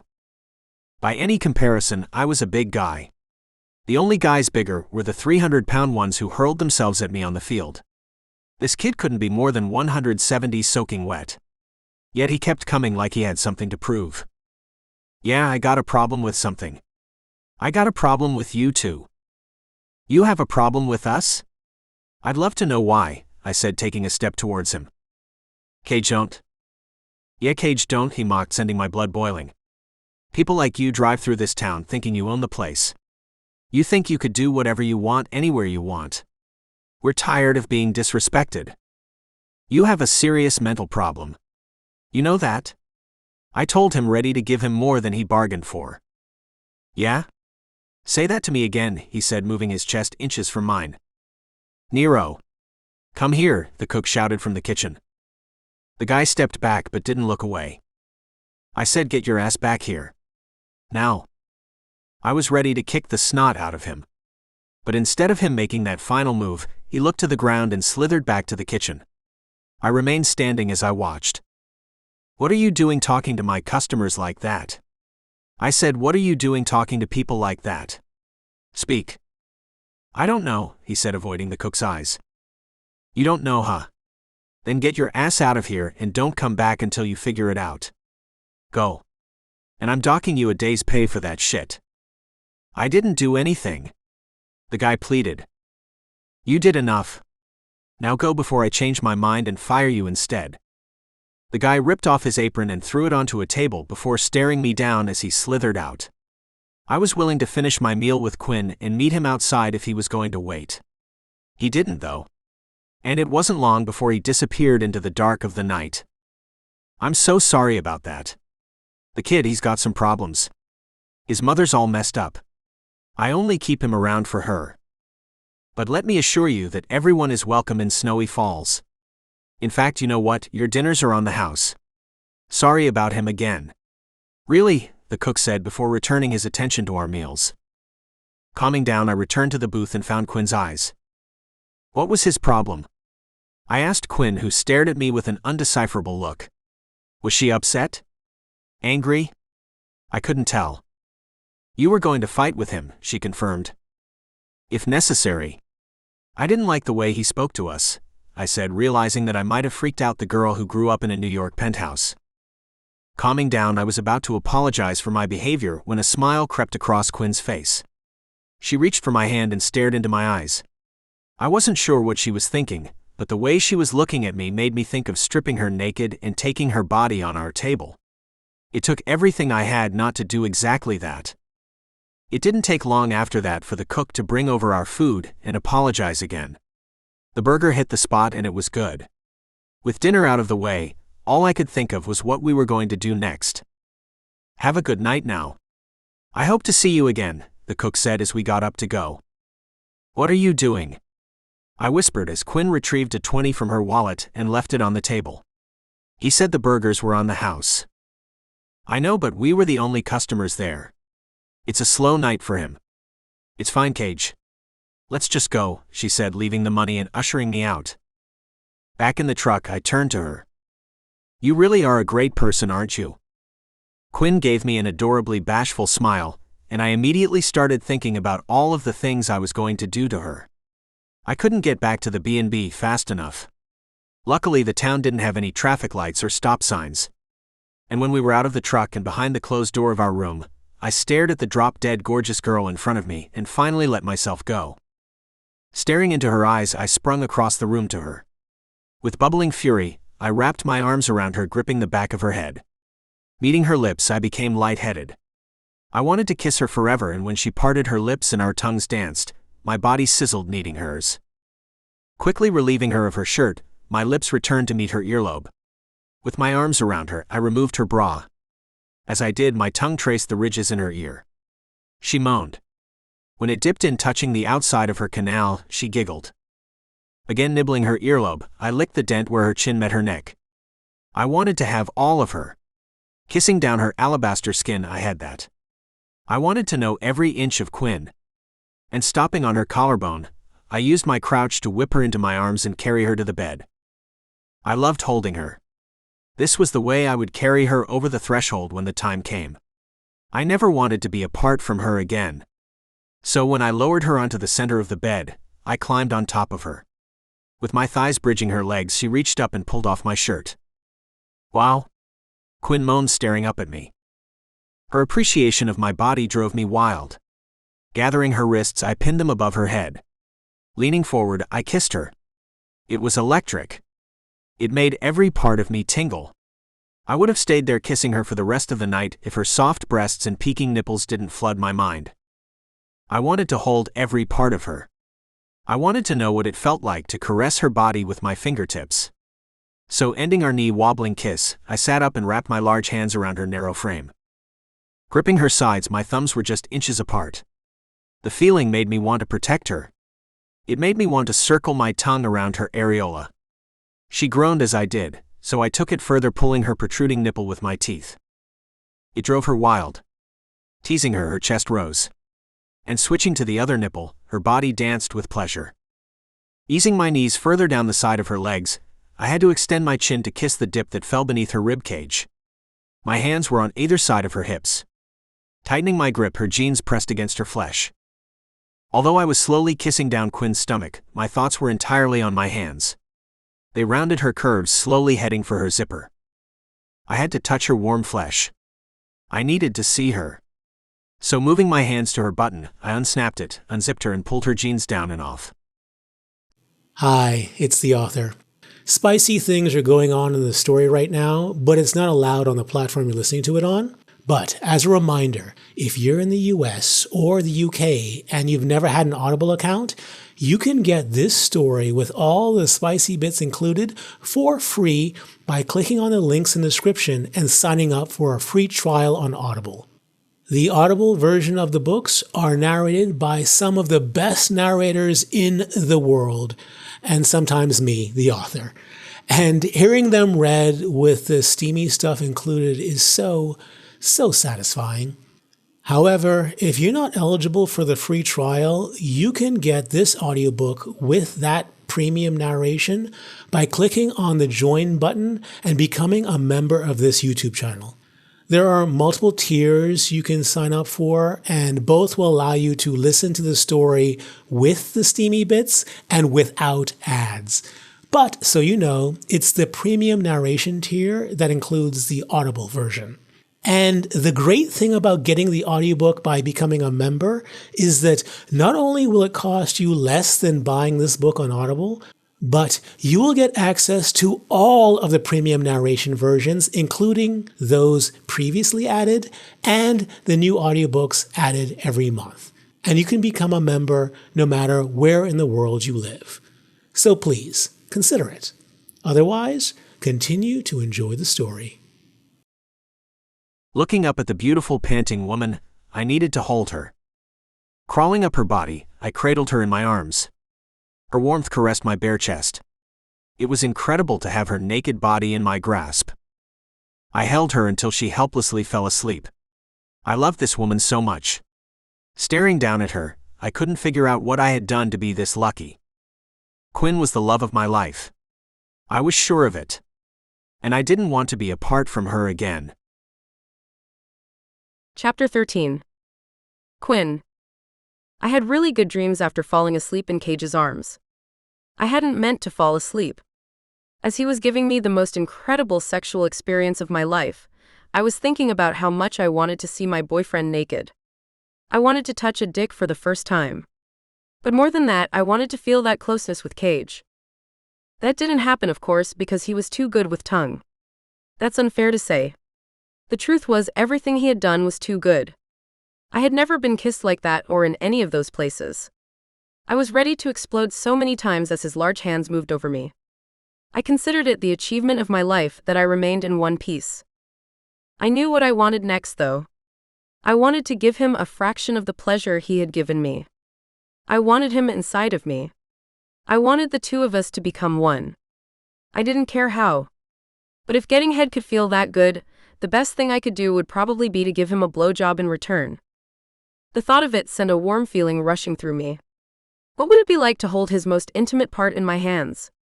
I wanted to find out. Feeling more awake by the moment, I made my plan. Maybe I would wake him by wrapping my lips around his morning wood. That was a thing that non-virgins did, right? It had to be. No longer feeling his arms around me, I was about to open my eyes and go in search of his body when a knock on the door snapped me awake. Remembering where I was, my eyes popped open. I looked left and then found Cage on my right. He had popped his head up as well. Oh well, so much for waking him with a blowjob. And as I thought of a new plan, I heard rustling paper. I looked at the door. The sound was coming from a note being slipped underneath it. Feeling me move around, Cage looked over at me. "Morning," I told him with a smile. His tired eyes crinkled as it formed a smile in reply. "Morning. How did you sleep?" "Like a rock. How about you?" I was a little restless. "It was because I didn't give you any relief, right? I fell asleep so hard. I was going to give you a blowjob to wake you up. I had this whole plan." Cage chuckled. "That's okay. We have plenty of time for that." "We have right now," I said with a devilish smile. "We do. But aren't you a little curious to find out what someone slipped under our door?" He wasn't wrong. The intrigue of it screamed from the back of my mind. Never before had I felt more alive than I did, unraveling the mystery behind Cage's past. Not only was it drawing on everything I'm good at, but it was something I was doing for Cage. Doing it for him made it 10 times more engaging. I was figuring out something that would change Cage's life forever, something that he had been wondering about for a lifetime. If I could do this for him, it would be the best way to show how much I cared about him. So that meant, yes, I was far beyond a little curious about the note that was just slipped under our door. I guess, I told him, not wanting him to think that I didn't want to put my hands all over him. Me too. I would get it, but I'm a little limited, he said with a smile. Right. I keep forgetting that you broke your leg. So do I, he said with a chuckle. Doesn't it hurt? I said, about to get the note, and then realizing I wasn't wearing my panties. I wasn't kidding when I said that it hurts less when I'm around you. Do you think you're doing any more damage to it by walking on it? That's a good question. But I think my body would tell me if I needed to ease up. Last night when I was kneeling looking at you, I didn't feel it at all. And this morning it doesn't feel perfect, but I wouldn't say that it hurts. Maybe you're running on adrenaline? It can reduce pain, I suggested. Maybe. But until my body tells me to pull back, why not keep going? Because you know you should rest? I'll rest on Monday when we get back to school. Hopefully we'll be able to figure out something today, I told him. Hopefully. Which makes me wonder what's on the note. I would get out of bed and get it, but I'm naked, I admitted. Is that supposed to be a bad thing? Cage said with a smile. I'm looking forward to the show. Cage knew how to make me feel comfortable with anything. So, pulling off the covers, I scooted out of bed and stopped to give him a good look at my body. "Goddamn, you're sexy," he said, making me feel good about myself. When I turned, I bent over, giving him a good look at my sex. "Are you trying to give me ideas?" I stood up and faced him. "I was hoping you had the ideas already. I can barely think of anything else." It was good to hear. Without thinking if I should return to bed and collect my prize for the show, I unfolded the note and read it. What does it say? It says that Titus is downstairs whenever we're ready for the tour. Titus? Dr. Sonia had suggested she get someone named Titus to give us a tour of the town. I guess he's here waiting for us. What time is it? We both looked around for a clock. When neither of us found one, I retrieved my phone from my jeans that lay crumpled at the foot of the bed. "My phone's dead," Cage said, looking at his. "I have a little juice left, and it is 11:05 a.m., I said, shocked. "Damn. I wonder how long he's been waiting?" "I don't know. But did we confirm with Dr. Sonia that we wanted the tour? Don't we want one, though?" "Of course. I'm just saying his waiting isn't our fault. We should probably get down there, right?" "Probably," I conceded. "Could you come here for a second, though?" I walked to his side of the bed. A little closer. I got close enough for him to take my hand. He didn't. "Closer," he said with a devilish smile. I got as close to his head as I could get. That was when he... Hi, it's the author again. Yep, there are more spicy things happening in the story. Just as a reminder, if you're in the US or UK and have never had an Audible account, you can get the version of the audiobook with all the spicy bits and the premium narration on Audible for free with a free trial by using the links in the description of this video. And if you're not eligible for the free trial because of where you live, you can get access to the same version of the audiobook by clicking on the join button and becoming a member of this YouTube channel. As a member, you will not only get access to this audiobook, but every audiobook previously uploaded, and the cost of membership is less than the price of this book on Audible. By the way, the spicy bits are so worth it. Enjoy the story. "That's all," Cage said with a big smile on his face as he let me go. It took a moment for me to regain my bearings. "I could have done that to you," I told him, seeing my wasted opportunity to get my hands on him. "But I did it to you," he said with a smile. "Staring at you all naked and hot, how was I not supposed to? Anyway, time for our tour," he said, rolling out of bed knowing he had won. I watched him, thinking about how unfair it was that he had gotten to pleasure me twice while I still hadn't gotten to touch him. I had to figure out how to get my hands on him. And as he found his shirt and got dressed, he covered the humongous outline stretched across the front of his sweatpants. "Wow," I said, letting him know what I was thinking. "See something you like?" "Yes, very much so," I said instinctually, putting my hand on my still swollen mound. Cage watched me hold myself. "Don't make me come over there." Is that supposed to be a threat? Because I really wasn't good at this flirting thing. Never mind. We should go. Cage chuckled. Yeah, we should.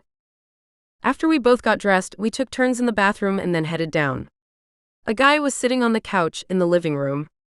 He was tall with shaggy brown hair, a welcoming face, and a big beautiful smile.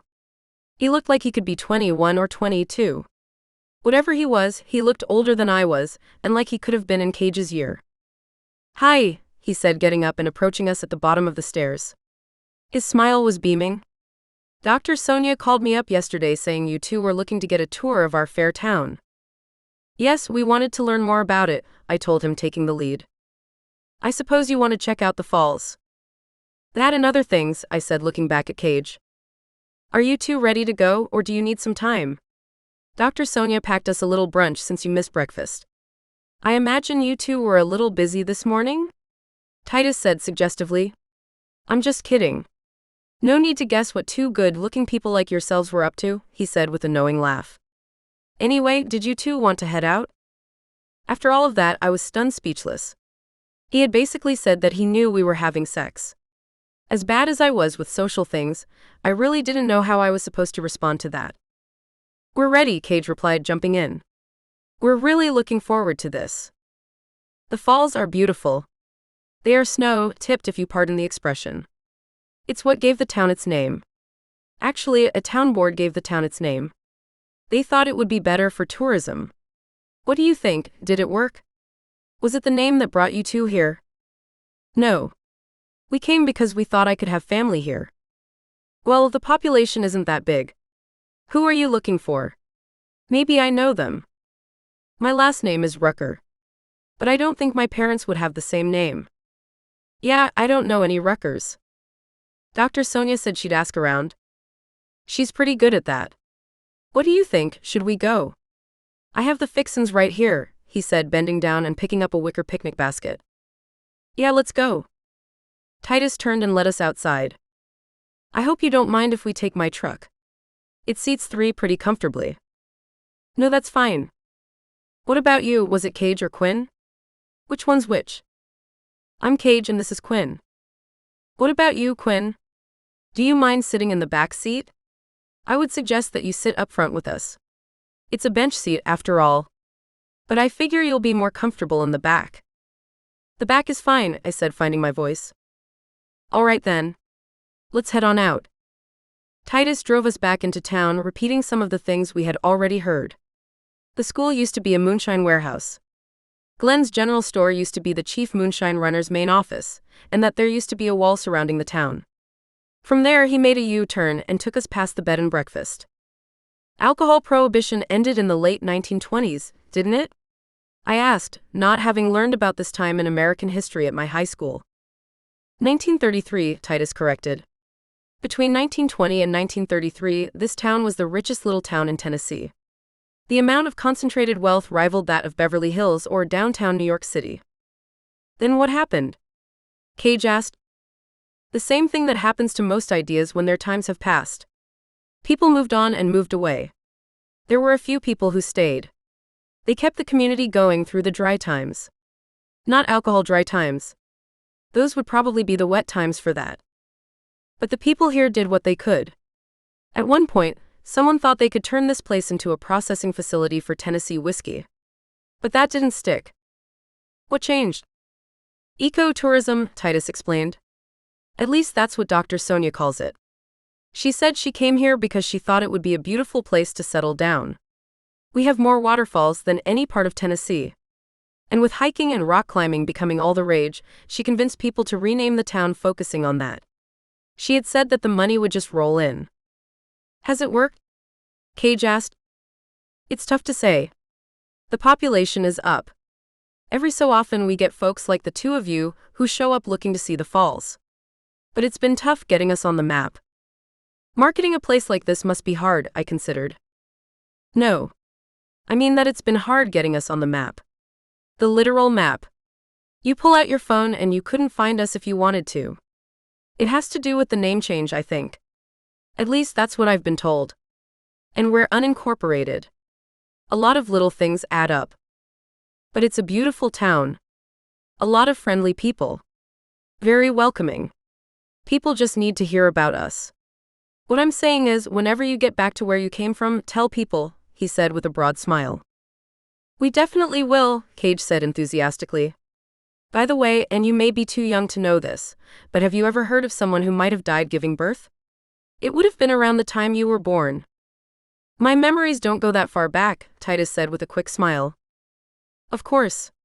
What about any babies going missing? You mean like kidnapped? Or baby napped, I guess it would be in this case. Yeah. Nah. I've never heard of anything like that around these parts. Is that who you're looking for? We don't know, I said, jumping in. We just suspect it was in a town close to Falls County Hospital. Oh, I remember that place. I was born there. Of course, I don't remember being born. But that was where I had to go for anything medically related before Dr. Tom took up residence. You've met Glenn, right? That's what Dr. Sonia was saying. We did. Nice guy. He gave us my crutches, which I have once again forgotten, Cage said, realizing it for the first time. I noticed your bum leg there. What's that, a sporting injury? You look like you've played some ball? Football injury. I used to play football back in high school. We have a pretty good football program here. We don't get much of an opportunity to travel for games. Funds in this town are always a little tight. But it has potential. Do you play at East Tennessee? I did. My season's over. Sorry to hear that. I've always thought about going there. Why don't you? I asked. Money. Time. Motivation. Take your pick. I was thinking I could study something that I could bring back here. That's a great idea, I said, appreciating his loyalty to the town. It is, but then I get stuck on what that should be. That's what university is for, to help you figure out what you want to do. Yeah, you're right. I need to give it some more thought. Now that I have 2 friends who attend, it might be worth considering, Titus said with another welcoming smile. Starting about 20 minutes out of town, we began our tour of the frozen waterfalls. No one had oversold them. They were amazing looking. They all looked like they were frozen mid-stream, creating icicles that were as much as 20 feet long. My friends and I used to skinny dip out here when we were kids, Titus said as we stared at one of the falls from our parked truck. When it wasn't frozen over, of course. Yeah, as beautiful as it is in the winter, they are twice as beautiful in the summer. Maybe more. They're hidden gems. You're right. I've never seen anything like it, I said. Well, that's not saying much because you're from the city, Cage joked. Oh, which city? Titus asked. The Big Apple, Cage volunteered for me. Wow. What was that like? I froze, unsure how much I should say. My childhood couldn't be compared to anything someone who grew up here could have had. It's different, I told him. I bet it is. Are cars the only thing you hear? Depends on where you are. I can't even imagine that. Do you hear this? It's the sweet sound of nothing. You can't beat that. I grew up a mile away from our closest neighbor, Cage volunteered. So you two are the extremes, Titus said with a smile. We definitely had different experiences growing up, Cage said. We're not that different, I corrected, not liking the distance he was putting between us. Come on. I can't even imagine the world you grew up in. Or what it feels like to be in your situation. What situation is that? Titus asked innocently. Cage and I looked at each other. It was good to know that he wasn't going to blurt out anything that might make me uncomfortable. I grew up with a lot of pressure to do something special, I summarized. You never told me that, Cage said, searching his thoughts. I thought I did when we spoke about stuff. No. I remember that conversation very well. You didn't mention that. I sighed. Well, I do. I can't just do anything I want with my life.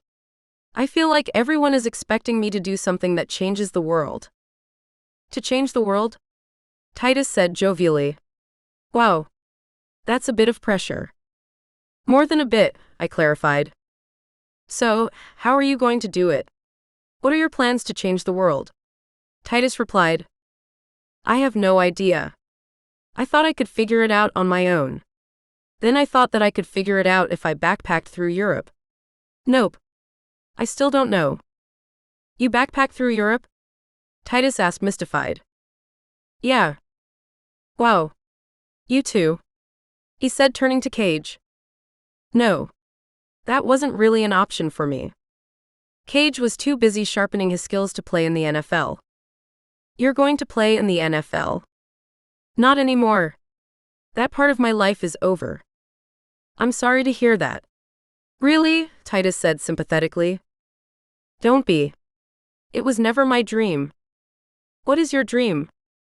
To get married, have a family, raise a couple of kids. Maybe I could teach football somewhere, Cage said, looking at me. As nice as his dream sounded, I had to admit that it didn't fit with what I knew I had to do with my life. Growing up watching my parents, I knew I had to do something that changed the world. I had been given too much not to. I couldn't just escape somewhere and live a quiet life off my family's money. I had to use my brainpower and fame to make the world better for others like my parents had. When I didn't respond, Titus broke the tension by mentioning the food Dr. Sonia had packed for us. She had made us fried egg sandwiches with melted cheese and ham between toasted English muffins. The flavor was enhanced with a tart jam that was mixed with honey. They're good, Titus said, enjoying one of them. She doesn't cook often, but whenever she would bring something to a fair or school function, hers would always be the first I would check out. She's from the Caribbean, you know? Jamaica, I think. Her jerk chicken is to die for. She's from Jamaica? I'm from the Bahamas, I said, happy to hear that someone was from nearby. I thought you said you were from New York City? Titus asked. She spent her summers in the Bahamas, Cage explained. Titus just stared at me in the rearview mirror after that. I couldn't tell what he was thinking, but I felt the road being paved for him to think I was the freak everyone saw me as. Have we seen all of the falls? I said, wanting to change the topic. Not even close. I've only been taking you to the ones that didn't require much walking. You don't have to worry about me. I could walk a bit, Cage clarified. You sure? Titus asked doubtfully. I don't think I could do a 2-mile hike, but we could go further than we have. All right then. Let's get to it, Titus said, restarting his truck. Titus drove for another 20 minutes and then parked the truck by the side of the road. How far is the hike? I asked him. About a half a mile. Maybe a little less. Are you sure you're up for this? We don't have to, I said, checking in with Cage. I'm fine. Really? I didn't want to tell Cage he couldn't or shouldn't do it if he said he was fine.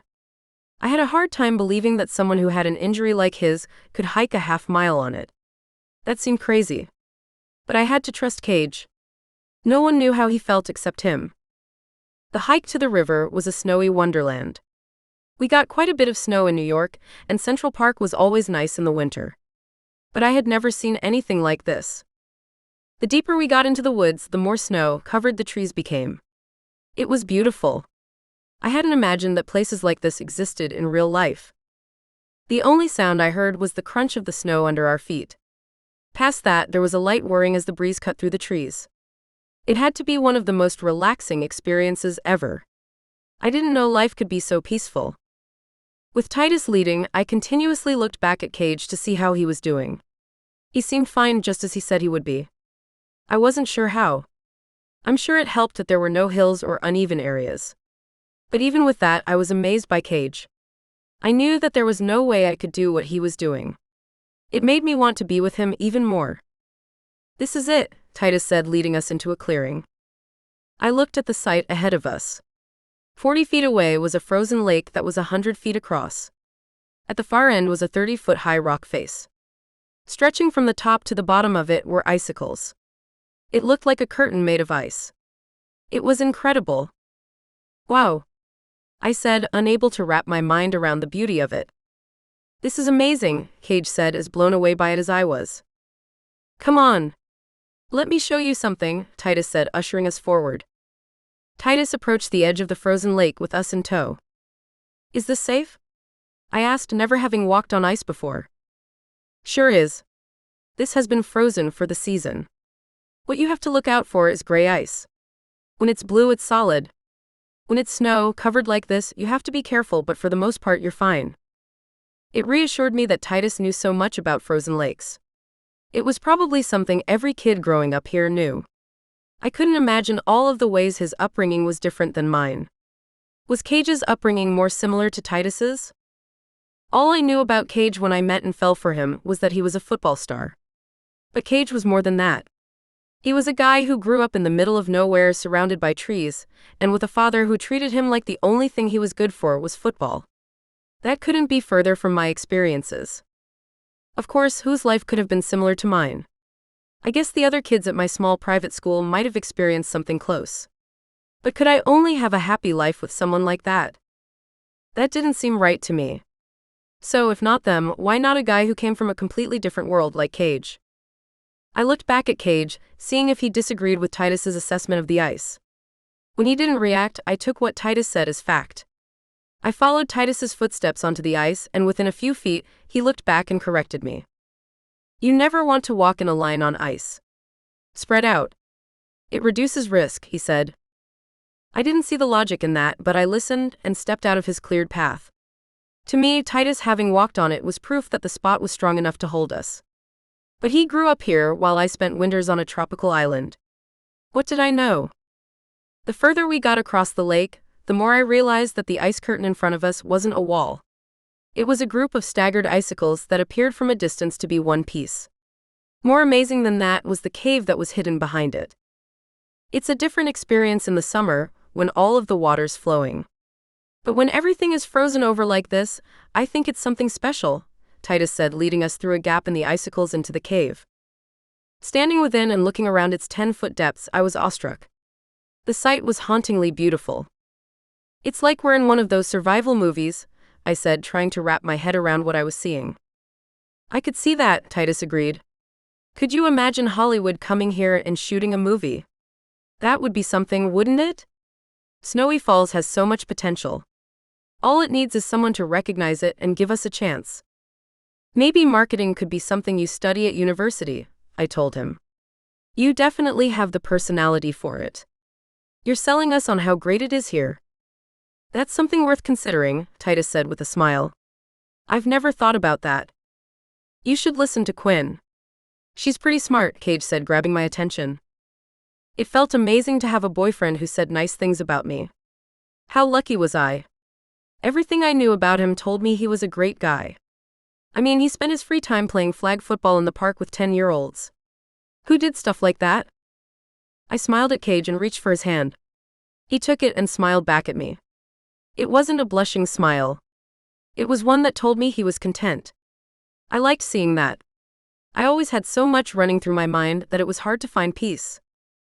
We sat in the cave and enjoyed the scenery for over an hour. Half of it was Titus answering my question about what it was like growing up here. He was a talker. That was fine though, because he was easy to listen to. The way he described his childhood sounded a lot like mine without the money and travel. It was attending a tiny school. You got to know your classmates really well when you did. You did everything together. The big difference between our experiences was that after graduation, the kids in my school could go their separate ways. They could meet new people and explore the world. Here, no one left town. If you didn't like someone in high school, you had to deal with them for the rest of your life. It's getting late. You guys must be pretty hungry, Titus said, finally running out of things to say. We could head back, Cage said, checking in with me. While we were sitting, he had pulled me into his arms. I could have stayed there forever. But the only thing we had to eat all day was Dr. Sonia's sandwiches. I was okay with that, but Cage was a big guy. Yeah, let's head back, I agreed. But this was an incredible tour. The town is breathtaking. Thank you. I'm glad you liked it. Remember, tell people, Titus joked as he got up. Or you can tell them yourself when you start at East Tennessee next semester, I reminded him. Titus laughed. Right. There's that. With Titus again taking the lead, I kept hold of Cage's hand and followed the group. I kept wondering what it was like walking in Cage's shoes, so I did the next best thing. Finding his footprints in the snow, I matched our steps. Being nearly 9 inches taller than me, his steps were longer. I had to bounce a bit to keep up. Leaping forward to match his stride, I lost my footing and slid. Slipping out of Cage's hand, the ice came at me fast. I hit the ground with a crack. In a second, my body froze in shock. The crack I heard was the ice breaking. I was surrounded by cold water and sinking like a rock. I couldn't breathe. The water was too cold. My face was going under. It was all happening too fast. I started to panic. Losing which way was up, I waved my arms until my forehead hit something hard. It was the ice sheet. I had swum past where I had fallen in. It was so cold. My heart pounded uncontrollably. I was going to have to calm down. How could I, though? Everything in me screamed for me to take a breath. Forcing myself to slow down, I heard something. People were yelling.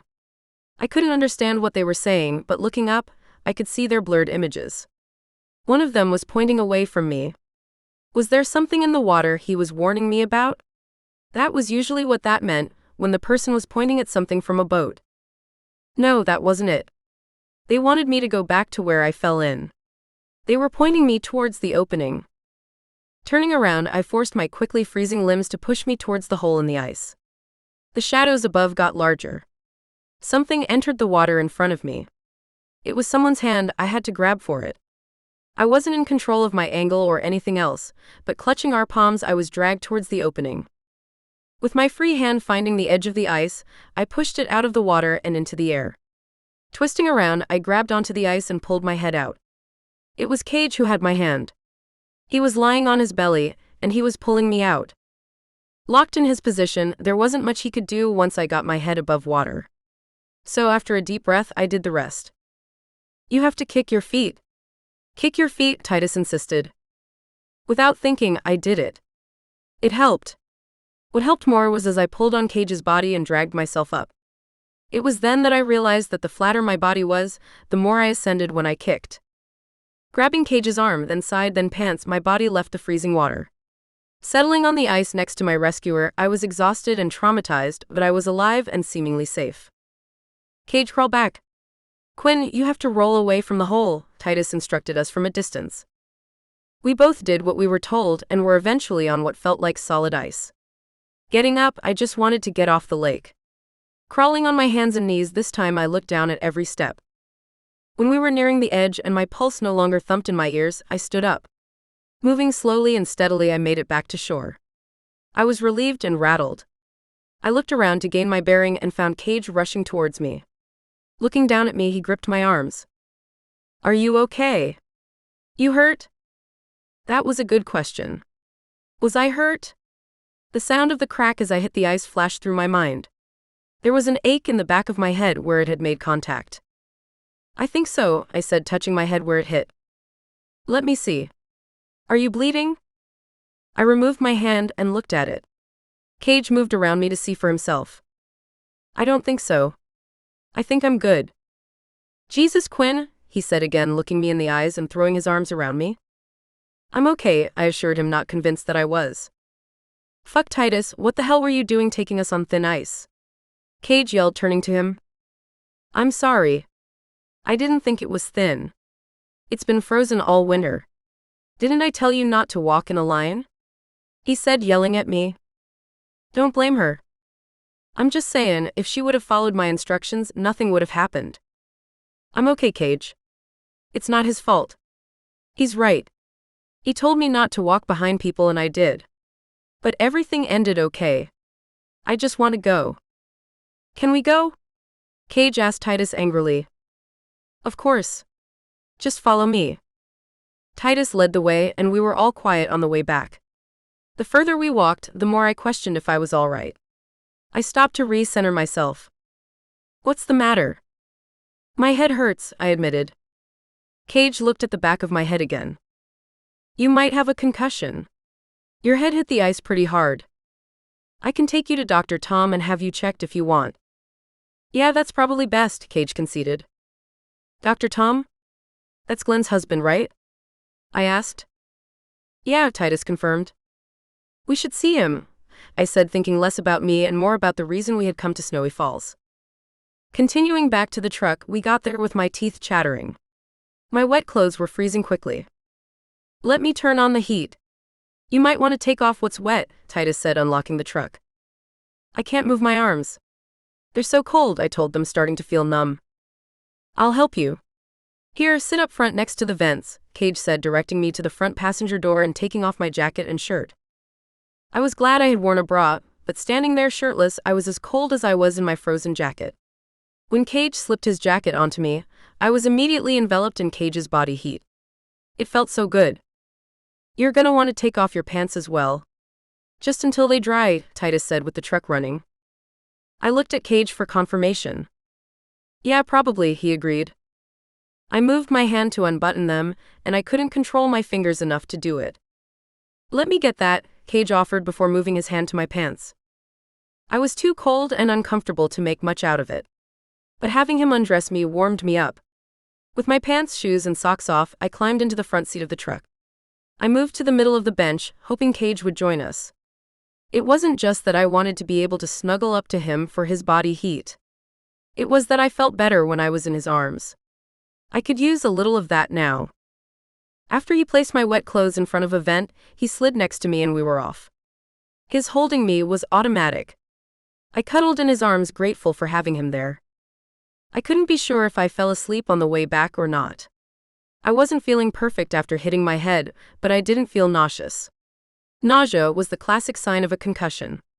So at least I didn't have that. By the time we were making a right turn past Glenn's general store, I was for the most part feeling better. I wasn't going to tell either of them that. I wanted an excuse to talk to the town doctor alone. The place we pulled up to was 2 stories with white siding. If I were to picture the home of a small town doctor, it would have been this. His office was a similarly looking detached building to the left of the main house but set further back. Putting my pants and shoes back on, the chill from the water quickly returned. Having been blasted by the hot air in the truck, it didn't affect me quite as much. Even with there being a slight breeze, I made it to the office without my fun bits freezing off.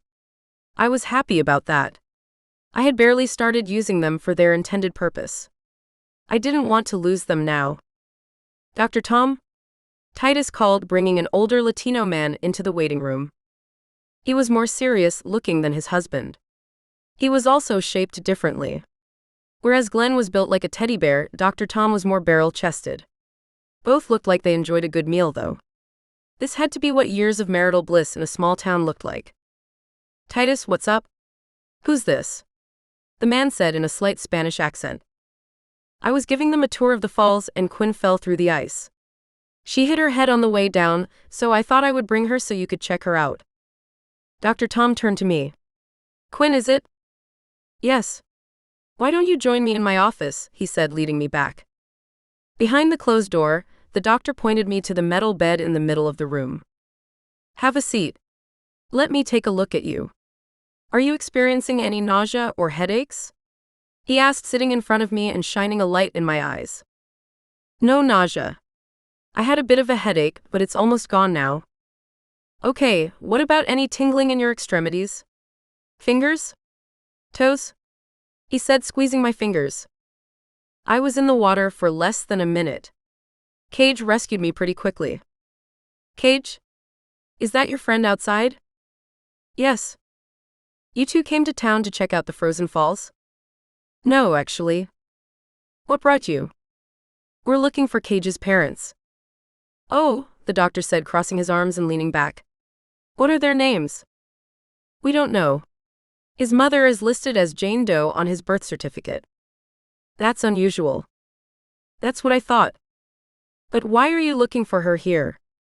Because Cage's father, or at least the man who raised him, had an ID for Falls County Hospital. That made me think that he worked there around the time that Cage was born. If he wasn't his biological father, and he worked in the hospital, there is only one way he could get a hold of a baby. You're making a serious accusation there. And that still doesn't explain why you would come here. We checked the hospital. It's shut down. Yes. I figured that if his mother was at that hospital, she probably came from close by. Your husband said that you used to work there. Dr. Tom shifted uncomfortably. I did. It was a few years ago.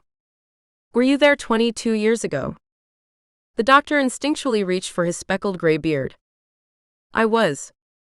Did you hear about any children going missing or any mothers dying during birth? That was the story Cage's father told him. He said that his mother died.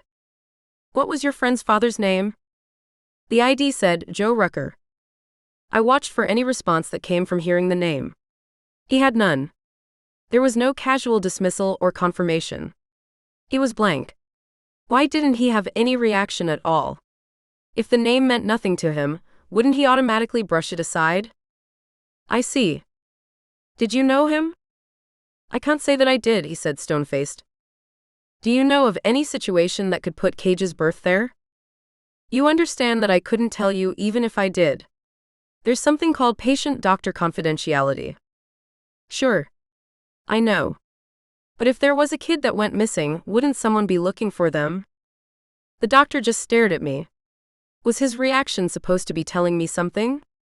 Was I missing something that someone who was better at reading people would pick up on? As much as I would like to help you, this isn't a topic I could discuss with someone who just showed up off of the street. Did you really fall into the ice? I did. Why would I lie about that? There are all types in this world. Are you suggesting that there's something to what I've been saying? I'm neither saying whether there is or isn't. It's not my place. I stared at Dr. Tom, sure that he was looking for a follow-up question. It took me a moment to figure out what it was. Then whose place is it?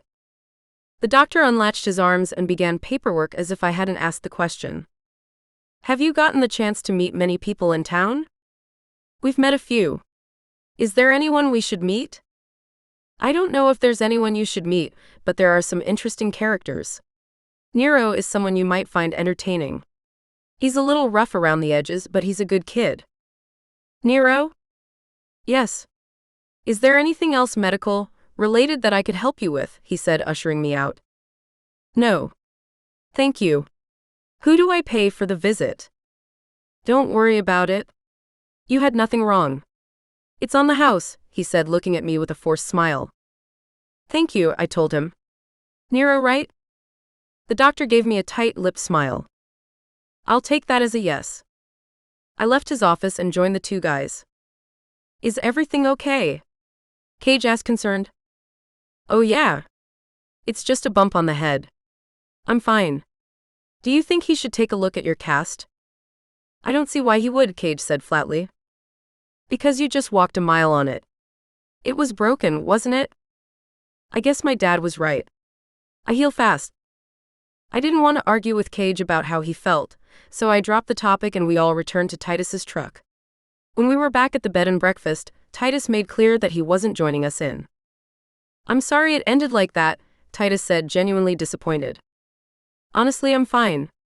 It's just something that happened. By the way, do you know someone by the name of Nero? Yeah, sure. What about him? Where would we find him if we were looking? I think he does a couple of shifts at the diner. Wait, as a busboy? Yeah. Why? I looked at Cage, who was looking at me as curiously as Titus was. I was just wondering. Listen, thanks for showing us around. I pulled out my wallet and handed him 2 20s. Oh no, you don't have to. Especially after what happened. I'm telling you. It's fine. It was a great tour. We're grateful for it. I insist. Well, if you insist, he said, flashing his brilliant smile. And if we need a little more history on the town, do you think we can give you a call? Of course. Just let me know. Thanks, have a good one, I told him before ushering Cage out of the truck and inside. Why were you asking about the busboy from last night? He asked me as we crossed the living room. How was your tour? Dr. Sonia said, crossing from the kitchen. It was a long one.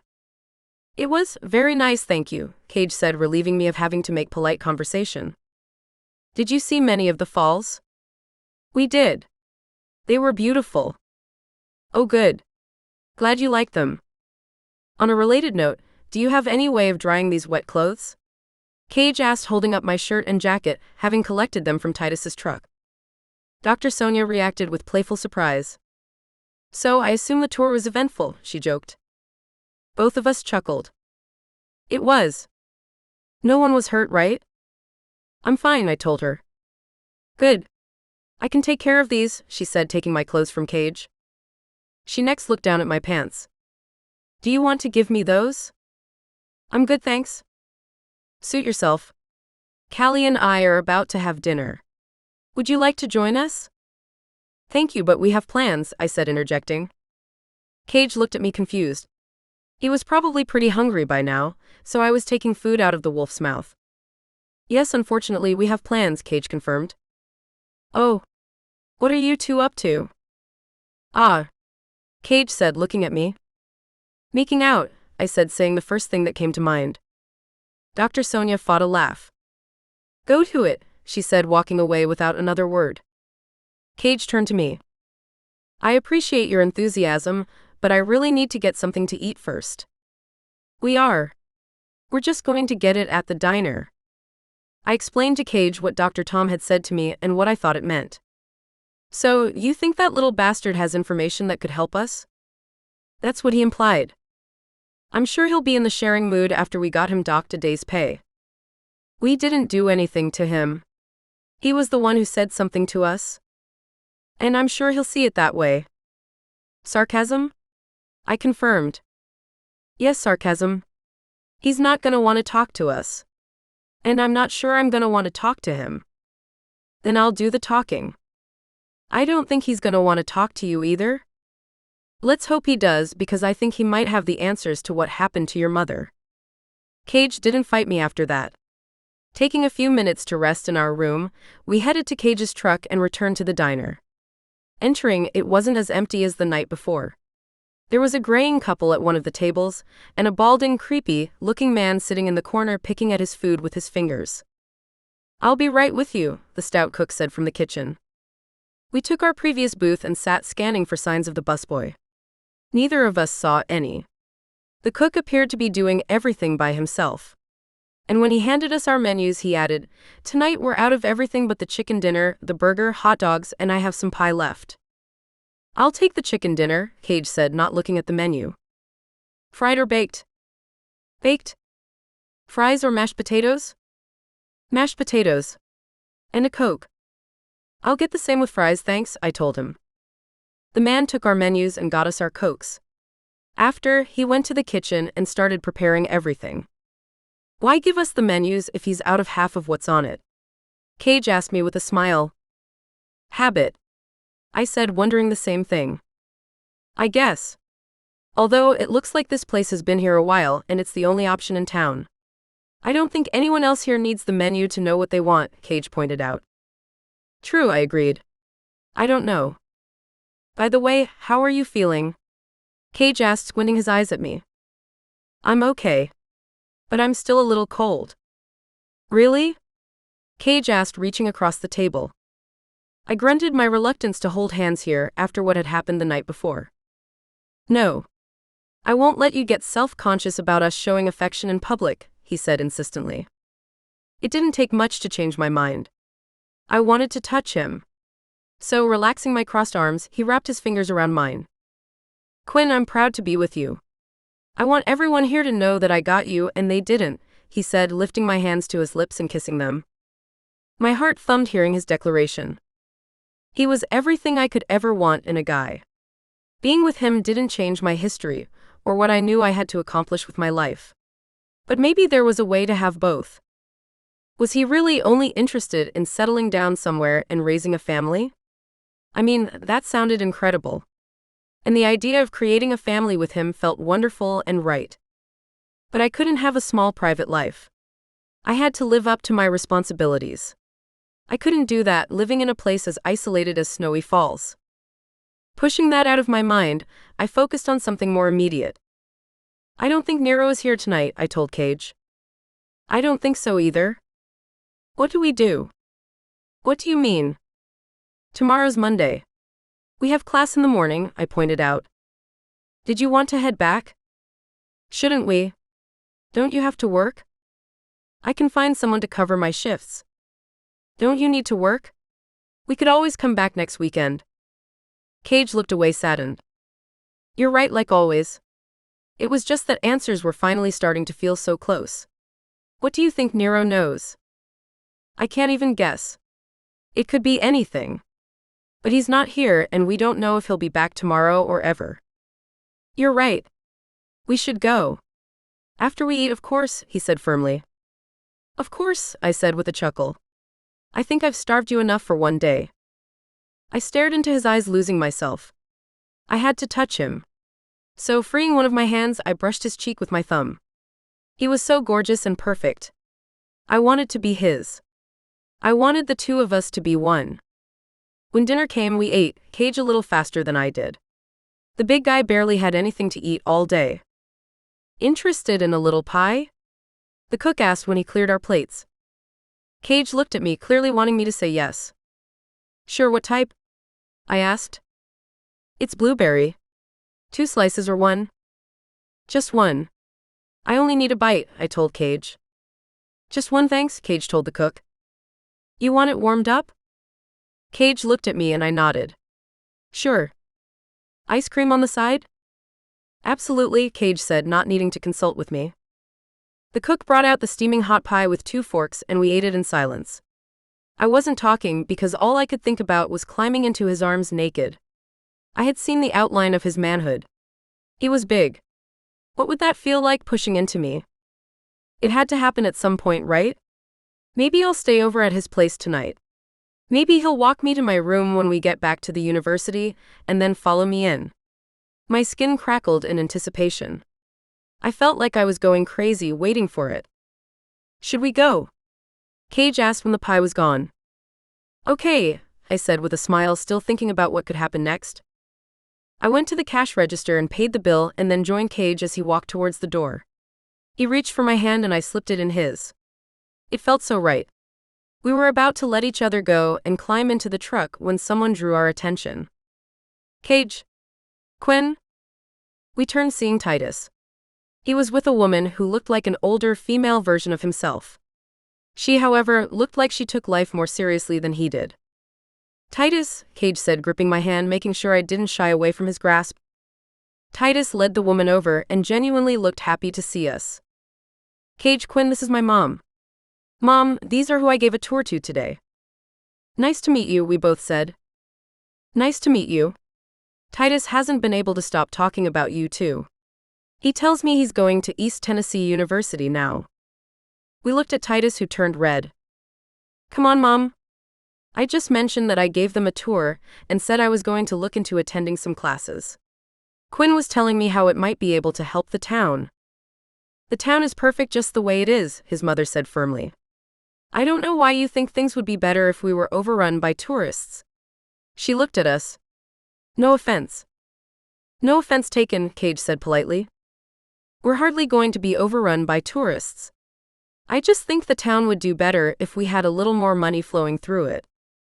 Your generation and your focus on money. Titus laughed. I hardly think wanting to be successful started with my generation.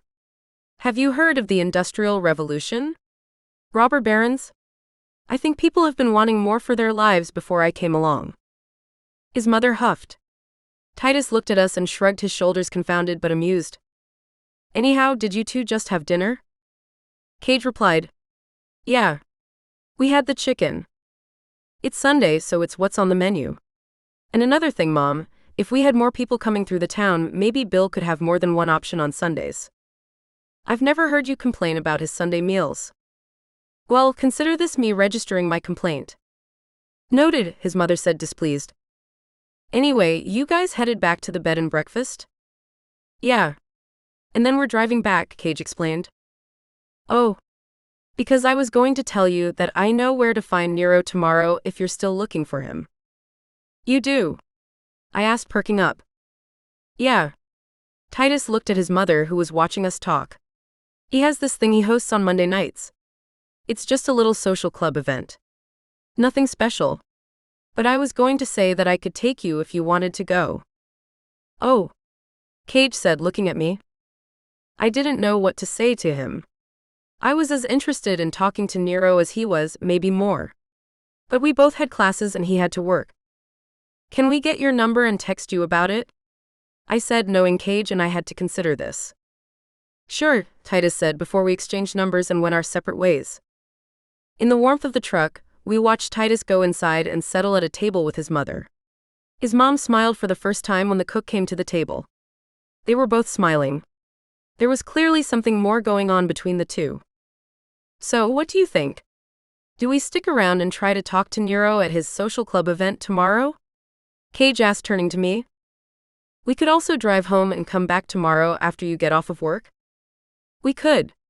But that's 2 hours there, 2 hours back here, and then 2 more hours getting home. I could think of a few better ways to spend our time, he said with a smile. Heat washed through my body as he said it. He was right. I could think of several better things we could do with our time as well.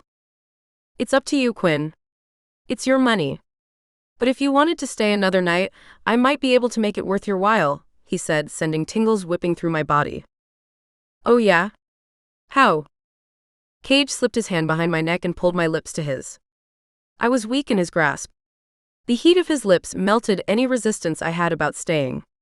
With his undulating on mine, I parted my lips and invited in his tongue. As our tongues danced, my head swooned. His kiss was a warm breeze on a cool day. Everything felt so good. And when he released me from my trance, I was willing to do anything to start it up again.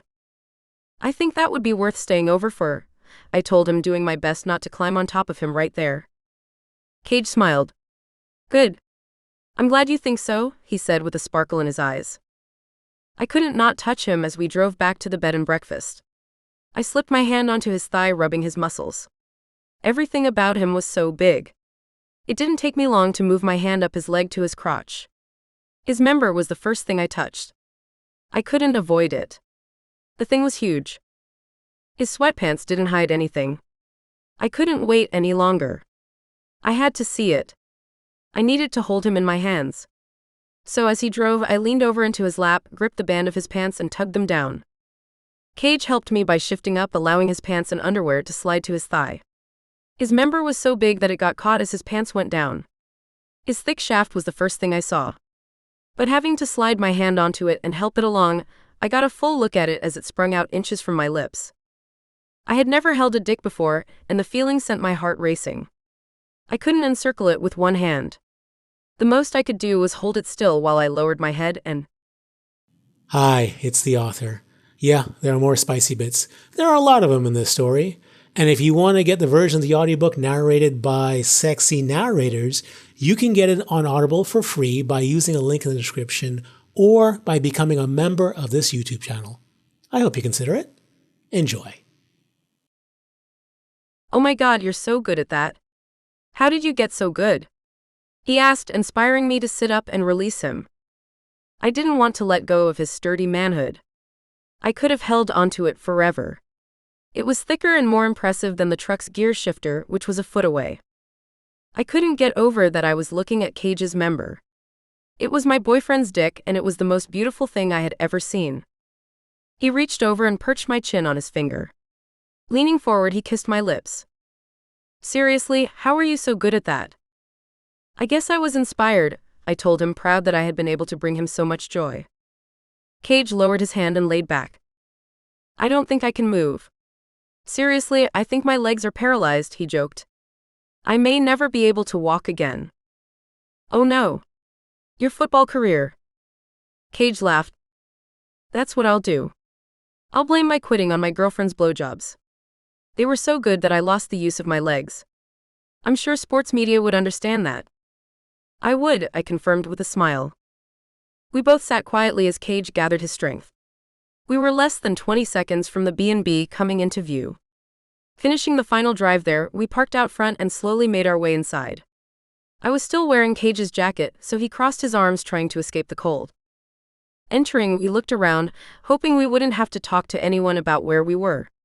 No one was there. Instead, we found my clothes folded on the living room coffee table in front of us. Hanging beside it was my jacket. Pinned to it was a note.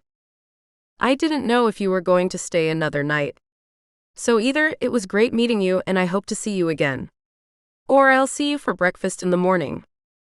We should leave a note telling her that we're staying, shouldn't we? I asked, unsure of what was expected. Either that or she'll just see my truck. I looked out the window to see the truck illuminated by the living room lights. I guess you're right. And she has my credit card number. There's no need to leave a note. Grabbing my clothes, we headed upstairs and retreated to our room. The bed had been made. I couldn't wait to mess it up again. I think I need a shower, Cage said, looking very relaxed. Should I join you? I asked, wondering if it was a part of my girlfriend, Lee duties. No. With this thing it's more work than play, he said, referring to his cast. Then I could wash your back for you. Thanks, but I got it. Did you want to hit the shower first? I'll probably be a while. I guess, I said, still wanting to wrap my hands around him. But instead I grabbed my folded shirt and entered the bathroom, closing the door behind me. Stripping down, I couldn't stop thinking about how Cage's hard member felt in my hands. I was starting to think that I would never touch a naked man. And for it to be Cage, I vibrated with excitement. There wasn't a moment when I was in the shower that I wasn't so aroused I felt giddy. After drying off, I considered putting my clothes back on. But what would be the point? Instead, I wrapped a towel around me and rejoined Cage. God, I can't stop looking at you, he said, washing his eyes over me. I loved the feeling of his attention. I'll be back, he said, replacing me behind the bathroom door. I didn't know what to do with myself waiting. Although it wasn't cold in the room, it wasn't warm enough for me to sit around naked. That was a problem because I didn't want to get dressed. On top of that, I didn't know how long Cage would take. The best option had to be to get comfortable under the covers. So I turned off all of the lights except for the one on the nightstand and slipped under the sheets. The minutes felt like hours waiting for him to come out. I was sure I was about to snap in two from tension when, to my relief, I heard the shower turn off and he returned to the bedroom. He approached the bed like a man out of the shadows. The way the towel rode his hip highlighted his tapered waist and naked torso. He looked like a superhero. I could see every ripple of his bulging muscles. But there was only one bulge I cared about. That one didn't disappoint. His hard member stretched across the front of him, eventually being buried in the ripples from the towel's tuck. I couldn't wait to see it again. I didn't have to wait long, because when he approached the bed, he dropped his towel. The man was magnificent. Joining me under the sheets, I pressed my forearms against my chest and slid to him face first. With his arms easing around me, I became lightheaded in his body heat. How should we do this? Cage asked. However you'd like, I said, shaking. You're cold, he said, pulling me tighter. I loved being in his arms. The sensation made me drunk. Needing to kiss him, I pulled back my head, looking up at him. He had been waiting for that because as soon as I did, he leaned down and met my lips. Facing him, his hard member pressed against me. I could feel it flinch. As it did, he kissed me harder. Hi. More spicy things are happening, and if you're in the US or UK and you've never had an Audible account, you can get the version of this audiobook with the spicy bits included for free by clicking on the links in the description. But if you would like to get the premium narration of this audiobook as well as past and future releases, you can become a member of this YouTube channel for less than it would be to purchase just one of these books on Google or Audible. Because if you're enjoying this book, you'll probably enjoy a few more from me, and why not get everything available for one low price? Please, click the join button and learn more. You might be glad you did. Happy listening. I moved my hand on top of his as it dug into my hip. I was growing lightheaded. I wanted to stay with him, experiencing every moment, but everything was too much. His member, the way I felt about him, the events of the day, it was all coming to a head. As it did, I took a final deep breath. Releasing it, my vision darkened. I was in the throes of the greatest feeling of my life, and losing myself in it, I slowly blacked out. Chapter 14. Cage. Sex with Quin was what I always thought sex was supposed to be like. Sex with Tasha and the other girls was fine. No one had any complaints. But with Quin I felt like a man on fire. Being with Quin did something to me. I felt complete when I was with her. Holding her, I had thoughts about white picket fences and kids running around in the yard. She was my other half. I was sure of it. There was no question that I was in love with her. I held onto her all night. After I drifted off to sleep and rolled over, losing contact with her, I woke up long enough to reach my hand back in search of her body. It wasn't until I found it that I was able to again fall asleep. In the morning, I opened my eyes to find her cuddled in my arms. I could smell her hair. There was a hint of strawberry in it. I could have lied there forever, and we almost did. We didn't even think about getting up until after 11. By then we were both hungrier than anything else. What should we do today? I asked her as she reluctantly peeled away from me. Get something to eat. And then for the next 10 hours before going to Nero's book club, or whatever it is. I don't think it will be a book club, Quin said, taking me seriously. I'm kidding. Yeah, something tells me that Nero doesn't get his kicks from a well-constructed sentence, I joked. Probably not, Quin agreed with a smile. God, did I love to see that woman smile. The two of us took turns in the bathroom getting ready, and then we headed downstairs. Dr. Sonia was hovering. Well, good morning, she said, blushing. It was pretty clear that she knew what we had been up to the night before. Staring at her, I tried to remember how loud we were. I hadn't been quiet. I looked around, wondering about the thickness of the walls.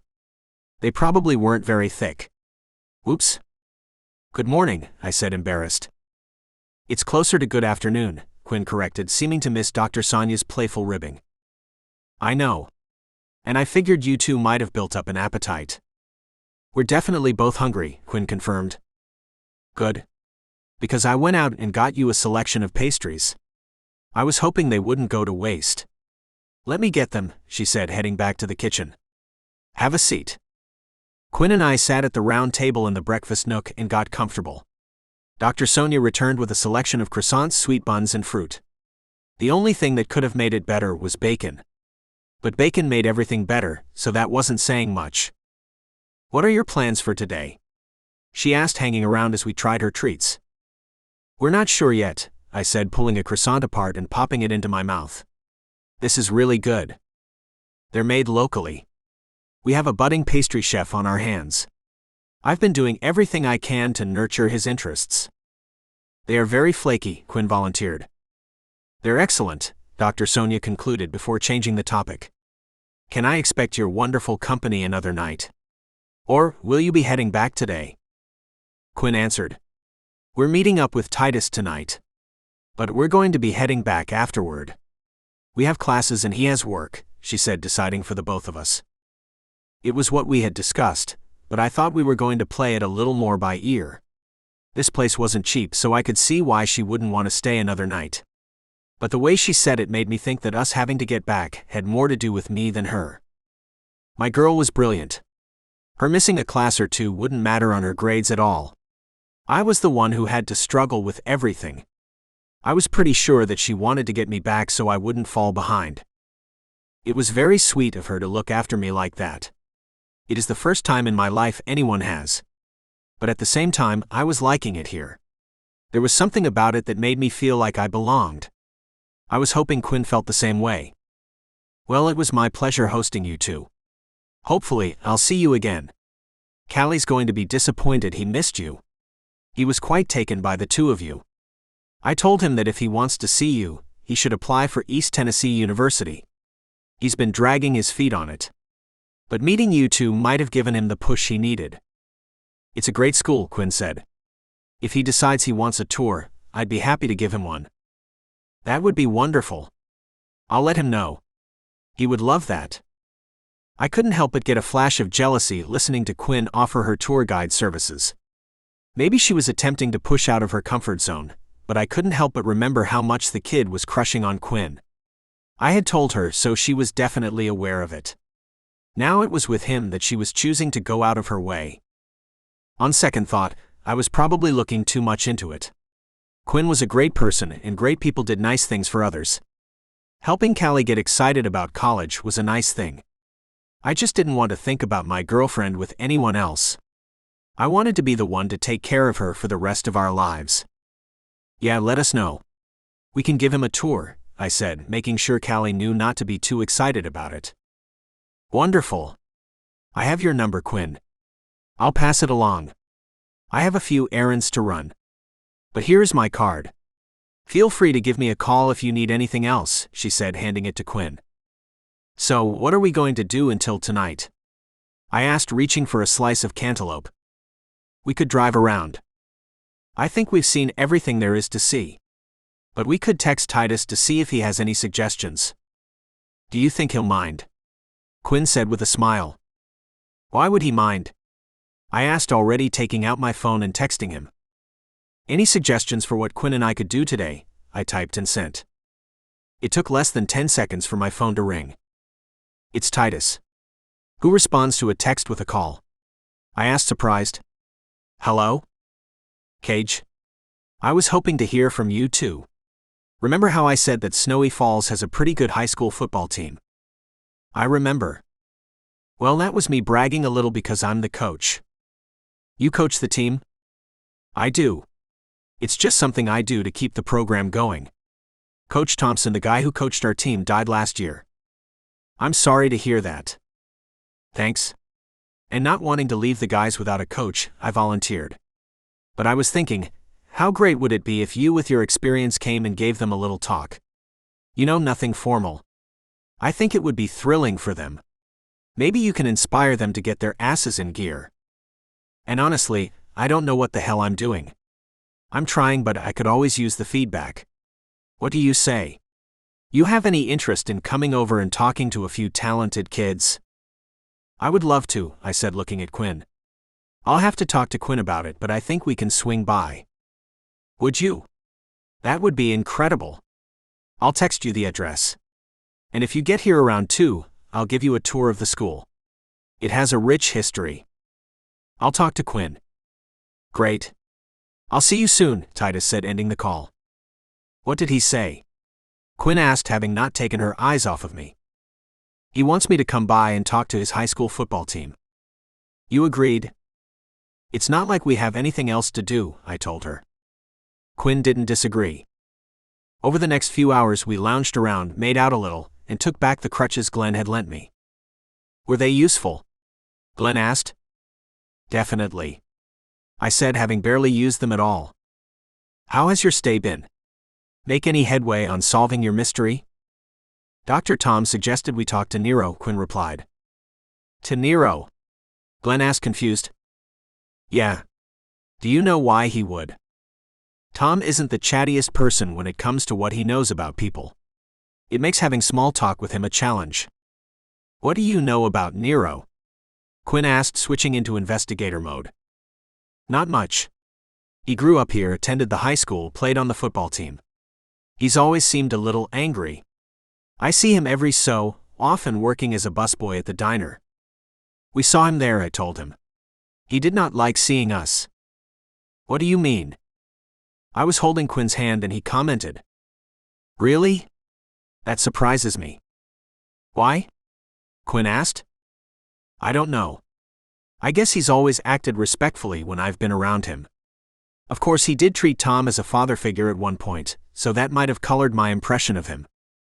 What happened to his father? I asked Glenn. Not sure. I don't think he ever knew him. It's tough growing up without a father. It can be tough growing up with one, I replied. Yeah, Glenn agreed. When parents disappoint you, it has a way of leaving a mark. I know a little something about that, I said, turning to Quin, who grew up with 2 loving parents. She was staring at us blankly. Picking up a few snacks, we next headed to the local high school. It looked like a converted warehouse. It was yet another location not on my phone's map. Pulling into the parking lot, we spotted Titus in his truck waiting for us. When we parked next to him, he got out. His broad smile was as big as ever. He certainly had a way of making people feel welcome. Titus's tour began in the school's main building. It was where they used to store their moonshine after bottling it. In the 50s, the town got a few more kids and they converted it into a school. The building's square footage has been growing ever since. I had thought that my high school's locker was lacking. It turns out it was professional grade in comparison to what the Snowy Falls team had. The field wasn't much better either.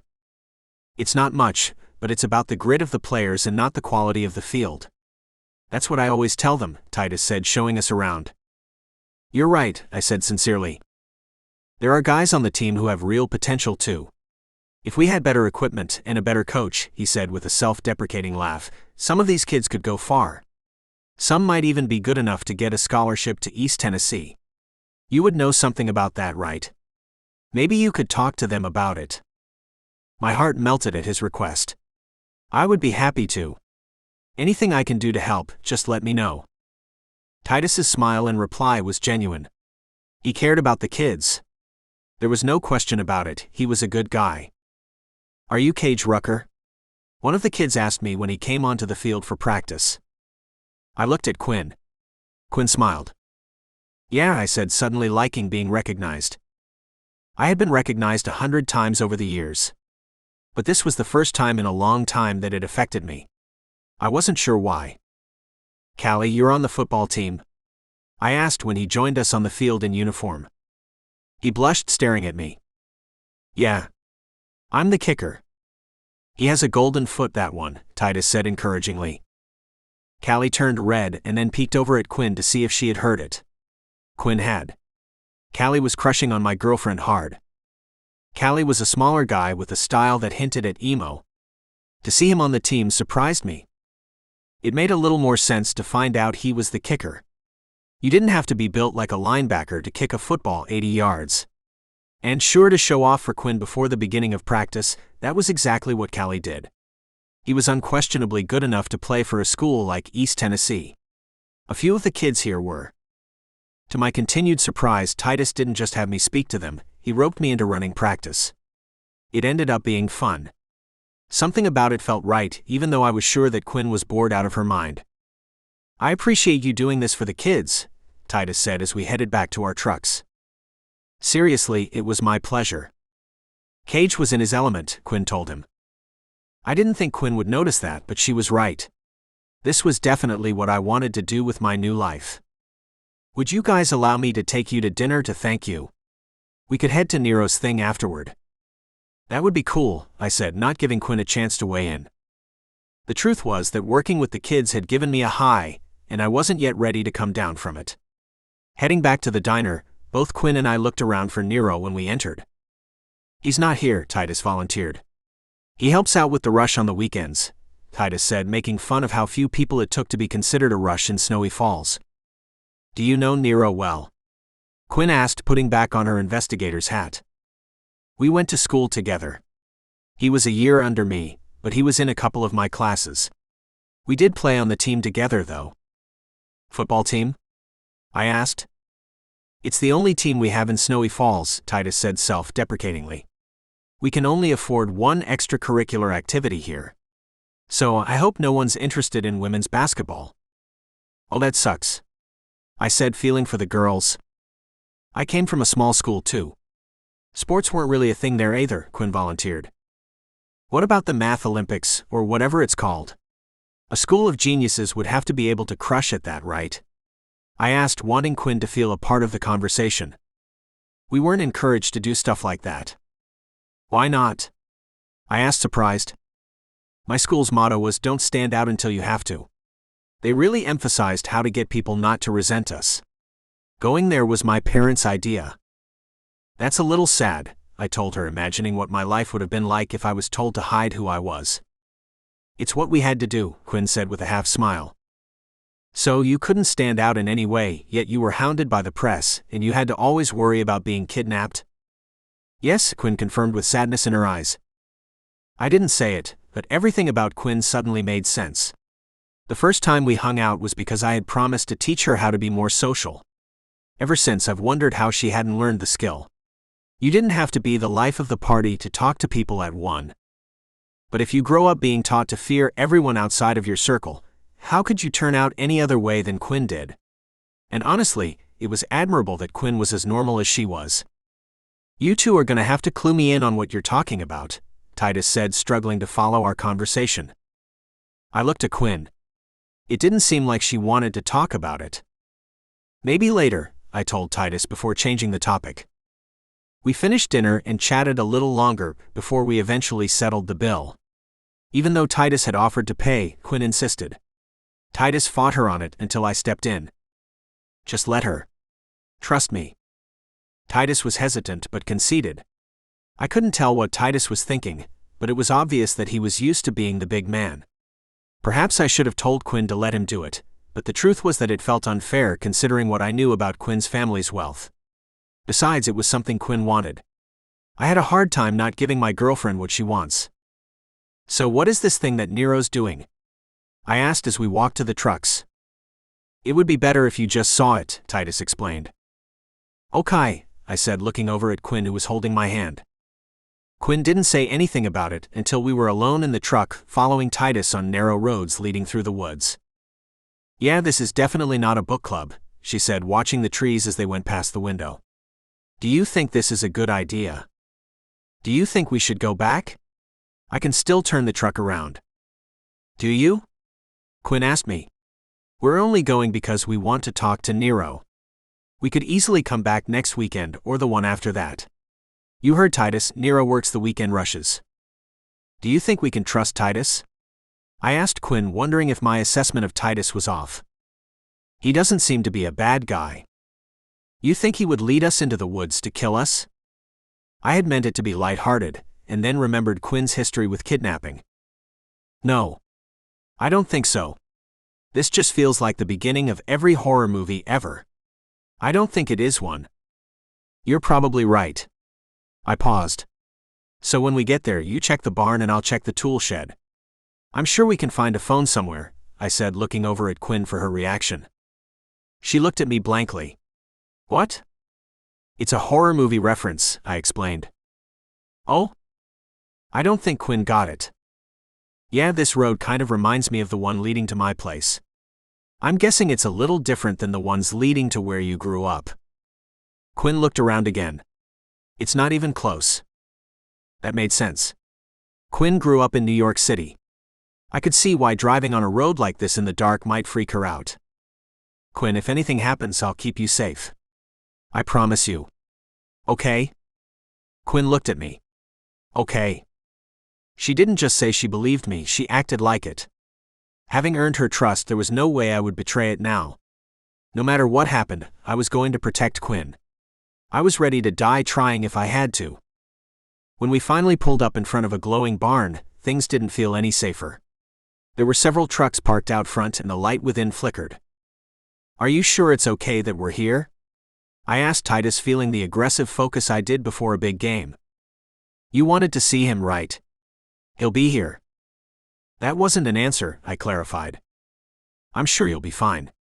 You look like you can handle yourself. Why would Cage need to handle himself? Quin asked, bringing up a good point. You want to see him or not? Titus asked, staring at us. I looked over at Quin. I knew that no matter what happened, I could fight my way out. But what about Quin? Was it worth putting her in danger? This is our chance to speak to him, Quin pointed out. He could have the answers to everything. I say we risk it. I smiled. I would not have thought less of her if she had said we should go back. But here she was thinking of me, not herself. I was definitely falling in love with her if I wasn't in love with her already. Okay. Let's go in, I said to Quin. This better not turn bad, I said, threatening to tear Titus apart if it did. I didn't know what to expect, but as soon as we stepped through the barn's doors, everything made sense. There were about 20 people there. All of them were facing a circle drawn on the ground where two guys were beating the shit out of each other. This was bare knuckles boxing. Although, to call it that gave it more respectability than it deserved. This was a fight club, pure and simple. People came here to beat the crap out of one another. Right now, one of the people everyone was cheering on was Nero. He was bleeding from his nose, but his wild eyes said that there was no way he was going to lose. His eyes didn't lie. His quick movements allowed him to land a left and an uppercut. As we watched, he laid his opponent out flat. I hadn't given him the credit he deserved when I challenged him at the diner. He wasn't big, but he was fast. I was no longer sure I could take him. He had a killer instinct that I had never felt. That made Nero dangerous. I considered getting Quin out of this place. I was no longer sure I could protect her here. You! Nero yelled, spotting me just inside the doors. It was too late to go anywhere. We were going to have to play this out. I couldn't get us out of this if I wanted to. And I didn't want to. What I wanted was to make sure that Quin wasn't hurt. You two know each other? Titus asked, leaning into me. We've met, I said, feeling my blood start to boil. Was there something you didn't tell me? Titus asked, concerned. Yeah. A lot, I said, keeping my eyes locked on the shirtless, battered man who marched towards us. Nero's blonde hair was tousled. His face was dirty. And his rippling lean torso was bruised from hits. That told me how he fought. He guarded his face at the sacrifice of his body. I would remember that if things went wrong. "What the fuck are you doing here?" he said, coming in hot. "Whoa, Nero." "Unnecessary," Titus said, stepping between us. "You brought them here. Why the fuck did you do that?" "Nero, I know you're just stepping out of a fight, so your adrenaline is flowing or whatever. But you need to calm down." "Yeah, Nero, you better listen to your friend and calm your ass down," I told him, preferring to knock him down instead. "You want to say something to me? You caused me to lose 2 days' pay." "It was your dumbass that did that," I made clear. "Okay, you two. I think you both need to relax," Titus declared. "Maybe what we need is to settle this in the ring," Nero said, wild-eyed. "Yeah, we do. Point the fucking way," I told him, peeling off my jacket and my shirt. Everything around me faded away, replaced by a loud ringing in my ears, and the tunnel vision I got at the beginning of a play. Walking to the poorly outlined circle, the guys surrounding it parted. I entered and immediately remembered my leg. I was beyond feeling pain at this point, but I wouldn't have my full movement. Fighting a guy as quick as Nero would be a problem. I didn't care. "You ready for me to beat the shit out of you?" Nero laughed and stared at me with an insane smile. Whatever I was going to do, I was going to have to do it fast because there was no doubt about it, the guy was nuts. "Stop." I heard someone yell from behind him. I recognized the voice. It was Quin, but I couldn't let her distract me. I was in this. I had something to prove to Quin. If not to Quin, then myself, or more accurately, my dad. My first blow landed square in his chest, knocking him back. He had probably never been hit so hard in his life. I could tell by the light going out in his eyes. That's when I went in for the attack. This time he bent over, protecting his torso, so I caught him on his wrist and the side of his face. He stumbled. I knew if I gave him a second to breathe, he would wipe me out. I couldn't move fast. I had to rely on my power. So, ready to break my hand across his chin, I pulled back my fist in time to hear. "You have to stop. He's your brother." I froze. "What?" That was when Nero snuck one past me, catching me on my chin. I fell to my knees. It wasn't that he had knocked me down. It was that I didn't want to fight anymore. Quin had yelled that Nero was my brother. Was that true? I had to know. There was no way I was going to fight family.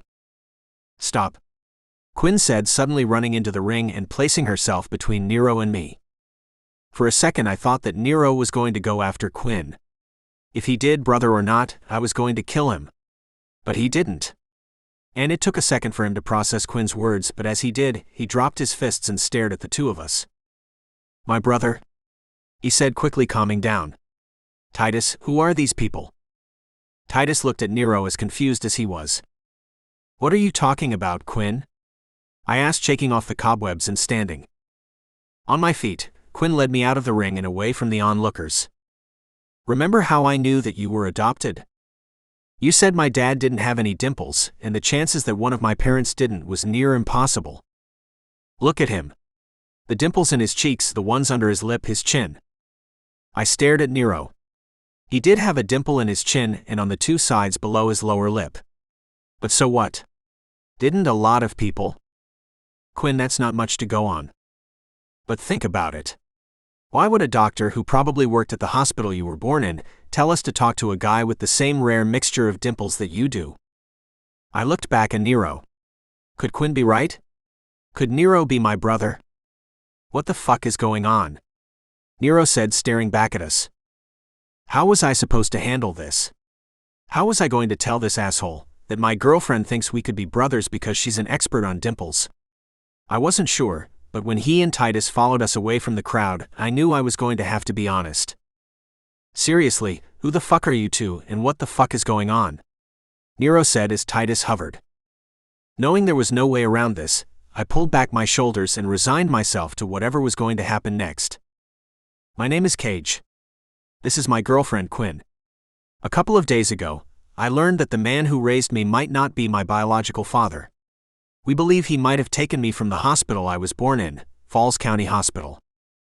We've been here the last few days because we believe that my birth mother might have lived in this town. We don't know if she's alive or dead. We don't know anything. It's all just a guess. But Quin is smart, very smart. And she said that you have a rare trait that I do too. And the only way we could both have that trait is if we were brothers. Nero stared at me calmer than I would have guessed he would be. What I was telling him was insane. Yet all he did was look at me questioningly. What trait is that? Nero asked. I took a deep breath before answering. It's your dimples. My dimples? Yeah. Some dimples are rare. Nero looked at me strangely. Dimples? He turned to Titus. Titus has the biggest dimples I have ever seen. Does that make me related to him too? Half the people in this town have dimples. It's the combination of them, Quin said, defending herself. Dimples aren't rare. Well, certain ones are like the ones under your lip. But they aren't rare enough to matter. To have all of them at the same time. The odds are low. Nero's eyes bounced between the two of us. Why'd you come here? I told you. We came here because I thought my birth mother might be from this town. No. I mean, why did you come here tonight? You trying to say that you just showed up here by accident? We came looking for you, I told him. I figured that. Why? I looked over at Quin. Because after I asked about Cage's mother, Dr. Tom told us that we should talk to you. Dr. Tom? Nero said, suddenly rattled. Yeah. I saw him yesterday. I asked him because his husband had said that he worked at the hospital during the time that Cage was born. He wouldn't tell me anything, but he suggested that you would be someone in town I might be interested in talking to. I think he said that because he knows you two are related. Nero stared at Cage intensely. No. No, this is bullshit. You all are just making this up.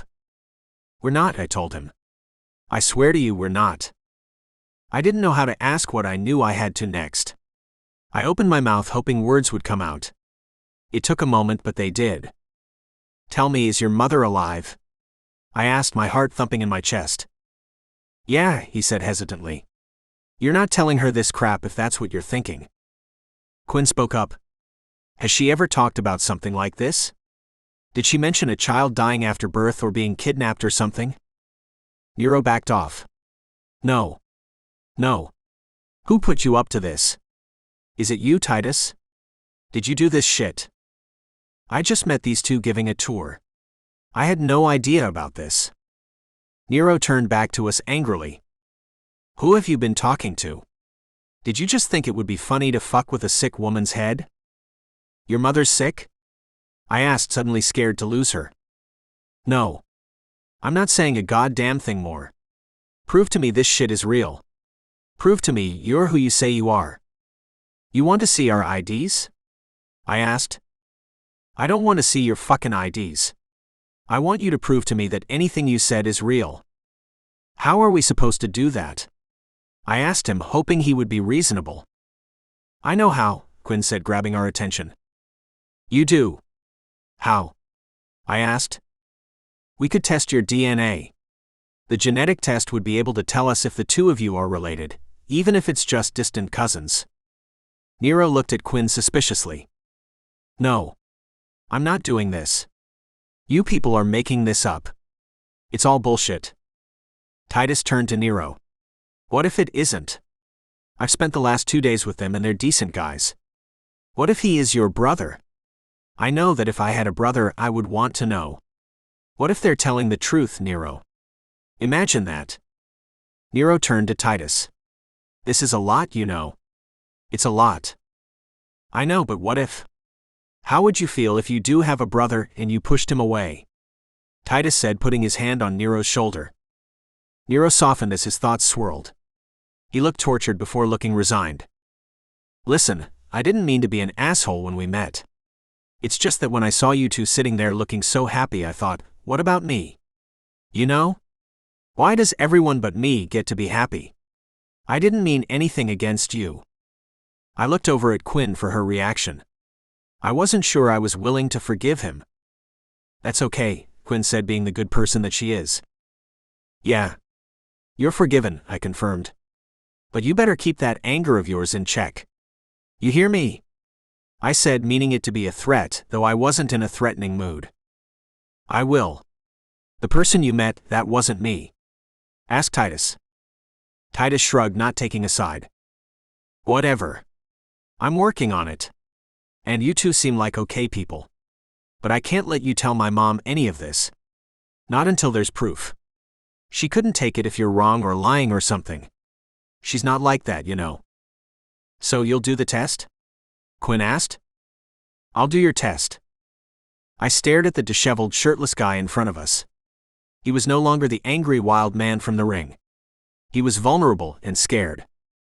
Was this who he always was? Was this guy my brother?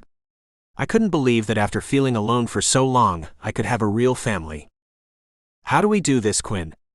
Do we have to spit in a tube or something? I asked, suddenly needing answers. I mean, we could do that if you wanted to do one of those ancestry tests. You mean like in the commercials? Nero asked. Yes. But they take weeks. If we got blood samples, I might be able to get the results in a couple of days. How? I asked Quin. My father has a lot of contacts. I'm sure he knows someone. I could get him to ask for a favor. And when he asks for things, it gets done quickly. Then let's do that, I told her. Yeah. Days sounds better than weeks, Nero confirmed. Okay. The only question is, how do we get the blood samples in Snowy Falls? Dr. Tom, Nero suggested. Do you think he'll do it? Quin asked. Dr. Tom and I are cool. If I asked him, he might, Nero said. When? Quin asked. Because we're heading back to school tonight. Quin, I think we can stay over one more night if it means getting blood samples. Nero interrupted. No. He might do it tonight. Really? Then give him a call, I told him. Nah. If I called him, he would tell me to come by in the morning. I have a better idea, Nero said, retrieving his clothes and getting dressed. When we all returned to our trucks, we caravanned out of the middle of nowhere back into town. Things took a while to look familiar. When they did, we were pulling up to the house we had visited the day before. In the back was Dr. Tom's office. In the front was a beautiful 2-story home that glowed. Someone's still awake, I told Quin. Do you think this is a good idea? Which part? All of it. Any of it. We don't want to piss off the only person who will be able to do the test. We don't know this town or the way it works. Maybe people do this all of the time here. You think people show up at his house in the middle of the night requesting genetic tests all of the time? I asked with a smile. You know what I mean. I do.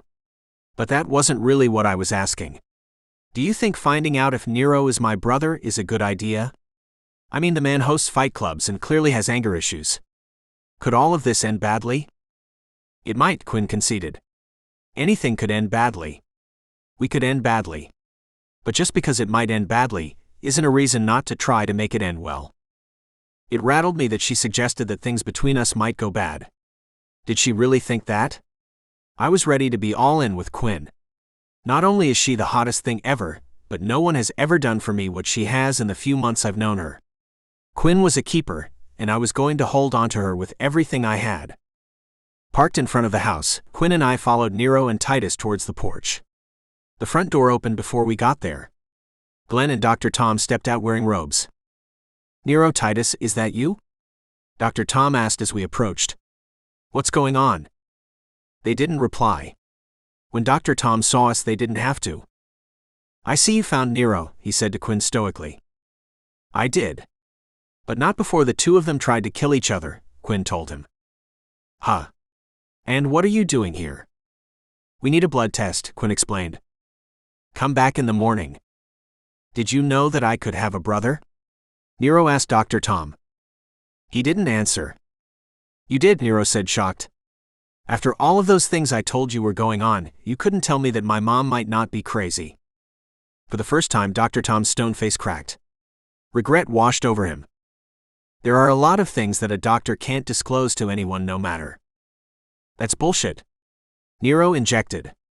I was a kid crying to you about all the crap that was going on, and not once did you even suggest that this could be a possibility. That's not true. I hinted. I told you that sometimes things aren't what they seem. And that was supposed to mean something to a 10-year-old? That was just a bunch of adult garbage to me. How was I supposed to know that you were telling me that I had a brother, and that my mother wasn't nuts? No. You're a fucking asshole. Dr. Tom regained his composure. Fine. I'm a fucking asshole. If that's all, you can all have a good night. Wait, I said, stopping him from going. Look, I don't know you. But I'm getting the sense that you know me, at least a little. I don't know why you wouldn't have told Nero that he might have had a brother. I don't care.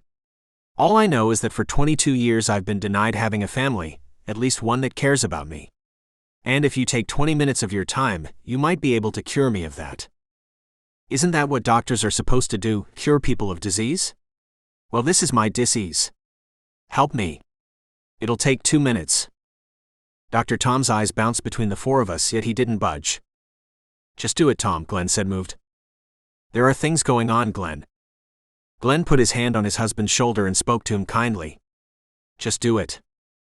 The doctor melted, looking into his love's sympathetic eyes. Fine. Follow me to my office. But I don't know where I can get a genetic test done. I can get it done. My father knows a lot of people, and? Harlequin Toro. Dr. Tom stopped and whipped back around to look at Quin. You're Harlequin Toro. I can't believe it. After you left, I thought it could have been you, but I didn't think there was any way, he said, suddenly awestruck. I've had a lot of people recognize me for football, but none of them looked at me the way Dr. Tom looked at Quin. It was like Dr. Tom was looking at a god. You know her, Doc? Nero asked, confused.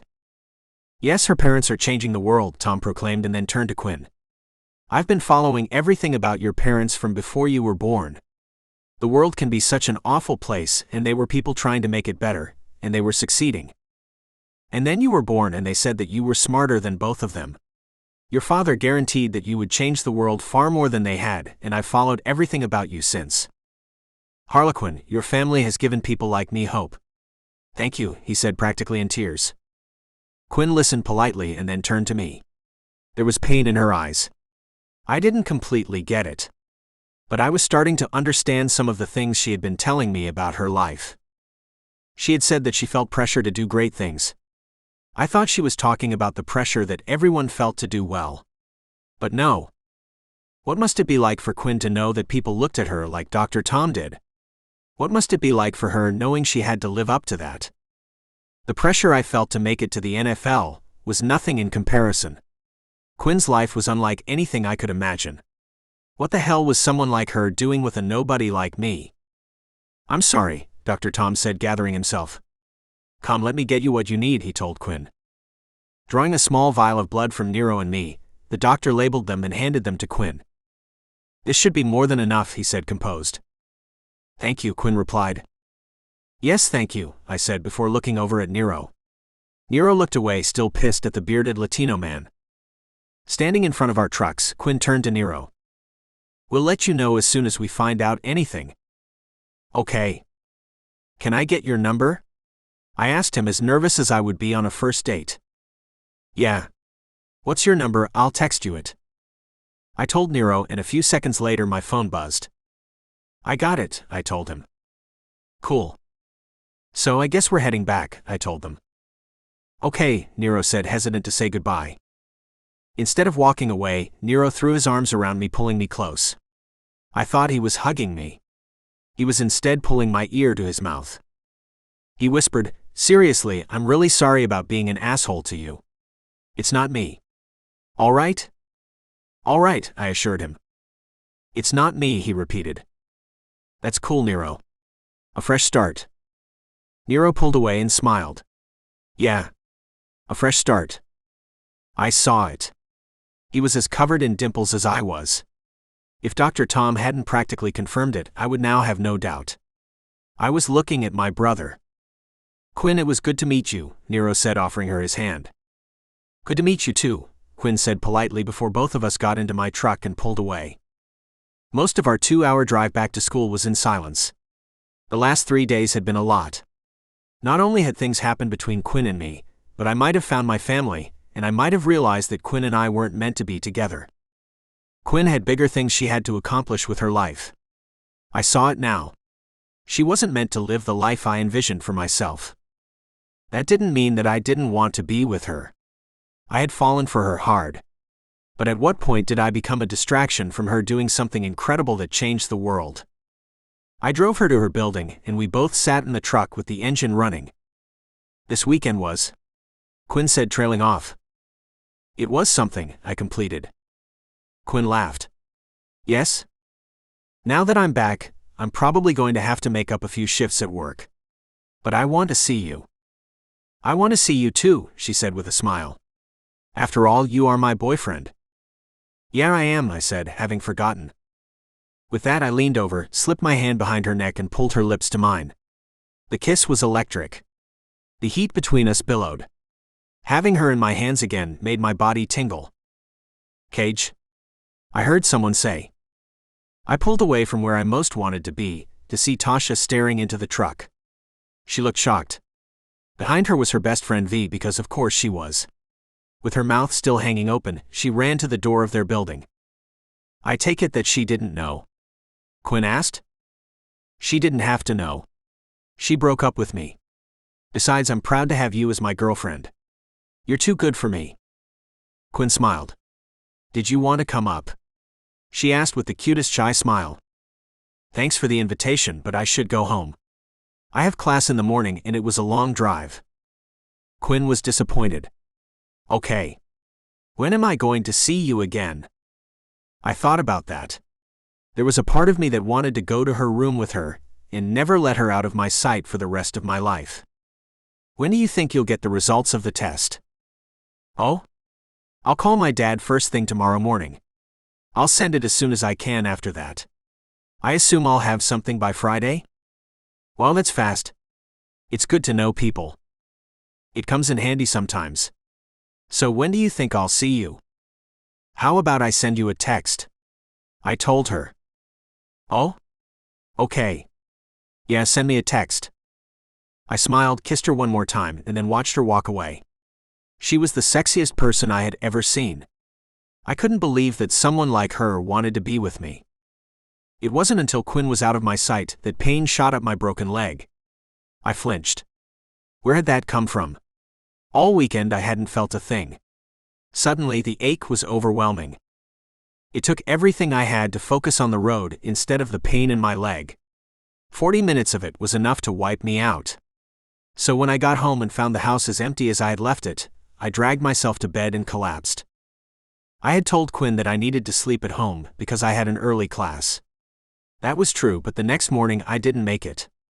I was in too much pain. I could barely make it to the bathroom to find my painkillers. They were the strong stuff, so they kicked in pretty quickly. But not before I missed my only other class for the day, and guaranteed I would be late for work. I sent it. Not long now. Quin texted. Reading the text was immediately followed by a clench in my chest. Why was I feeling this? Yes, something was wrong, but what? I mean, I knew what was wrong, but what was I going to do about it? She sent it off, I texted Nero. Not long now. Cool, he texted back a few hours later.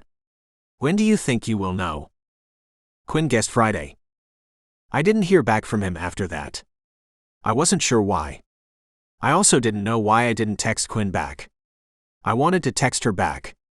I wanted to pull her into my arms and hold her like I had in Snowy Falls. Why wasn't I? As I thought about it, I considered if it was because my life was in limbo. Maybe I had made a mistake to give up on football. I didn't love it, but wouldn't me being a starting quarterback in the NFL be something Quin could be proud of? Wouldn't our pairing make more sense like that? I could never be equal to Quin. No one could. But couldn't my fame help contribute something to a life like hers? As much as that seemed to make sense, there was still the problem that I didn't want to do it. I stepped away from football for a reason. I gave up the money, the lifestyle, even my relationship with my father or whoever he was to be rid of it. But would it be worth the fight to get back to it for Quin? If anyone, I would do it for her. I would probably have to do it if I wanted to be with her. I absolutely wanted to be with her. Maybe I wasn't texting her back because I wasn't ready to make that commitment. I just wish there was any other way for us to be together forever, other than committing to a life I didn't want. The week went by without me texting her, yet I thought about her every day. I longed to see her, to hold her in my arms. I felt like my skin was being peeled from my body without her. I felt paralyzed without her, yet I couldn't get myself to reach out. I was going through the motions of life, knowing that I would eventually hear from her again. Finding out whether Nero was my brother would put Quin and me in contact one way or another. On Friday when I woke up, I grabbed my crutches and drove to campus. After my classes ended, I headed to the Student Activity Center for my shift at work. Today was a day when the pain from my leg radiated into my thigh and hips. Even sitting didn't relieve the pain. Despite how loopy they made me, I was thinking about popping a pill. I had been trying to cut back on how many I had been taking. It felt like I was getting a little dependent on them. They didn't just make the pain in my leg go away. They briefly allowed me to forget how much I needed Quin. Deciding I couldn't take the ache anymore, I eased over to my backpack and reached for my prescription. I was fumbling with the cap when I heard the beep of someone scanning their ID card to enter. My eyes flicked up to the computer and saw a face I hadn't seen in a while. It was Lou, Quin's roommate. My heart sank because the last time she had signed in it had been with. I looked past the monitor to the entrance. Quin was standing behind Lou with her head down. Seeing her made my heart race. I shot up, feeling none of the pain I had felt moments before. Quin. Oh, you remember her name now? Lou said, pissed. What? You call her your girlfriend, you take her. Lou lowered her voice. You take her virginity, and then you don't contact her for 5 days. What type of shit is that? You know, if you just wanted to get your dick wet, you didn't have to play with her emotions to get it. Guys like you think you can treat people however you want. Lou, it's not like that. I've been wanting to contact Quin every day. Then why haven't you, huh? Why haven't you? It's complicated. It's complicated, huh? It seems pretty simple to me. Either you want to be with an incredible, wonderful, caring girl like Quin, or you don't. I do. Lou looked at me as confused and frustrated as I felt. 5 days? I know, Lou, can you give us a minute? You think I'm gonna leave her here to let you hurt him again? No way. Anything you can say to her, you can say in front of me. Quin looked up. Her eyes looked red like she had been crying. Had I been the cause? Of course I had. My chest clenched thinking about it. What the hell was I doing? I had to figure it out. Quin touched Lou's shoulder lightly. Lou, can you give us a minute? Lou looked at Quin and froze. Are you sure? Because you're gonna need someone to stand up for you if you're not gonna stand up for yourself. I'm sure, Lou, Quin said with pain in her eyes. Lou looked at me, still boiling with anger. I couldn't blame her for that. I probably wouldn't have been so nice if the person hurting Quin was anyone other than me. I'm going to be right inside, okay? Just say my name and I'll be here. Thank you, Quin said genuinely. Once Lou had disappeared around the corner, Quin and I turned to look at each other. I desperately wanted to hold her. How have you been? Quin asked, her voice weak. Not good, I told her honestly. All of the walking I did last weekend caught up to me as soon as you left the truck. I've been popping these things just trying to stop myself from passing out, I said, holding up the bottle still in my hand. I'm sorry to hear that. I did think you were pushing yourself a little hard. You tried to get me to stop. Multiple times. But it's like when I'm with you, the pain goes away and I think I can do anything. Why haven't you texted me, Cage? Is it just something you don't do? I remember your relationship with Tasha, and how you two didn't spend that much time together. Is this just how you do relationships? Because I don't know if I can do this if this is what you're expecting. I want you to be my boyfriend. And I don't know much about how things like this work, but I don't think it can work like this. Wow. I had forgotten about Tasha. As I thought about it, this is what I did with her. The difference was that Tasha preferred having her space. But I hadn't avoided texting Quin because I didn't care whether or not I was with her. I hadn't texted her because being with her came with a commitment that I was having a hard time making. Looking at her now made the decision a lot easier. When I was with her, all of my pain was gone. I was sure that she was the one I was meant to be with. I just had to suck it up and do my part to make our relationship work. It's not that. How I felt about Tasha doesn't compare to how I feel about you. Then what is it, Cage? Help me understand what's going on, she implored, her eyes filling with tears. I've had a lot on my mind. A lot is going on, you know. I might have a brother I didn't know existed. I might have a mother. How do I even wrap my mind around that? And I've been thinking that. I lowered my head to gather strength. I've been thinking that I should go back to football. You're thinking about playing football again. I thought you said that you didn't enjoy it. I've been thinking that it might be what's best for us, I said, closely watching her reaction. For us? She asked, not giving away her feelings about it. Yeah. It would be hard, but I could still get to the NFL. This injury won't last forever. And I might not get drafted as high as I would have before all of this. But with time I could get myself into a starting position. I'm sure I could. If that's what you want, Quin conceded. I think it's what's best. For us? Yeah. Okay. If that's what you want to do, you should do it. What do you think? Would you want to have a boyfriend who's a starting quarterback in the NFL? I asked, mustering a smile. I just want to be your girlfriend. I don't care what you are, Quin said, as sweet and caring as ever. Even though she didn't say it, I knew that my playing football made a difference to her. She needed to be with someone as special as she was. I was willing to be that for her. And I just want to be your boyfriend. I want it more than anything, I told her, leaning over the divider and taking her hand. I love you, Cage, she said, causing my heart to soar. Quin, I love you too, I said, before moving to my girlfriend's lips and losing myself in her kiss. Pulling away, I stared at her, awash in warmth.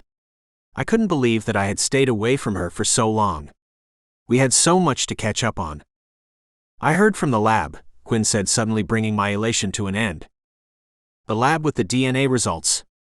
I said, letting go of her hand and pulling away. Yes? Do you want to know the verdict? Did I want to know the results? Of course I did. I think. What would knowing them change? Probably everything. I didn't even know what it would mean to have a family. The man who had raised me and then had disappeared wasn't what family was supposed to be. I had always known that. What if I could have that other thing with Nero and my mom? I want to know, I said, preparing myself for anything. Chapter 15. Quin. The days that I hadn't heard from Cage had been the worst days of my life. The only time I didn't think about him was when I slept, and even then I dreamed about him. At first, it was because I couldn't wait to hear from him again. Then it was because I needed to figure out why I hadn't. I was a wreck and poor Lou had to deal with it. She listened to me ask why I hadn't heard from Cage again and again. It was her who had suggested that we find out when Cage's next shift was and to show up. Lou's superpower was definitely figuring out relationships. I loved her for it. Although it was Lou's idea to do it, when we did, it was up to me. No matter the reason for Cage's disappearance, I knew that I had to get him the results of his genetic test. It was too important to him. I hadn't expected him to say everything he had, but I had liked it. To be honest, I even liked that he was returning to football. The dream life he was talking about when we were in Snowy Falls sounded fantastic. I would love a simple life with him and a family. But I had responsibilities. Hell, I had a responsibility to people who hadn't even been born yet. Being the girlfriend to a star NFL player fit that picture. I hated that I thought like that, but I couldn't escape it. More than anything else, my parents' true genius was public relations. Images matter. It shouldn't, and for most people it didn't, but for someone like me who was born to change the world, it was everything. The problem now, though, was that this wasn't the end of the story.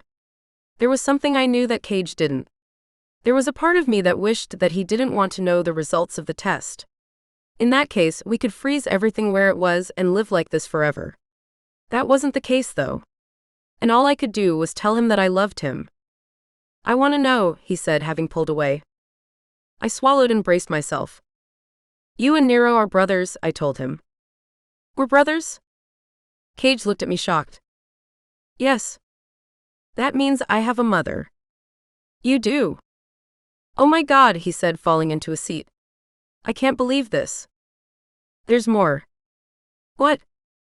You're not just brothers. You're full brothers. You share the same mother and father. Cage stared at me stunned. His mouth hung open trying to process it all. I need to tell him, he said, scrambling for his phone. Beside himself, Cage found his brother's number and called him. Nero, we got back the results. Yeah. We're brothers, Cage said with tears forming in his eyes. There was a long pause before Cage spoke again. Tears streamed down his cheeks as he listened. Cage turned to me and mouthed, he's crying. Yeah, he said, returning his attention to the call. I would definitely like to meet our mother. What about tomorrow? I could drive up. Okay. Then I guess I'll see you and Mom then. I know, right, Cage said with a smile. Cage ended the call and stared at his phone. I'm going up tomorrow. Can I come with you? I mean, if you want me to. I can get us a room for the weekend in case you want to stay over, I told him, wanting to be a part of what was going to be the most important moment of Cage's life. Of course you can. None of this would be happening if it wasn't for you. I want you there, Cage said sincerely. Relief washed through me knowing that he wanted me there. I was sure that he would hear he had a brother and things would be over between us. I couldn't compete with that. Did you want to grab something to eat tonight? My treat. I could maybe stay over at your place and we could head out in the morning, I suggested, wanting to be with him as much as he would let me. I'd like that, Cage said with a smile. It was amazing to see his smile again. It was what I had missed the most. Well, maybe it wasn't what I missed the most. What I missed the most, I was hoping to get tonight back at his place. After making plans with Cage, I met up with Lou and watched her climb the rock wall for a bit.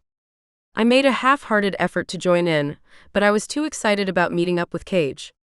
There was a pizza place I had been wanting to take Cage to. When I had gone with Lou, we had found it romantic, as awkward as it was to be there with her. But it was the perfect place for a date. Sitting across the table from Cage felt exactly how it did in Snowy Falls. With his face glowing from the candle lighting the table, he reached over and placed his hand on mine. My heart thumped staring into his eyes. God, did I love him. I could barely contain myself, I loved him so much. Do you still have any of that ice cream at your place? I asked suggestively. I do, he said with a smile. Did you want to head to my place and see what comes up? Cage knew how to make my body tingle. Just his suggestion gave me a rush. The drive to his place did nothing to dampen the heat bubbling between us. So, arriving at his cabin, we didn't even pretend to get ice cream. We just went straight to his room and tore each other's clothes off. Although Cage had been the one to initiate things the last time, this time I was the one all over him. Kissing him, my tongue went in search of his. Twirling around his, I pulled him deeper into me. I wanted Cage inside of me, and I didn't care which part. Sinking my fingertips into his naked flesh, I grabbed him. It drove Cage wild. Pushing a hand down onto the front of his pants, he was hard. I hadn't forgotten how incredibly big he was, so I was ready this time. Dropping to my knees, I peeled down his pants. I was eye to eye with his bulging underwear. I rubbed my face against it, wanting to smell his manly scent. He smelled like sex. It made me ache. Quickly removing his shorts, I took hold of him with both hands and... Hi, it's the author again. Yep, spicy things are going on. And don't forget that if you'd like to get a version of the book with the spiciness still in it, you can get it from Audible, and you can get it for free by clicking on the link in the description and signing up for a free trial for a new account. You can cancel the membership at any point, and the book will be yours forever. However, if you choose to keep your account and use all the other features they have, or check out a few of my other books with the monthly credits you get, and keep it for 61 days, it actually will benefit me a great deal and help support me to post more audiobooks on my YouTube channel and on my podcast. So please consider it. Otherwise, enjoy the story. When I woke up the next morning, there was no forgetting that my very large boyfriend had spent the night fucking me. I could barely walk straight. It felt weirdly good. I liked being reminded that I had been with Cage and that he had manhandled me. I wanted a lifetime of that, even though I knew my sex couldn't take him again anytime soon. How are you feeling this morning? Cage asked me with a smile. Sore. But good, I said, blushing. I'm a little tired myself. I don't think my dick works anymore. It's worn out. Yes, I know the feeling. We both chuckled. So are you ready to sit down for an hour-and-a-half drive? He asked teasingly. I can't wait, I said, wondering if I could take it. Mercifully, we didn't immediately head out. He fixed us breakfast while I stood around the kitchen. And we ate as I leaned against a wall. It was only after that I was ready to go. Driving to Snowy Falls, I could tell that Cage was excited but nervous. I was nervous too. What if his mother didn't like me? I was weird and awkward, and I came with a lot of complications. I wasn't everyone's cup of tea. Nero had suggested that we meet at the diner since nowhere in Snowy Falls showed up on a map. Driving past the town's welcome sign brought back a lot of memories. It was hard to believe that it was a week ago that we were here, and that we had only been here for 3 days. It felt like we had built a lifetime of memories in that time. Coming from New York, I never imagined I would enjoy spending time somewhere with such a slow pace, but I did. It almost felt like this was the speed that you were supposed to live life. Approaching the diner, I asked him if we should check in with Dr. Sonia and drop off our bags before we met up with Nero. Cage didn't see the point. I agreed, so we headed right over. You guys hungry? Nero asked when we entered. He looked like a different person than the one we had first met. For one thing, he had a smile on his face. Everything about him looked lighter. Are you going to join us? Cage said, as happy to be with Nero as Nero was to be with him. Yeah, I'll join you, he said enthusiastically. You're not off yet, the cook yelled from the kitchen. Is there anyone else in here? I'll get back to work when someone comes in, he said with bravado. You guys want burgers? I'll ask him to fix us a couple of burgers. Pick a seat, he said before heading back to the kitchen. He seems happy to see you, I told Cage. As nervous as Cage had looked before we arrived, he was now glowing. I was an only child, so I didn't know how the two of them felt. Was this the way it was when you had a sibling? It must be nice to have someone you can count on and have your back. I had always thought that was what a boyfriend was for. But as I think of it, that is also what family did. Once Nero rejoined us, I couldn't do much but sit back and listen to the two talk. Every so often, Nero would direct a question at the both of us. He even asked me a few questions directly. I tried to keep my answers short, though. I knew why we had come, and I wanted this to be as little about me as possible. Once we were done with lunch, the look on Nero's face changed. A weight took over him. So, did you want to meet our mother? Yeah, Cage said with the innocence of a 10-year-old. Getting up, I reached for my wallet to pay. I got it, Nero said. That's fine. I have it, I said, not wanting to put him in that situation. No, I got it, Nero insisted. I was about to object when Cage cut me off. Nero says he has it, he said abruptly. It startled me. I had clearly upset him. But at the same time, I couldn't let him pay for me. It would be unfair. Nero might not have known it. And Cage might not have realized how unfair it would be. But I knew, so I couldn't let it happen. Can I at least leave the tip? The tip? Nero asked, confused. Cage growled. He was not happy. For the cook, I clarified. If he wants to tip the cook, let him tip the cook yelled from the kitchen. I didn't realize that he could hear us. Nero laughed. All right, you can leave the tip. I pulled out enough to pay for the meal and left it on the table. I tried to do it so Nero didn't know how much I was leaving, but he did. His eyes flicked up at me, amused by what I had done. Thankfully, he let it go. Do you want to leave your truck here and ride with me, or follow? Nero asked. Cage looked at me. Whatever you want to do, I told him, not wanting to upset him anymore. We'll follow you, Cage said, getting into his truck. The drive to Nero's place turned out to be long. They lived 25 minutes out of town. That was fine because it gave me time to check in with Cage. How are you feeling?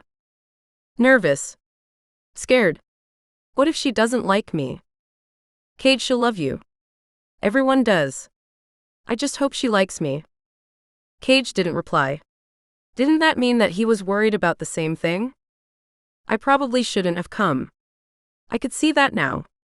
But it was too late for him to drop me off at the bed and breakfast without making things worse between us. So I instead chose to keep my mouth closed and be as invisible as possible. Cage was meeting his mother for the first time. I just wanted him to be comfortable. He seemed to be having a hard enough time as is. He didn't need all of the complications that I brought along with what he was already going through. When Nero's truck pulled over, it was into a sparsely populated trailer park. I didn't know what I was expecting, but I wasn't expecting this. I looked over at Cage to judge his reaction. He didn't have one. I could tell that he was on edge, but it probably didn't have to do with where we were. Following Nero to an aging mobile home that reminded me of the office on a construction site, we parked next to Nero's truck and joined Nero in front of it. Nero looked at Cage with sympathy in his eyes. He looked like he wanted to tell Cage something before he invited him in. He didn't. "Come," he said nervously before leading us up the wobbly stairs to the front door. Waiting at the bottom of them, I put my hand on the railing. Paint chips stuck to my palm. Subtly brushing them off, I waited my turn to ascend and enter. Inside was worn but tidy. The linoleum floors, floral wallpaper, and wooden kitchen cabinets had all faded to the same shade of beige. It was also very small. To the right of the door was the kitchen. To the left was the TV room, and past that was a small hallway with 3 doors. I turned to Cage. His eyes were locked on the woman sitting on the couch in front of the TV. With her dark graying hair, angular features, and face full of dimples, there was only one person she could be. She had clearly been as beautiful as Cage was handsome. But time and a hard life had caught up with her. Not having turned when we had entered, Nero called to her. "Mama?" Nero said, getting her to turn around. Seeing Nero, Cage's mother next turned, examining us. She looked confused. "Mama, remember I said that I was going to bring some friends by?" She didn't say anything, but her eyes bounced between the 3 of us. "This is Cage and his girlfriend Quin," Nero said, speaking slowly. "Nice to meet you," Cage said, stepping forward. He lifted his hand to shake hers, but when she didn't move, he abandoned the gesture. "Nice to meet you," I said, questioning if I should be here. "Mama, I found out something about Cage that you should know." Her eyes turned to Nero. "Cage is my brother."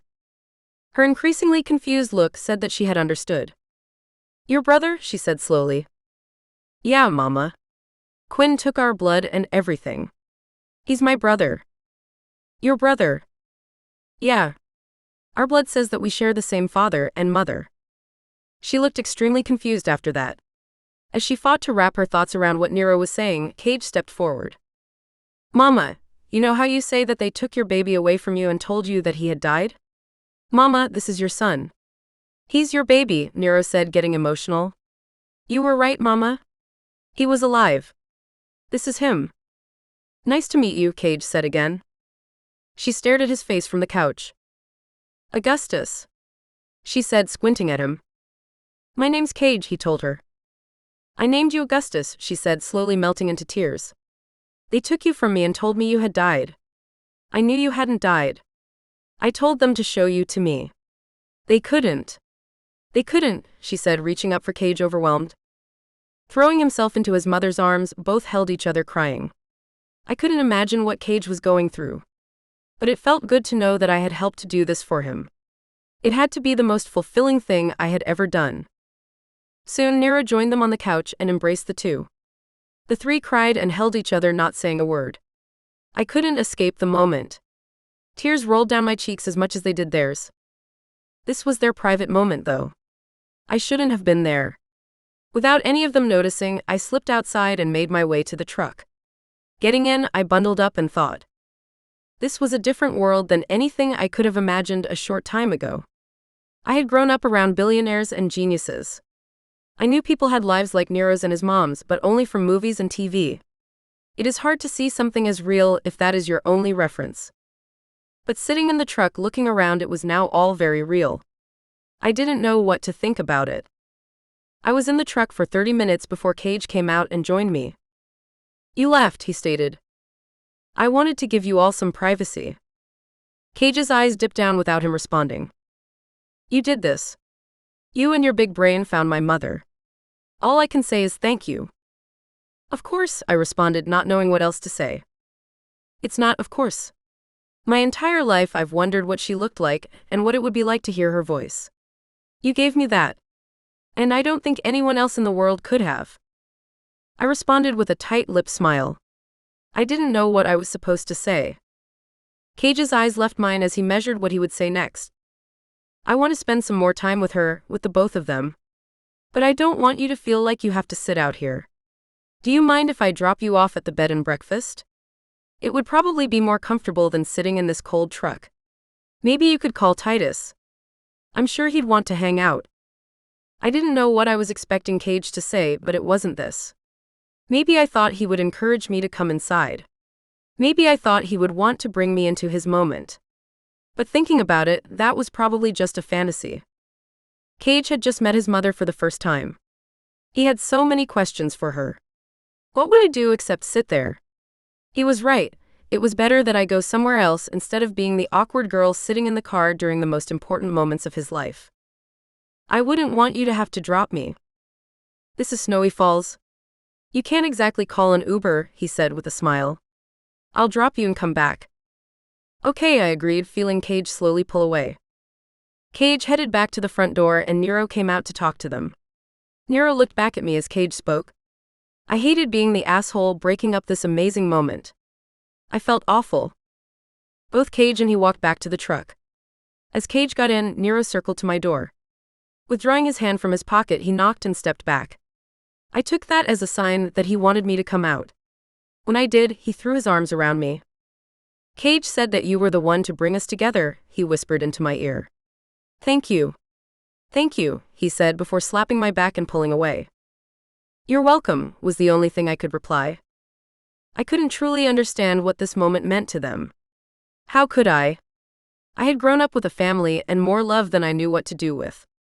But the moment wasn't completely lost on me. Would I ever in my life accomplish anything greater than what I had done for them? I didn't know. Cage and I didn't speak much on the drive back to town. He was deep in thought. The selfish part of me wished that a few of those thoughts were of me. It was probably too much to ask for, though. Pulling up to Dr. Sonia's bed and breakfast, Callie quickly came outside to greet us. Standing in front of the door on the porch, he looked at us with a light in his eyes. Before I got out, Dr. Sonia joined him. It looks like I'm leaving you in good hands, Cage said, staring at the two. Don't worry about me. Go. Spend time with your family. You deserve this. I'll be fine, I told him. I love you, Cage said, leaning over and kissing me. I love you too, I told him before grabbing my bag and leaving the truck. Walking to the veranda, Cage didn't wait for me to get there before driving away. I turned to watch him go. I got the sense that he didn't look back. I couldn't know that for sure, but it certainly felt like it. Welcome back, Dr. Sonia said enthusiastically. It's good to see you, she said, putting her arm around me and leading me in. Will Cage be coming back? I don't know, I told her honestly. We found his mother. She gasped in delight. Really? That's amazing. It is. It's quite wonderful. Well, we'll have to do something to celebrate, she concluded, making me feel at home. I dropped my bag in my room and lied in bed thinking about everything. I couldn't help but feel uneasy. I wasn't sure why. Maybe it had to do with him not texting me for a week. That had really hurt me. And the worst part was that I still didn't know what had triggered it. If I didn't know what caused it, how did I know that I wasn't triggering it again right now? After I had driven myself crazy thinking about it, I decided to head downstairs. Did you have dinner plans? Would you like to join us? Dr. Sonia said from the kitchen. I don't think I have plans. I haven't spoken to Cage though. Then how about you join us, and if you have to run off, you do? She suggested with a smile. Sounds great. Thank you, I told her before joining Callie in the living room watching TV. I could feel Callie's uneasiness as I sat there with him. Always having been the shy one, I knew how he felt. How long have you been playing football? I asked him, causing his cheeks to turn bright red. Cage might have been right. He did seem to have a crush on me. Since freshman year, he eventually squeaked. That's cool. Are you thinking about attending East Tennessee? I was thinking about it. It's a good school. I think you'd like it there. If you ever want a tour, let me know. Callie didn't respond, but he did turn beet red at my suggestion. I was going to have to be careful with what I said to him. The last thing I wanted to do was hurt him or lead him on. Bringing up Cage many times, I spent the rest of the night with my two hosts. After dinner, Dr. Sonia suggested a game of Scrabble. I have to warn you. I'm pretty good, Dr. Sonia said proudly. There's a group of us in town that play, and I haven't lost a game in 2 years. I nodded politely and then beat them by 50 points. Dr. Sonia stared at the board shocked. We need to play that again, she announced. We did, and the results were similar. But more importantly, it was fun. It took my mind off of Cage. So when he texted saying that he was going to sleep there, it stung less. Heading to bed alone and waking up alone, I tried not to let my imagination get away from me. The only reason Cage hadn't returned was because he wanted to spend time with his family. That made complete sense. It had nothing to do with me or how he felt about us. He needed this time, and I was going to give it to him. I didn't hear from him until nearly 11 a.m. when he told me that he would come by around 7 p.m. to pick me up. Are you having a good time? I texted in reply. It took him 30 minutes to text me back. Definitely. I'll tell you all about it later. I was trying, but it was getting harder not to take this personally. No matter what I told myself, I couldn't shake my insecurity. To take my mind off of it, I texted Titus. It took less than a minute for him to call me back. Quin. How the hell are you? I was just thinking about you too. I was texting you because I'm in town. Seriously? Let's get together. When are you two free? I explained to him where Cage was and what they were doing, so he instead suggested that we do some ice fishing. You already made the hole, Titus joked. Although I had never gone ice fishing, I had done plenty of shallow water fishing during my summers in the Bahamas. Most days it was the only thing to do. After a day out on the ice, we didn't end up catching anything. Titus said it was because they weren't biting. My guess was that it was his nonstop talking. That was fine with me though. What was I going to do with a fish other than throw it back? And Titus was interesting to talk. Listen to. He had ideas about a lot of things, most of which involved Snowy Falls. Have you given any more thought to coming to East Tennessee University? I asked him, knowing he would fit right in. Yes, I have. I have to say that the two of you have inspired me. I will be filling out an application for next semester, he said with a smile. That's awesome. Yeah. And maybe when I'm there I'll find myself a great girl like Cage did, he said with a charming smile. I couldn't help you with that. But if you come to ET, I'll have to introduce you to my roommate, Lou. She knows all of the great places to meet people. That's kind of her specialty. She sounds like a great resource. She's a great person, I said, not able to say enough about Lou. The rest of our day was spent discussing what life was like at East Tennessee University. The more I told him, the more excited he got about attending. I certainly would have preferred to spend the day with Cage. But the day I had with Titus was pretty good. Overall, the weekend ended up being better than any I would have had if I had stayed at school and allowed Cage to come up by himself. I liked Titus, Dr. Sonia, and Callie. When Cage came to pick me up, I promised that I would come back and hang out with them again. You're always welcome, Dr. Sonia told me as I left. How was your time with Nero and your mom? I asked Cage as soon as I entered the truck. It was pretty amazing, he confirmed. Cage looked different. The tension that had enveloped him as we drove up was gone. He seemed calmer and more settled. For the next hour and a half, Cage filled me in on what he learned about the mystery surrounding his birth. I couldn't ask all of the questions I wanted to. She's not fully there mentally, Cage explained. Dr. Tom thinks she has some type of dementia. She has an unusual set of symptoms, though. And the longer I was there, the better she got. Nero said that he hadn't seen her this clear-minded in years. That's why I decided to sleep over and spend today. The longer I was there, the more she was able to tell me. I didn't want to risk leaving and losing the momentum. That makes sense. I'm glad you were able to spend so much time with her. Yeah, he said, letting the conversation drop. Though he wasn't saying it, it was clear that there was something else on his mind. Everything about it filled me with dread. I wanted to ask him what he learned about Nero and maybe their father, but I didn't dare bring it up. At this point, I just wanted to get home without a disaster happening. I thought I had made it until Cage parked the truck in front of my place and turned the engine off. Did you want to come up? I asked, hoping it was the case. Actually, we need to talk. The blood rushed from my face hearing those words. I was a deer in headlights. About what? I told you that the more time I spent with my mom, the better she got, right? Yes. I think I'm going to move to Snowy Falls and stay there for a while. My fingers tingled, and there was a hollowness in my throat that made me want to throw up. What about classes? Are you going to drive back and forth? That's a long drive. I think I'm going to drop out of school for now. But you're so close. This is your last semester? My mother needs me. Nero needs me. He's been taking care of her alone all this time. It's been hard for him. He said that she isn't always as in control as she was this weekend. He needs help, and they're my family. My next question caused heat to flash across my face. What about us? Will you be coming back to see me? Every second Cage didn't answer sucked the life out of me. I thought that was painful until he spoke. I'm not sure if we should be together. What? I said, starting to sweat. But you said you loved me. I do. You don't have to question that. I do. Then what? You are an incredible woman, the most amazing I've ever met. And I'm not enough for you. What do you mean, you're not enough?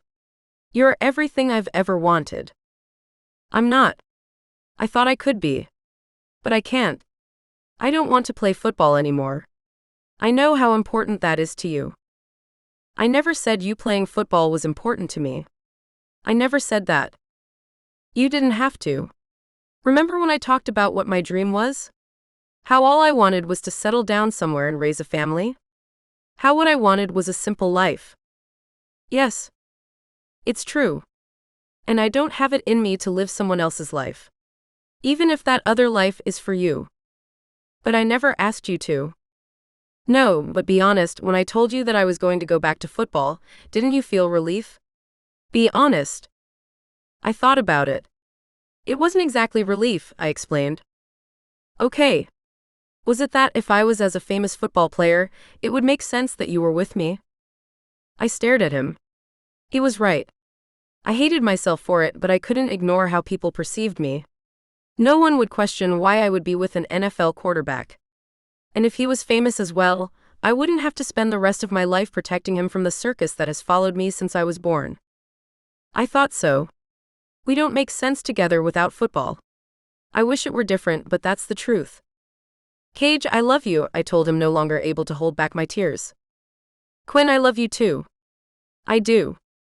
And if you say to me that you don't need to change the world, and that you can imagine having a simple life with me in Snowy Falls, then I will be all in. Tell me you don't need that, and I will promise to spend the rest of my life with you without hesitation. Just tell me that, he pleaded. The tears flowed down my cheeks, realizing what I had to say. Cage, you can't imagine the responsibility that I have. People are depending on me.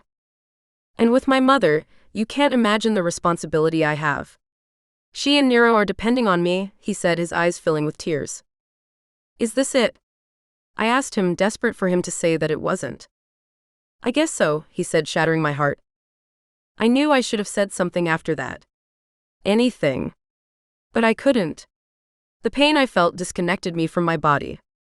I floated somewhere over the two of us, looking down. I was sad for the girl crying her eyes out in the passenger seat of Cage's truck. But I couldn't feel her. It would have been too much. I was grateful when she opened her door and stepped into the cold. Anything was better than watching her suffer.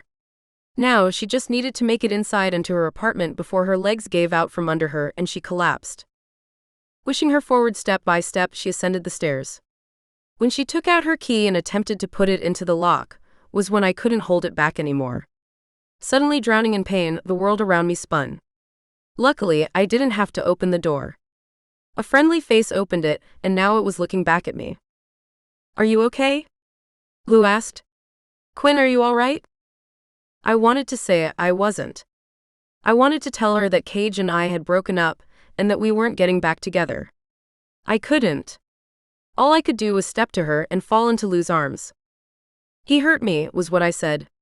I don't know what to do, I explained before spending the rest of the night suffocating on my tears. As devastated as I was when Cage hadn't texted me back, it was nothing close to what I felt for the next few weeks. One thing became clear to me. I wasn't made for this. Maybe I was weaker than everyone else. Lou went through guys like popcorn. None of them even left butter on her fingers. Yet I dated one guy, and breaking up with him left me catatonic. I should have known that I wasn't made for love. Not in 20 years had I found someone to love me back. Why was that? I thought it was something I could escape at a school in the middle of nowhere. But the real problem was that no matter where I went, I was there. The thing that no one loved about me was me. Lou did her best to get me out of bed and at least attend classes, but I couldn't do that either. Part of me knew that no matter the subject, I could probably cram it a few days before the exam and pass. The other part was that I didn't see the point in school anymore. What was the point of anything? Why should I leave bed except to eat and go to the bathroom? With all of my genius, I couldn't figure that out. So instead I lied there, I cried, and I allowed my thoughts to endlessly spiral around Cage. One second I loved him. The next second I hated him. But every moment, I cursed the fatal flaw in me that had made me unlovable. "Quin, you have to get out of bed," Lou said insistently. "If not for you, for me. There is a smell coming from here that's making the guys I bring home think I'm using the room to store dead bodies." "Sorry," I said, not wanting to be the burden I was. Lou sighed and then crawled into my bed, wrapping her arms around me. "Come on, Buttercup, you gotta snap out of this. There are other guys out there. Believe me. And an incredible girl like you would have your pick. You just need to go outside. Buttercup, how do I get you to leave this room?" "I don't know," I told her honestly. "Okay, maybe that was too much to ask for. How do I get you to leave this bed?" I didn't respond. Lou popped up and looked around. "That's it. I was trying to be nice, but you've given me no choice. Where is it?" "What?" "Your phone. Don't call Cage." "You think I want to call Cage, that stinking rat bastard?" "Oh no. He needs to burn in hell for what he did to you. He was doing it for his. If you tell me he had to do it for his sick mom, I swear to God I'm gonna lose it. You don't get to defend him until you're capable of standing long enough to take a shower. Do you hear me?" I said, "Do you hear me?" "Yes." "Good. Now where's your phone?" "In the drawer." Lou looked at the nightstand and found a charger cord preventing it from closing. I didn't feel like explaining how it got that way, and she didn't ask. Instead, she took it out, grabbed my finger, unlocked it, and searched the contacts. "Who are you calling?" I asked, realizing that I had a few numbers I wouldn't want her to call. "Hello, Mr. Toro? Hi, you don't know me, but this is Quin's roommate. It's nice to meet you too." My head popped up. "You called my dad?" Low blow. He wasn't even on my radar of people I didn't want to face. I turned over and buried my head in my pillow. "Listen. I'm calling because I'm having a bit of a situation with Quin." "You called my dad?" I groaned. "Yes. I can't get her out of bed," Lou said to my father. "Why is it?" "It's because some guy broke her heart."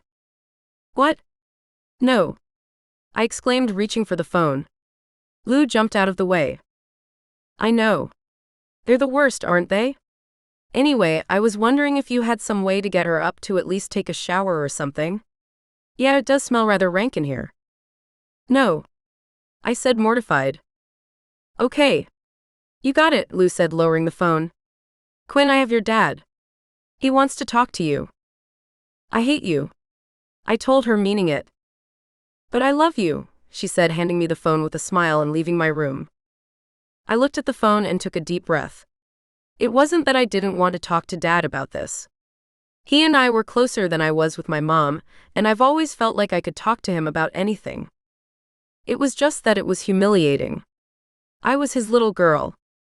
I wanted him to be proud of me. But now, more than any other time, it was clear that I wasn't someone anyone should be proud of, especially a guy as great as my dad. "Daddy," I said, doing my best to sound composed. "Quin, I'm sorry. I'm so sorry, Quin." That was when I lost it. Retching pain wafted out of me as snot drained down my face. It just hurts so much. Why does it have to hurt so much? Because that's love. Sometimes it hurts. But why? My father went quiet on the other end. Okay, that's it. Get out of bed, get dressed. I'll be there in 4 hours. What? Your roommate caught me on the jet flying back to New York. I'm making a detour to see you. We're gonna go get some dinner and we are going to talk this out. What are you talking about? I mean it. Get out of bed. Get dressed. I'm gonna be there in 4 hours. Is Mom with you? Nope. She's back in New York. It's just me. We're gonna have a father-daughter talk about guys. This conversation is long overdue. As much as I didn't want to, after the call, I dragged myself out of bed and into the shower. Hallelujah, Lou yelled from the living room. I hate you, I mumbled with the shower droplets drowning me out. I didn't hate her. Lou was the best friend I'd ever had. I might have starved if it wasn't for her because there was no way I was walking to the front door to get my food deliveries. She also cared about me in a way that I had hoped that Cage would. Lou deserved more from her college experience than having to take care of me. Returning to my bedroom clean, I smelled what Lou had talked about. My room smelt like a tomb. I cracked a window. I didn't want my dad to see me like this. Both of my parents, and especially my dad, imagined great things from me. Yet here I was, unable to feed myself after having my heart broken by a guy. I wasn't as special as he thought I was. I sat on the edge of my bed in my towel for a long time. It had taken a lot of energy to take a shower. I needed to rest. When I received the text from Dad saying he had landed, I forced myself to get dressed. She emerges, Lou said when I entered the living room. I gave her a resentful glare. That didn't stop her from running over and throwing her arms around me. And you smell good. I had my doubts about calling your dad on you, but look at my buttercup now. I wasn't resisting her hug. It felt really good, actually. But when the intercom buzzed, she let me go so I could reply. Hello. Quin, it's Dad. Coming down. You're not going to invite him up? Lou asked. Why would I? So I could meet him, she said, practically drooling. I gave her an annoyed look and headed for the door. The truth was that, on top of everything else about him, I've had to listen to people tell me how hot my dad is. I didn't need Lou having fantasies about him and then telling me about it. Ew. I tried to leave Lou behind, but when I left the room, she did too. What are you doing? Just making sure you get downstairs all right, she said with a devilish smirk. Whatever, I said, not having the energy to fight her. Lou followed me downstairs with a smile on her face. Dad, I said, looking at my father just past the door. Lou gasped. And who's this? Dad asked. This is my roommate, Lou. Nice to meet you, Lou, Dad said with one of his charming smiles. Lou giggled, and then pulled herself together and offered Dad her hand. Nice to meet you too, Mr. Toro. Thank you for looking after my daughter. She needs some looking after. Dad. Of course. Anything for my buttercup. I mean Quin. And thanks for giving me a call. It looks like I came just in time. I looked at him confused and then looked down at myself. I thought I had done a good job of pulling myself together. Shall we go? Again, it was good to meet you, Lou. The next time I'm in town, we'll all have to go out to dinner. I look forward to it, Mr. Toro, Lou said, blushing. Yeah, I was sure she was. Walking away, Dad put his arm around me. It felt good to feel him there. Though he might have done it so that he could fix my hair. What are you doing? Did you look in the mirror before you came outside? Not everyone cares about looks as much as you do, Dad. The truth was that I had forgotten to.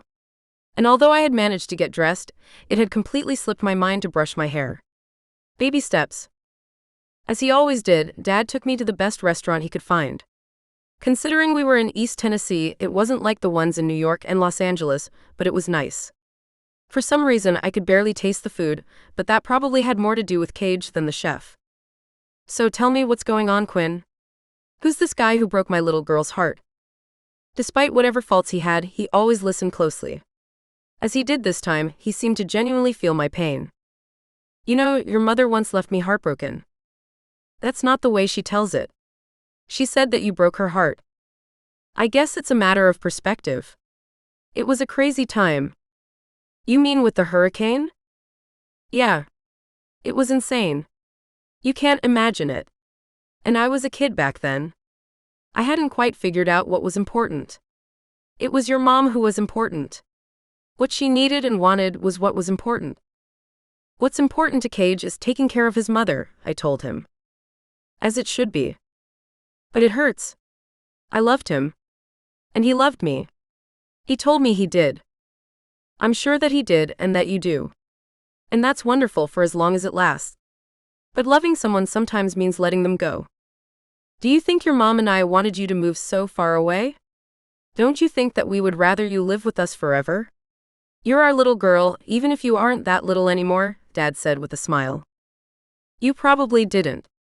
But I needed to get away to find myself, I told him, still feeling guilty about leaving. And we know that. We want you to be all you can be, not just for us, but for everyone. So you can love this guy, but sometimes loving someone means letting them go. It hurts, Daddy. It really hurts. I could see that I had made my dad sad. You know you don't have to do any of this, right? What do you mean? I mean school. You're probably already smarter than everyone here. I'm not. Aren't you though? And even if you don't have the information now, couldn't you learn it in a week? Quin, you decided to go to university to help you figure out who you are, which is admirable. But it's not like you couldn't figure it out on your own.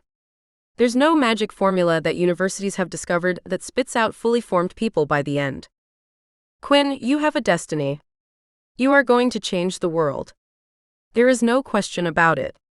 And taking a class called Introduction to Childhood Education isn't going to get you there. Quin, come home. Dad. Everyone knows you're going to change the world. Want to know a secret? The secret is that I know how. I'm going to open a venture capital firm. In fact, I already have. And you, Quin, are going to be working with me, and you are going to direct your incredible brain power onto a set of business portfolios, and you're going to find the one that will end up curing cancer, or recycling plastics or whatever. Then you are going to give them the financial resources that they need to change life as we know it. That's how you're going to change the world.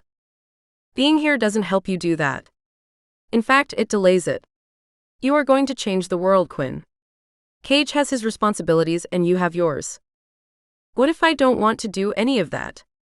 It sounds so selfish to say, but what if I just want to get married and have kids? Can't that be okay too? Dad looked at me like I had two heads. Quin, is that what you want? I don't know. Maybe. I looked up at Dad and couldn't miss the disappointment in his eyes. It took a while for him to be able to hide it. I love you. Whatever you choose to do will be just fine with me. But let me ask you this. Even if what I'm offering isn't what you want, what's keeping you here? You can't pretend, and it hurts me to have to say this, but Cage has made his choice. He could have chosen you. He didn't. So it doesn't matter if you choose him because he's made clear what he wants. And believe me, all you can do is respect that. I didn't want to cry in front of my dad, but I wanted to cry. What hurt so much was knowing that he was right. Cage could have figured out a way. He didn't have to drop out of school. He didn't have to break things off with me. He should have given us a chance to work things out. Instead, he walked away from us. That told me everything I needed to know about how he felt about me. You're right, Dad. I need to let him go. And every day I spend here is a day wasted when I could be doing the thing I was born to do. There's no point in being here. I'll pack up my things. I'm coming home. Chapter 16. Cage. Sitting at the table eating lunch with Nero and my mother, I again thought about how lucky I was. The man who raised me wasn't a father. He didn't treat me like family. This was what having a family was supposed to feel like. After a tense conversation with Dr. Tom about what happened, he admitted that there were people at the hospital who knew about my kidnapping. Joe Rucker was a janitor there. The day I disappeared was the last day he showed up for work. Apparently, my disappearance was immediately covered up. The hospital was already struggling to remain open, and the people running the place decided that admitting that they lost a baby would shut the place down. They decided that as the only hospital in the area, more good could be done if they remained open. So instead of reporting it, they sacrificed me and my mother for the greater good and told her I had died. My mother said she never believed it. She said she kept asking to see my body and they said that she couldn't. Eventually, they told her that it had been accidentally cremated and tried to give her money to go away. She didn't take the money, but in the end it didn't matter. My mother was a nobody from the middle of nowhere. No one was going to believe her over a bunch of people with doctor in front of their name. I get the sense that that was what broke her. Nero told me that she acted crazy for most of his childhood. Her behavior was that of a tortured woman. According to Nero, eventually she stopped her erratic behavior. Nero said he was relieved when it happened, but that was also when her decline began. Each day she became further disconnected from reality, until she stopped going to work at all and they were about to be kicked out of their home. That was when Nero stepped up and took care of both of them. At 13, Nero got his first job. It was a crap job that didn't pay much, but it was enough to keep a roof over their head. And ever since, he has done whatever he has had to make ends meet. I didn't have a job in Snowy Falls yet, but I was asking around for one. Nero needed help, and I was going to give it to him. Right now I was doing it by watching over our mother while he did what he had to do during the day. But things were going to change as soon as there was a job opening anywhere in town. I cleared the table when everyone was done eating. Washing off the dishes and setting them to dry, I could feel Nero staring at me.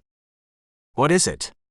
I asked, knowing that he often had to be prompted to say what was on his mind. "You think we could go for a walk?" "Of course," I told him, feeling uneasy. I had only been living here for a few weeks, so everything between us was still new. But this was the first time he had suggested we take a walk. It made me think of the last time I had spoken to Quin. It took everything I had to not think about Quin. Most times I failed.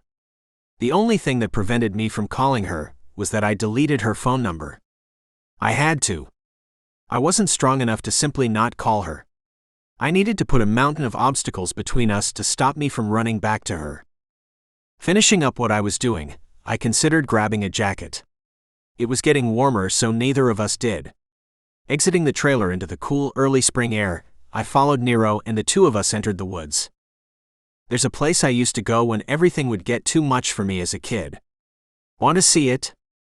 Yeah, I told him, feeling a wave of guilt that I wasn't here to take care of my little brother until now. We walked in silence for almost 45 minutes and stopped when we approached the edge of a valley. The pain in my leg had been off and on since I had moved here. But for the last week it had been off. I was sure it meant that I could remove my cast soon. "This is it," Nero said, looking out at the waterfall below. After a long winter, it was thawing.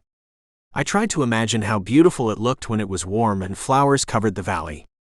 Snowy Falls really was a breathtaking place. "It's nice. It's quiet," I told him appreciatively. "Listen, I wanted to talk to you about you staying here. You have a problem with me staying here?" "No. Absolutely not. You being here has been the best thing that has ever happened to me." "Thanks. Me too," I said, feeling rewarded for the tough decisions I had made. "It's just that you're here all the time. You want me to find somewhere else to live." "No. I'm getting this wrong. What I'm trying to ask is, don't you have classes? When you first got here, I thought you were taking a couple of days off. But it's been weeks. Don't you have to go back soon?" "Oh? Yeah. I dropped out." "You dropped out?" Nero asked, startled. "Didn't you say this was your last semester and that you just had 3 classes left to graduate?" "Yeah. But I need to be here with you. I need to help with Mom. And I appreciate that. I really do." Nero stared at me, measuring what he would say next. "It's just that I thought that school was important. I mean, I never used to think that. But after I met you and Quin, He trailed off. I wasn't sure what was going on. Nothing Nero had told me about himself had led me to believe that he had valued school. So where was this coming from? I wouldn't want to push him in any way, but it was clear that if he went to college it would change his life. Nero wasn't the dumb thug I thought he was when we had first met. He was thoughtful, vulnerable, and pretty ingenious. If he was exposed to the outside world, there was no telling who he would become. "School is important," I told him, taking the opening. "But you only had 3 classes left and you dropped out. If it's so important and you were so close, why did you leave?" "I left for you and Mom. Huh.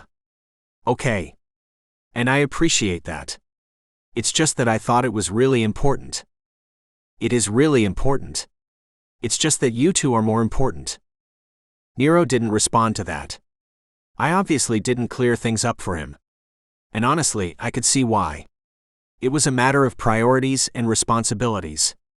But at the same time, I didn't realize that I might be setting an example for my younger brother. I was new at this. Why hasn't Quin come to visit? What? I asked, caught off guard. As his question echoed in my mind, I felt a tightening clench around my heart, and waves of pain shot through my healing leg. I said, "Why hasn't Quin come to visit?" "Oh? It's because?" As I began to say it, I realized that I hadn't said it aloud before. It took everything in me not to fall to my knees at the thought. "We broke up." "What?" Nero asked, shocked. "I liked her." "I did too," I admitted, feeling it for the first time. "What happened?" "I have responsibilities now." "Wait? You broke up with her because of us?" "I mean, I didn't want to say it." "No," he said, turning to me angrily. "Just no." "What are you talking about, no?" "I liked her. She was really good for you, Cage.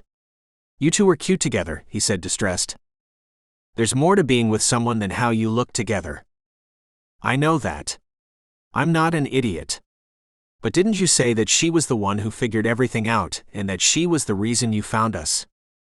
"She was." Nero shook his head and shot out his hands as if he had presented his argument on a platter. "And you broke up with her for it?" "It was more than that." Nero looked up and dropped to his ass. "You couldn't have thrown away everything good in your life because of us. Please tell me you didn't do that." I sat down next to him. "I didn't throw away everything." "You dropped out of school. You broke up with your girlfriend. Didn't you like Quin?" "I thought about it. I loved her. And because you met us, now you have nothing. We're like a disease that ruined your life." "You and Mom didn't ruin my life." "Really? It sure doesn't seem that way. This is my fault, isn't it?" I sat next to Nero. "It's not your fault. It is my fault. When I told you the things I did about the way things were, I was telling you because I needed help. But I only needed help. I didn't need you to give up everything to be here for us. I just needed a little help. I can't let you give up your life for us." "Nero, it's my choice. But it's not just you you're affecting. You're making choices for all of us." I didn't understand what he was saying. How was I making choices for him and Mom? "Listen, you loved Quin, right?" A lump appeared in my throat. "Yeah, I loved her." "Do you still love her?" I couldn't say the words, so I instead shook my head in agreement. "Then fight for her. That's what I would want someone to do for me." "It's not that simple." "It is that simple, isn't it? You fight for the things you love. But her life is so much larger than anything I can offer her." "You saying she expects you to pay for her, or something?" "No. She definitely doesn't need that." "Then what?" "It's that I just want a simple life here with my family. Her life is so much bigger." "So there's nothing you can do to work it out? There's no way you can meet in the middle?" "I don't know." "Did you try before you two broke up?" "No," I admitted, embarrassed. "Why not?" I? Jesus, I don't know. I thought I had to let her go so that she would be happy, and I could be here to take care of you all." "You can't do that, Cage. You can't make me and Mama the reason you gave up on the girl you love. Don't put that on us. Fight for her." "I thought I was supposed to be the wiser older brother," I said, trying to be lighthearted. Nero wasn't having it. "Then act like it, bro. Fight for Quin. Go after the woman you love." Nero was right. Everything he said was right. There was a middle ground between what Quin needed and what I needed to do. I had been too caught up in the storm of emotions that came with having a new family to see it before now, but there was. What was I thinking, giving up on Quin without a fight? Yes, she needed to change the world. And that might take her away. Or maybe it wouldn't. Maybe there was a way for her to change everyone's lives from here. Maybe Nero could take care of Mama whenever I needed to visit her. In either case, I wanted Quin in my life. I wanted to hold her and make love to her. I wanted Quin to be the one I told my secrets to, and I wanted to be that person for her. I didn't need to play football to be that guy. I didn't need to be special in any way. All I had to do was to keep choosing her no matter what. And what I was realizing was that it didn't have to be a choice between my new family and the love of my life. Oh God, what have I done? Go after her. Nero insisted, jolting me to get up.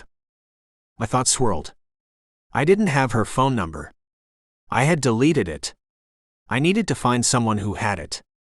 I needed to get back to my truck. Jogging back down the path, I slowly hobbled into a run. I felt weighed down. My cast was holding me back. Did I even need it anymore?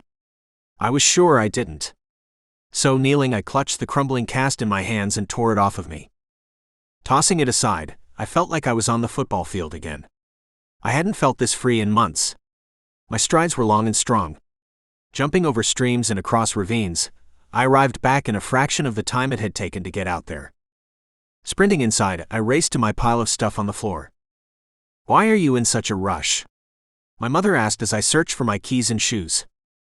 Mama, I love you, but I made a huge mistake I need to correct. Did you finally come to your senses about your girlfriend? I looked back at her, shocked. How did you know? I'm your mother. A mother knows these things, she said with a smile. Now go get her. I smiled, unable to love her more. Hurrying to my truck, I put my foot on the gas, racing to town. My first thought was to go to Dr. Sonia's. I knew she had her number. But the closer I got, the more I realized that that couldn't be the plan. It had been too long. A phone call wouldn't do. I had to see her. I had jerked her around too much already. She had to see that I was serious. She didn't deserve what I did to her. And I didn't deserve her. But deserve her or not, I was going to let her know that I didn't want to live without her. She needed to know that I was going to do whatever I had to do to keep her. My lead foot got me back to campus in the half the time it usually took. As I approached her place, my heart pounded with fear. What if what I had to say wasn't enough? What would I do then? Whatever I have to do, I am gonna do it. Quin is my girl. She is the love of my life, and no matter the consequences, I'm gonna fight until my last breath to be with her. Not finding a parking spot, I pulled my truck onto the sidewalk, making my own. I didn't care. What I had to tell her couldn't wait another minute. So racing out of my truck with the engine running and the door open, I approached the front door of his building and lunged for the intercom. The timing of it all couldn't have been worse, or maybe better. Because as I stood there waiting for the intercom to light up and reply, a face appeared on the other side of the glass in the door. It was Tasha. Of all people, why did it have to be her? Please open the door. I know things didn't end well between us, but I have to go see Quin. Please. I was half expecting Tasha to turn around and walk off pissed. Instead, she popped open the door. As I stared at her, she smiled. I wasn't sure why until I saw who was standing behind her. It was her best friend V. V was smiling too, and I didn't make the connection until I looked down and saw that they were holding hands. Go get her, Tasha told me, not needing to say any more. Thank you, I said, rushing past her and bounding the stairs 3 at a time. Arriving in front of Quin's door, I was exhausted and crackling with excitement. I didn't know how I had managed to stay away from her for so long. I knocked on the door, trying to calm myself. As soon as I did, it flung open. A very pissed face stared back at me from within. Lou, where is she? Gone. What? Where? When? I asked, pushing past her and seeing that half of the living room furniture was missing. You hurt her. She decided to leave school because of you. What? No. When did she go? An hour ago. An hour ago. I exclaimed, stunned that I had just missed her. Her parents came and packed her up. They're probably flying away right now. I guess you're too late. No. This can't be happening. What do you care? You just want her so you can have someone you can hurt again. I looked at Lou, devastated that she would think that. But she was right. All I had done was hurt Quin. Quin was probably better off without me. But maybe better off wasn't always better. Lou, I know you hate me. And you have every right to. I didn't treat Quin how she deserved to be treated. But she's the most special person in the world to me. And even if I have to spend the rest of my life making it up to her, even if I have to follow her around the world to do it, I will. I love that girl. I love her more than I thought possible. So if there's anything you can tell me, anything that will allow me to tell her how much of a fool I've been, I will owe you forever. Please, Lou. Please. Lou's gaze was ice cold, until in an instant when her tension melted and tears pooled in her eyes. Why can't a guy ever say those things about me? Lou said, overwhelmed. Okay, let's go. Where are we going? To the airport. They might not have left as long ago as I said. But they're taking a private jet, so if we don't get there soon, they'll be gone. Lou didn't have to say any more. Hurrying back to my truck, we climbed in and raced to the airport. It wasn't the one my team flew out from when we traveled for games, it was the one for private planes. I had never been there and knew nothing about it. Pulling up, I found an open spot next to the entrance of the building. Sprinting out, I entered the terminal and looked around. The place was much smaller than I ever imagined it. I could see everyone in the open space in one sweep. Taking a second scan to be sure Quin wasn't here. There, Lou said, pointing to a door marked exit. She didn't have to say any more. Running to it, someone yelled, "Hey." Exiting the terminal, I stepped onto the tarmac. Still, there was no Quin. Had they gone? Was I too late? No. There was only one place she could be. It was on a plane circling the tarmac and heading to the runway. I ran after it. Quin.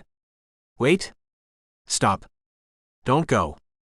I have to talk to you. I yelled. It was no use. I could barely hear myself over the roar of the engine. All I could do was sprint towards the runway and hope she saw me. Racing as if for a touchdown, I leapt everything in my way and spun around the things I couldn't. I was 200 feet away as the plane raced past me. I couldn't stop it.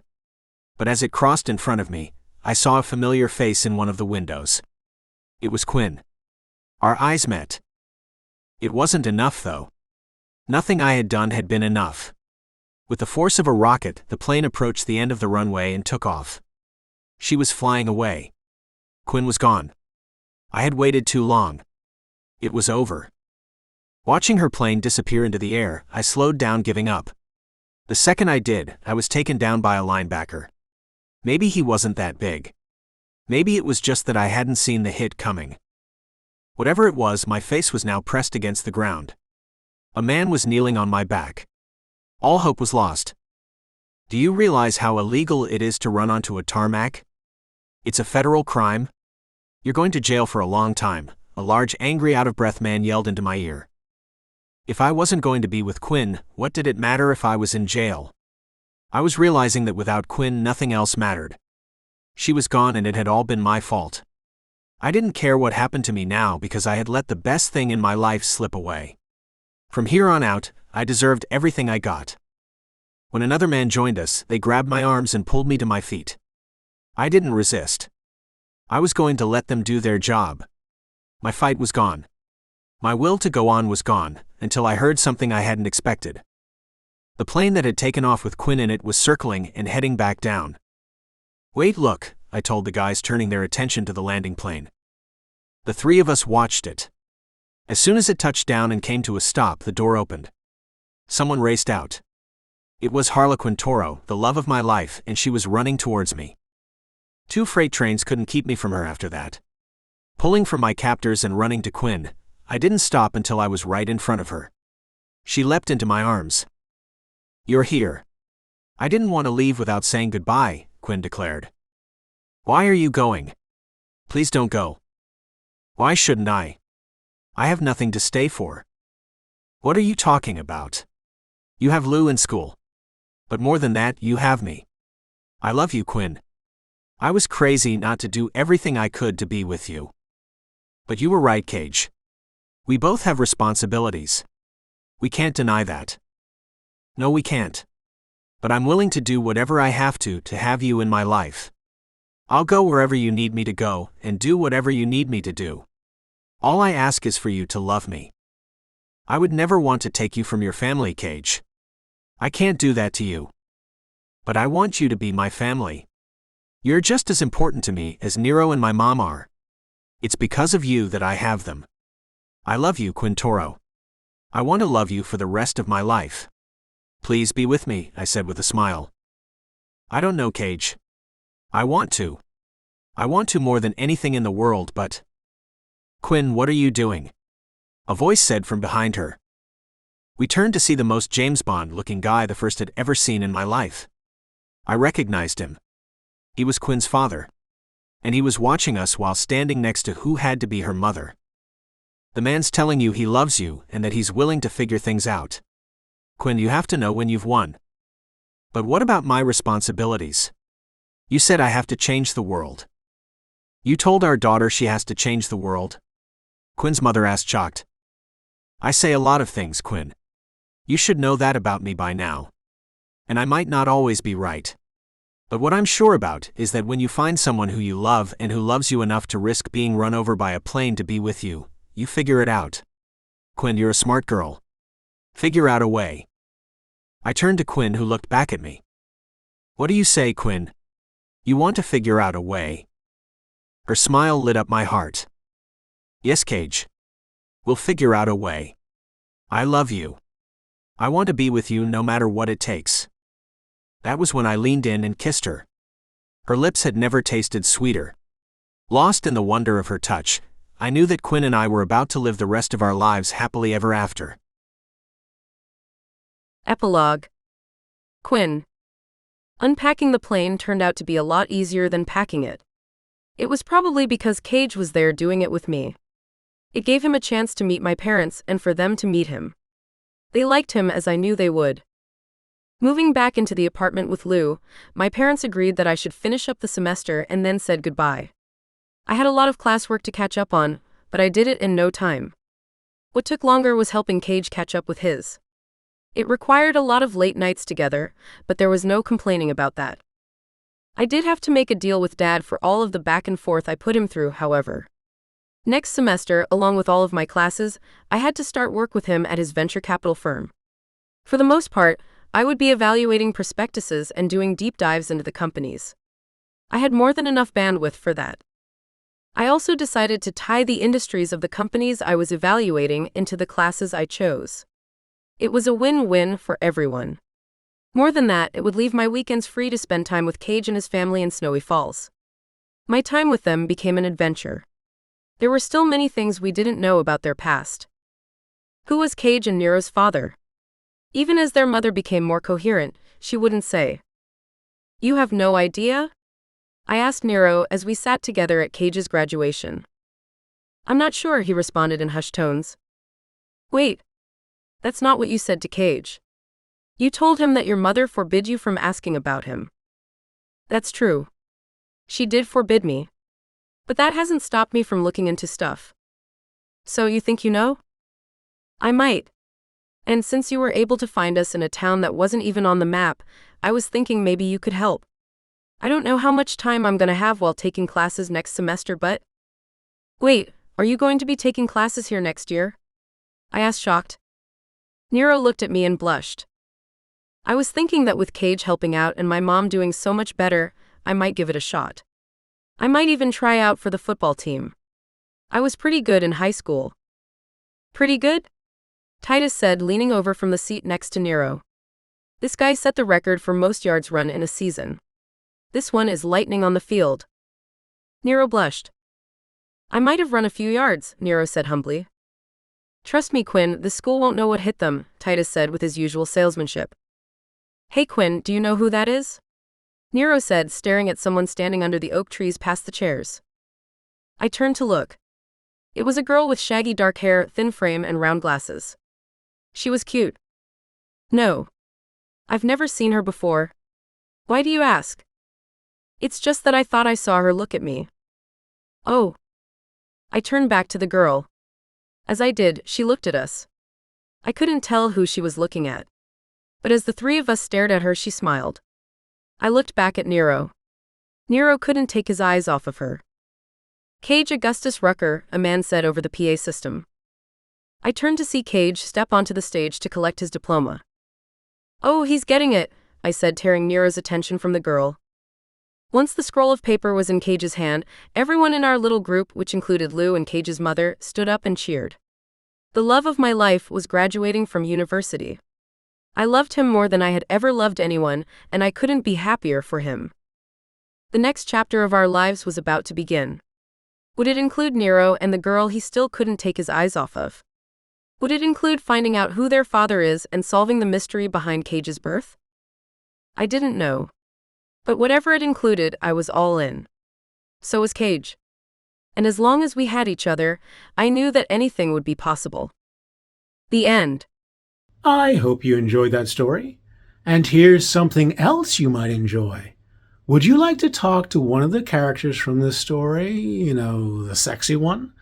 Well, I've created an AI chatbot for my sexiest characters, and you can now chat with them or flirt or have him treat you like he did that character in the story. And you can do it by following the link in the description to either my author website, which is alexandersbooks.com, or my website, bookishboyfriend.com. You should give it a try. It's pretty fun. Also, as a reminder, if you would like to listen to another of my audiobooks, this time with the spicy bits included, you can find the books on Google or the version of the book with a premium narration on Audible. And if you're in the US or UK and have never had an Audible account, you can use my links in the description to sign up for a free trial and get the books for free. Free is always the best option, but if you're not eligible for the free trial because of where you live or because you already have an Audible account, then by far the best option is to become a member of this YouTube channel. Here's why. Not only is the price of membership cheaper than buying one of my books on Google or Audible, but you will get access to all of the audiobooks previously added to the membership program, as well as the new ones I'll be releasing every month. I've written in a lot of genres: male-male contemporary, male-female contemporary, male-female wolf shifter, male-male wolf shifter, male-male-female, which is reverse harem menage, and a lot of extreme spice, if you know what I mean. There's so much steamy stuff, and that doesn't include the 12 new books I release every year. As a member, you'll eventually get access to all of it, and you'll get it at a price cheaper than you can get anywhere else, while directly supporting me, the author, instead of giving most of what you pay to Amazon. So consider clicking on the join button on any page on my YouTube channel to learn more about it. And whether or not you choose to become a member, consider chatting with one of my sexy characters at bookishboyfriend.com. Because if you liked this book, you'll probably like chatting with one of my characters as well. Enjoy.